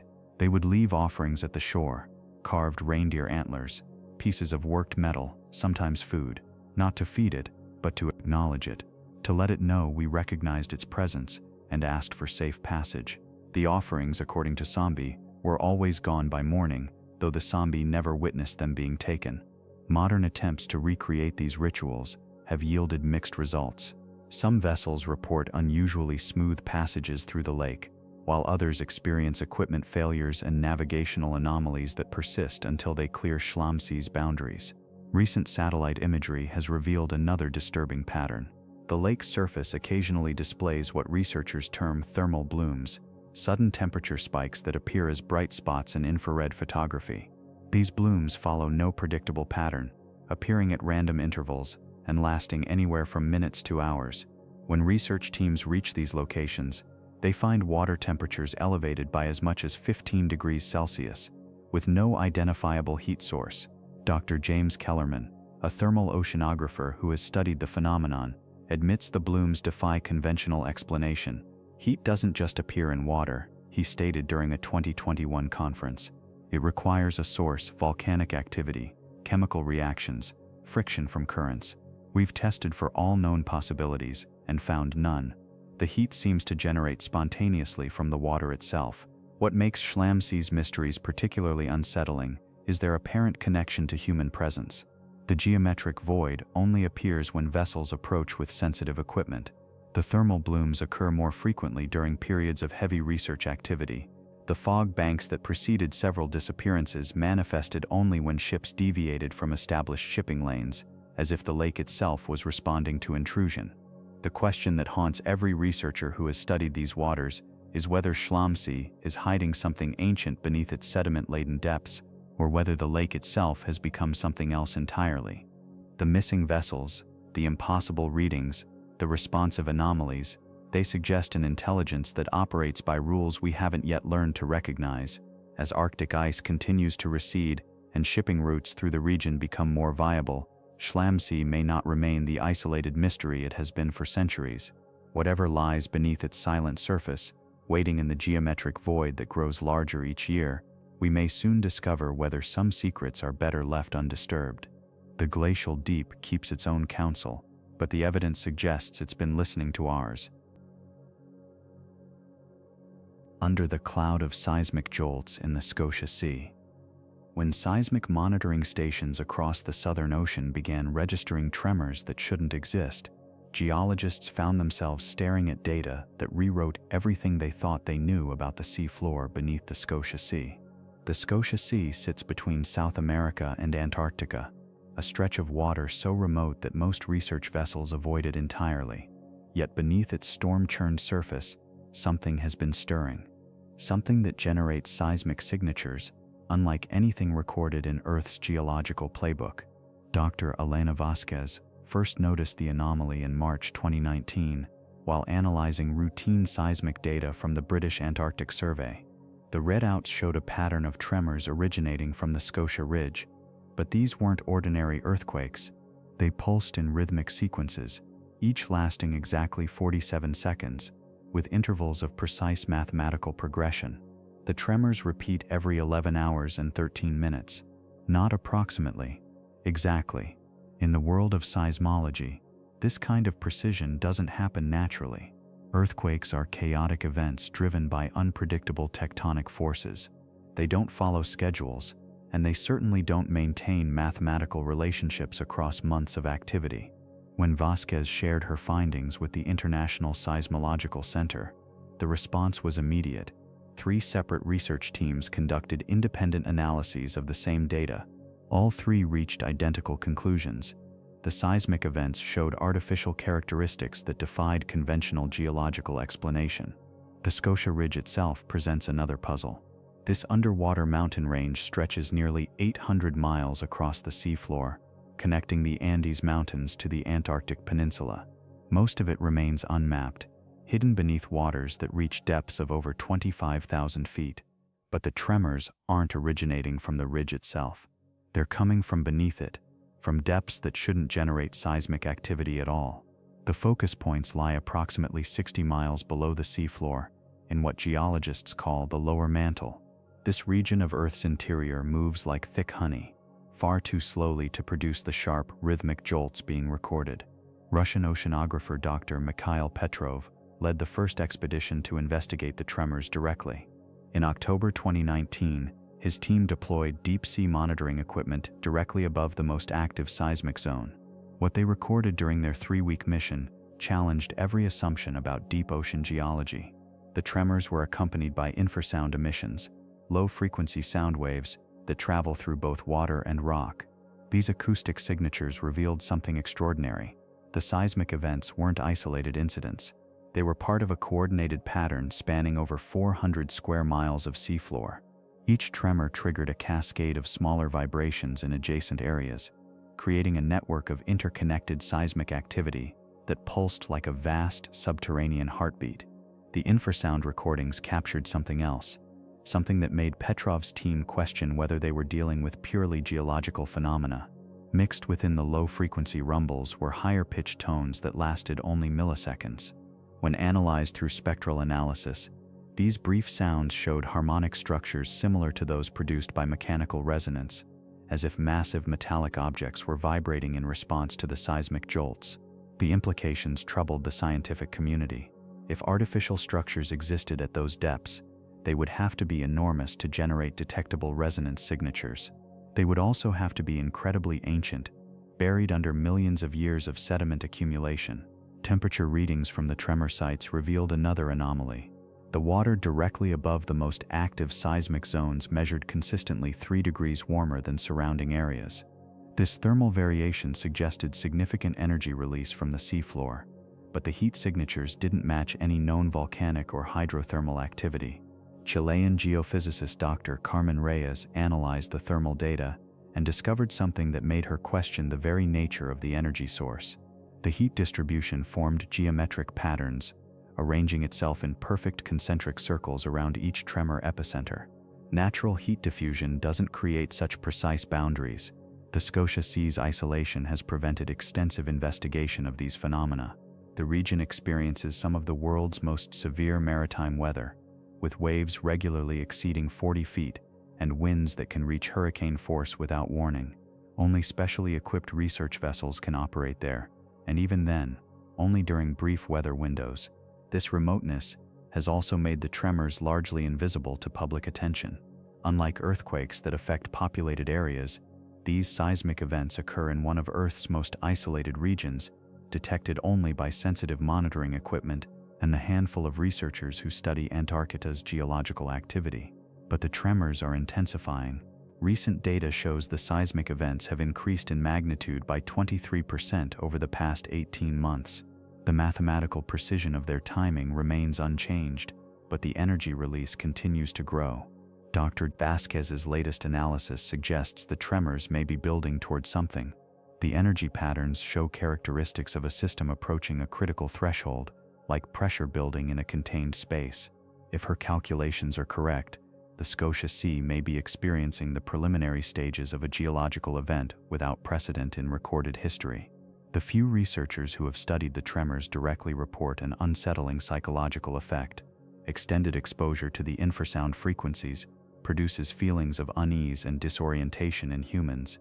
Several team members from different expeditions have described identical sensations, a persistent feeling of being watched, accompanied by vivid dreams of vast structures moving beneath the seafloor. These subjective experiences might be dismissed as products of isolation and stress, except for their consistency across multiple research teams. The human brain's sensitivity to infrasound is well documented, but the specific psychological responses reported from the Scotia Sea suggest something more complex than simple acoustic interference. The tremors continue their rhythmic progression, each pulse sending vibrations through thousands of miles of ocean floor. Whatever process generates these seismic events operates according to its own inexorable schedule, indifferent to human attempts at explanation. In the depths beneath the Scotia Sea, something vast and patient maintains its mechanical heartbeat, counting down toward an event that may reshape our understanding of what lies hidden in Earth's deepest places. Giant squid of the abyss. For centuries, sailors returned from the deep with tales so extraordinary that even their own families questioned their sanity. Stories of tentacles thick as ship masts erupting from black water, of eyes that gleamed like silver shields in the darkness, of creatures so impossibly vast they seemed torn from the pages of mythology rather than pulled from the ocean's depths. The giant squid, Architeuthis dux, a name that rolls off the tongue like an ancient incantation, carrying with it the weight of mystery that has captivated human imagination for over 2 millennia. But here's what makes this story particularly unsettling. For the longest time, we had no proof these creatures existed beyond scattered fragments, a massive beak here, a section of tentacle there, washing up on remote shores like pieces of a puzzle we couldn't quite solve. The scientific community found itself in the peculiar position of chasing what might as well have been a ghost. Then, in 2004, everything changed. Japanese researchers Tsunemi Kubodera and Kyoichi Mori achieved what marine biologists had been attempting for decades. They captured the first photographs of a living giant squid in its natural habitat. The location was telling: 900 meters below the surface, in the crushing darkness of the North Pacific, where sunlight has never penetrated. The images revealed something that defied every assumption we'd made about these creatures. This wasn't the sluggish, passive drifter that many had imagined. The giant squid was aggressive, powerful, and surprisingly fast. When it attacked the researchers' bait, it did so with such violence that it became entangled in their equipment, ultimately losing an 18-foot tentacle in its desperate struggle to escape.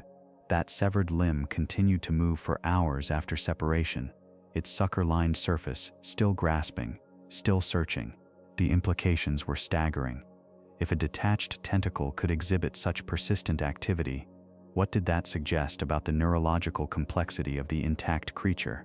Dr. Steve O'Shea, one of the world's leading teuthologists, spent decades studying these animals, and his observations paint a picture that's both fascinating and deeply unsettling. Giant squids, he discovered, don't just inhabit the deep ocean, they dominate it. Their eyes, the largest in the animal kingdom, can measure up to 10 inches in diameter. Those aren't just organs of sight, they're sophisticated detection systems, capable of processing the faintest traces of bioluminescence from distances that would render most predators effectively blind. But the eyes tell only part of the story. Each tentacle is lined with hundreds of suckers, and each sucker is ringed with razor-sharp teeth. When a giant squid seizes prey, it doesn't just hold it, it shreds it, methodically and efficiently. The beak, composed of chitin harder than human fingernails, can slice through flesh and bone with surgical precision. The more we learned, the more questions emerged. Radio tracking of sperm whales, the giant squid's primary predator, revealed diving patterns that suggested these battles between titans weren't rare occurrences, but regular ongoing conflicts happening in the deepest parts of our oceans. Sperm whales would descend to depths exceeding 3,000 feet and remain submerged for over an hour, engaged in what could only be described as underwater warfare. The scars tell the story. Adult sperm whales bear circular marks across their bodies, some over 14 inches in diameter, evidence of encounters with giant squids far larger than any specimen we've managed to study. These aren't just feeding wounds, they're battle scars from creatures that refuse to die quietly.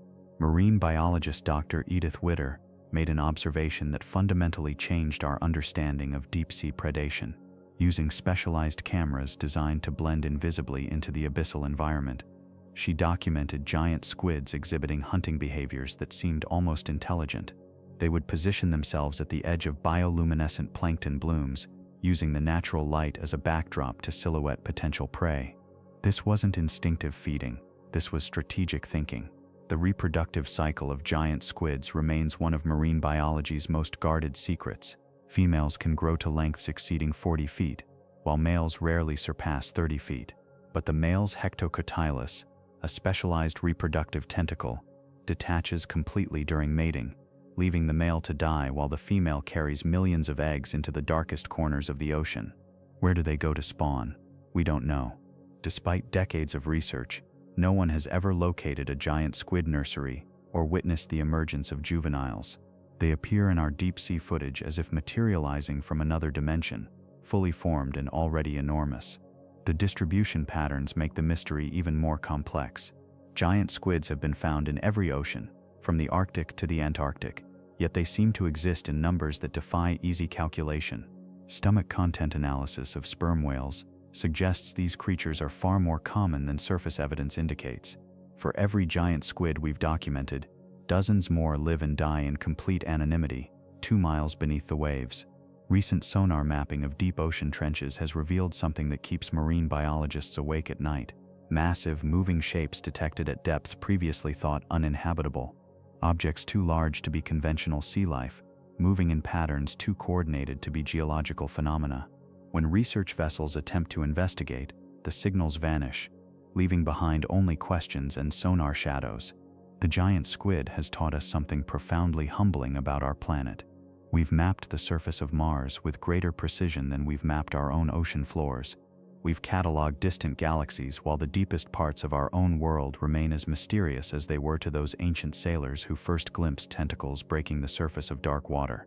And in those depths, in the crushing blackness where pressure would instantly kill any surface dweller, the giant squid continues its ancient existence, hunting, breeding, and thriving in an environment so hostile that it might as well be another planet entirely.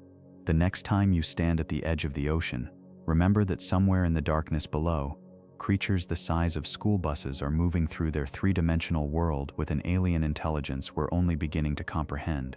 They've been there long before we arrived, and they'll be there long after we're gone. Perhaps that's the most unsettling truth of all. The voiceless discord of the Northern Lights. For centuries, sailors crossing the Arctic Circle have reported something that should be impossible. The aurora borealis, those ethereal curtains of green and violet light dancing across the polar sky, cast their reflection in the black waters below, and according to dozens of independent accounts, those reflections don't always match what's happening above. Captain Erik Swenson first documented this phenomenon in his ship's log on November 14, 1887. While navigating the Barents Sea, his crew observed the familiar shimmer of northern lights painting the sky in brilliant emerald waves.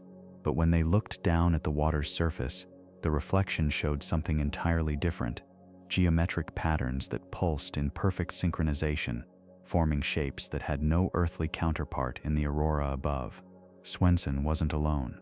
The archives of the Norwegian Maritime Museum contain 17 separate accounts from different vessels, spanning nearly a century, all describing the same unsettling discrepancy. Each captain meticulously recorded the dates, coordinates, and weather conditions.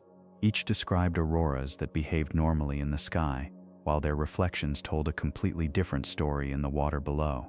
Dr. Anna Kovalenko, a plasma physicist at the University of Tromsø, has spent the last 15 years studying these reports. Her research began with skepticism. After all, reflections are simply light bouncing off a surface.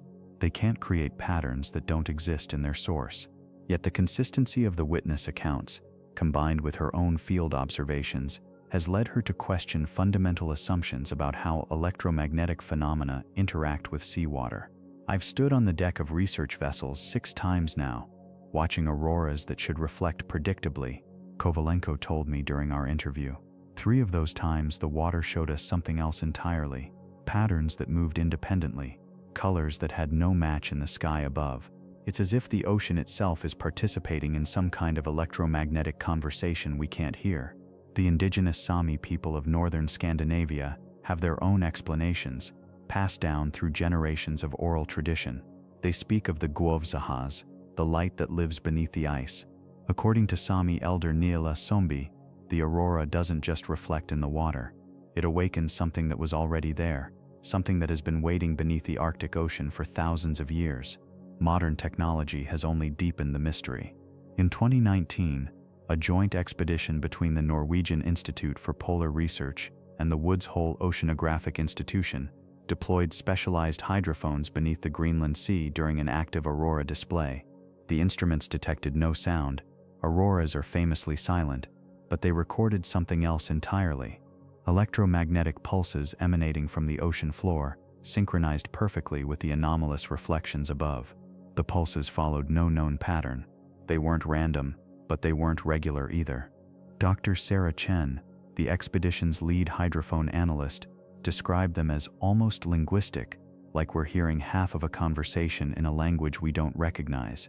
The most unsettling incident occurred in March 2021. The Russian research vessel Akademik Lomonosov was conducting routine electromagnetic surveys near Franz Josef Land when the aurora began. The ship's instruments went haywire as the familiar green curtains appeared overhead, but the reflection in the water showed something unprecedented, a perfect spiral pattern that rotated clockwise at exactly 0.3 revolutions per minute. Captain Dmitry Volkov ordered his crew to photograph both the sky and the water simultaneously. The images, later analyzed by the St. Petersburg Institute of Geophysics, confirmed what shouldn't be possible. The aurora in the sky displayed the typical random flowing patterns of charged particles following magnetic field lines. The reflection showed geometric precision that defied every known law of optics. More disturbing still, the spiral pattern matched exactly a formation found carved into stone circles throughout northern Scotland and Iceland, ancient petroglyphs that predate written history by thousands of years. Archaeological dating places these carvings at least 5,000 years old, yet they depict with remarkable accuracy the same pattern that appeared on the water's surface beneath the modern aurora. Professor James MacLeod, who specializes in Germanic and Celtic archaeology at the University of Edinburgh, has catalogued 43 separate stone circles bearing variations of this spiral motif. These weren't decorative engravings, MacLeod explained to me. They were carved deep into the stone, with tools that would have required significant effort and time. Someone wanted to preserve this pattern permanently. The implications become more troubling when we consider the location of these ancient sites. Every stone circle containing the spiral pattern sits at the same magnetic latitude, the invisible line that connects points of equal magnetic intensity around the Earth. They form a perfect circle around the North Magnetic Pole, despite being created by different cultures who had no contact with each other. Geophysicist Dr. Robert Hoffman has been mapping the correlation between these ancient sites and modern aurora activity. His data reveals that the stone circles mark the exact locations where the anomalous reflections appear most frequently today. It's as if prehistoric peoples knew something about the electromagnetic properties of these waters that we're only beginning to understand. The aurora is one of the most studied phenomena in atmospheric physics, Hoffman explained during our correspondence. We understand the mechanism, solar wind interacting with Earth's magnetosphere, but we've never accounted for the possibility that the ocean itself might be responding to these electromagnetic events in ways we can't detect from space. Recent developments have added another layer to the mystery. Climate change has shifted the traditional aurora viewing zones, and as the magnetic field continues its gradual migration, the anomalous reflections are appearing in new locations. Each new site corresponds precisely to Hoffman's mathematical models, but more importantly, each lies directly above what deep-sea surveys have revealed to be massive underwater geological formations, structures that show signs of artificial construction. The Swedish oceanographer vessel Fritjof Nansen detected these formations in 2022 using advanced sonar mapping.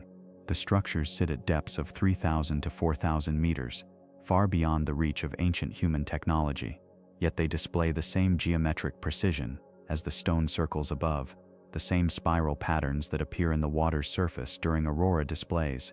Tonight, as research vessels continue their silent vigil beneath the Arctic sky, hydrophones listen for sounds that never come, while cameras capture reflections that shouldn't exist. The northern lights dance overhead, beautiful and eternal, while far below, something responds in patterns we're only beginning to recognize, patterns that someone, somewhere, understood long before we learned to sail these waters. The ocean keeps its secrets well, but sometimes, when the sky catches fire with electromagnetic light, those secrets rise close enough to the surface to cast reflections we can almost read. The creeping sands of the Doggerland.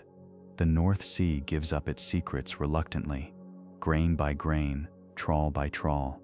For decades, fishing boats have hauled up more than cod and herring from these dark waters. Ancient bones emerge in their nets, mammoth tusks, reindeer antlers, and most unsettling of all, human remains that carbon dating places at impossibly old ages. What lies beneath these waves isn't just another underwater landscape. It's a lost world that once supported tens of thousands of people, now buried under 70 feet of relentless sea. Doggerland. The name comes from the Dutch fishing boats called doggers that first began pulling up these prehistoric artifacts in the 1930s. But long before it had a name, this submerged continent was home to some of Europe's earliest inhabitants. 8,000 years ago, where oil rigs now pierce the surface, vast forests stretched across rolling hills.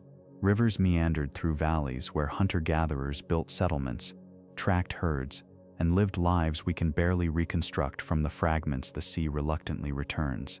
The drowning of Doggerland wasn't sudden. It was a geological assassination that took millennia to complete. As the last ice age ended, rising sea levels began their patient work. First, the lowest valleys flooded, creating a network of lakes and marshlands.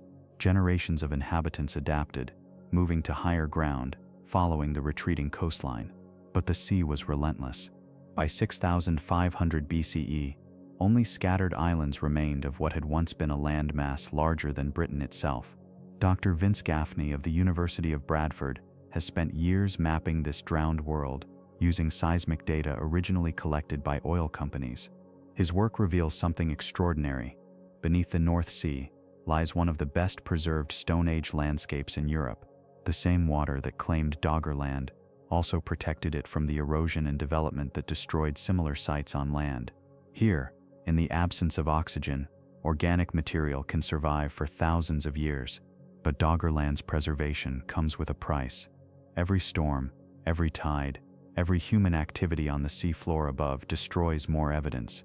Commercial fishing trawls scrape across ancient settlements, scattering artifacts that took archaeologists decades to understand. The bone fragments and tools that do surface represent a fraction of what's being lost. Each piece tells part of a story about Europe's earliest inhabitants, but the complete narrative remains scattered across the seafloor. The human remains found in fishermen's nets tell a haunting tale. These weren't primitive nomads scratching out a bare existence. The artifacts suggest sophisticated communities with complex tool-making traditions, trade networks, and social structures. Flint tools show evidence of skilled craftsmanship. Bone harpoons reveal advanced hunting techniques. Most intriguingly, the distribution of artifacts suggests these people weren't just surviving, they were thriving in an environment that no longer exists anywhere on Earth. One discovery changed everything archaeologists thought they knew about Doggerland's final chapter. In 2008, researchers identified evidence of a massive underwater landslide off the coast of Norway, the Storegga Slide. This wasn't just any geological event. 8,000 years ago, a section of the Norwegian continental shelf the size of Scotland suddenly collapsed into the deep ocean, triggering a tsunami that reached heights of 60 feet or more. The wave would have swept across what remained of Doggerland in hours, potentially wiping out entire populations in a single day. The evidence for this prehistoric catastrophe is written in the geological record, but its human impact remains largely hidden beneath the waves. How many settlements were instantly buried? How many lives were lost? The survivors' stories exist only in the archaeological fragments that continue to surface, but these tell of a world that ended not with gradual change, but with sudden violent transformation. Modern technology is revealing Doggerland's secrets in unprecedented detail. High-resolution sonar mapping shows the outlines of ancient river systems, the boundaries of forests, even the locations of what appear to be human settlements. But this same technology that illuminates the past also threatens it. Deep-sea mining, underwater construction, and climate change-induced sea level rise create new pressures on sites that have survived undisturbed for millennia. The most unsettling aspect of Doggerland's story isn't what happened to its inhabitants, it's how completely their world disappeared. This wasn't just a coastal settlement claimed by rising seas. An entire country, with its own geography, ecosystems, and human cultures, vanished so thoroughly that its existence was unknown until fishing nets began pulling up its bones in the 20th century. The forests where children played, the rivers where families fished, the paths connecting community to community, All of it now lies beneath shipping lanes and commercial fishing grounds. Recent discoveries suggest Doggerland's influence extended far beyond its own borders. Stone tools found on the seafloor match techniques used across northern Europe, suggesting the drowned continent wasn't isolated but served as a crucial bridge between populations. When it disappeared, it didn't just claim its own inhabitants, it severed connections between communities that had maintained contact for generations. The fragments continue to surface. Each storm season brings new finds to beaches across the North Sea coast. Amateur fossil hunters regularly discover mammoth teeth, ancient wood, and occasionally human artifacts that provide new glimpses into Doggerland's lost world. But for every artifact that washes ashore, countless others remain buried in the shifting sands below. Scientists estimate that less than 1% of Doggerland's archaeological record has been recovered. The rest remains scattered across 23,000 square kilometers of seafloor, slowly being buried deeper as sediments accumulate year after year. It's a race against time and tide, with researchers working to map and understand this underwater continent before it disappears forever beneath layers of mud and sand. The story of Doggerland forces us to confront an uncomfortable truth about our own relationship with the sea. The same forces that claimed this prehistoric world continue to shape our coastlines today. Rising sea levels, erosion, and geological instability don't belong to the distant past. They're ongoing processes that will continue long after we're gone. Doggerland's fate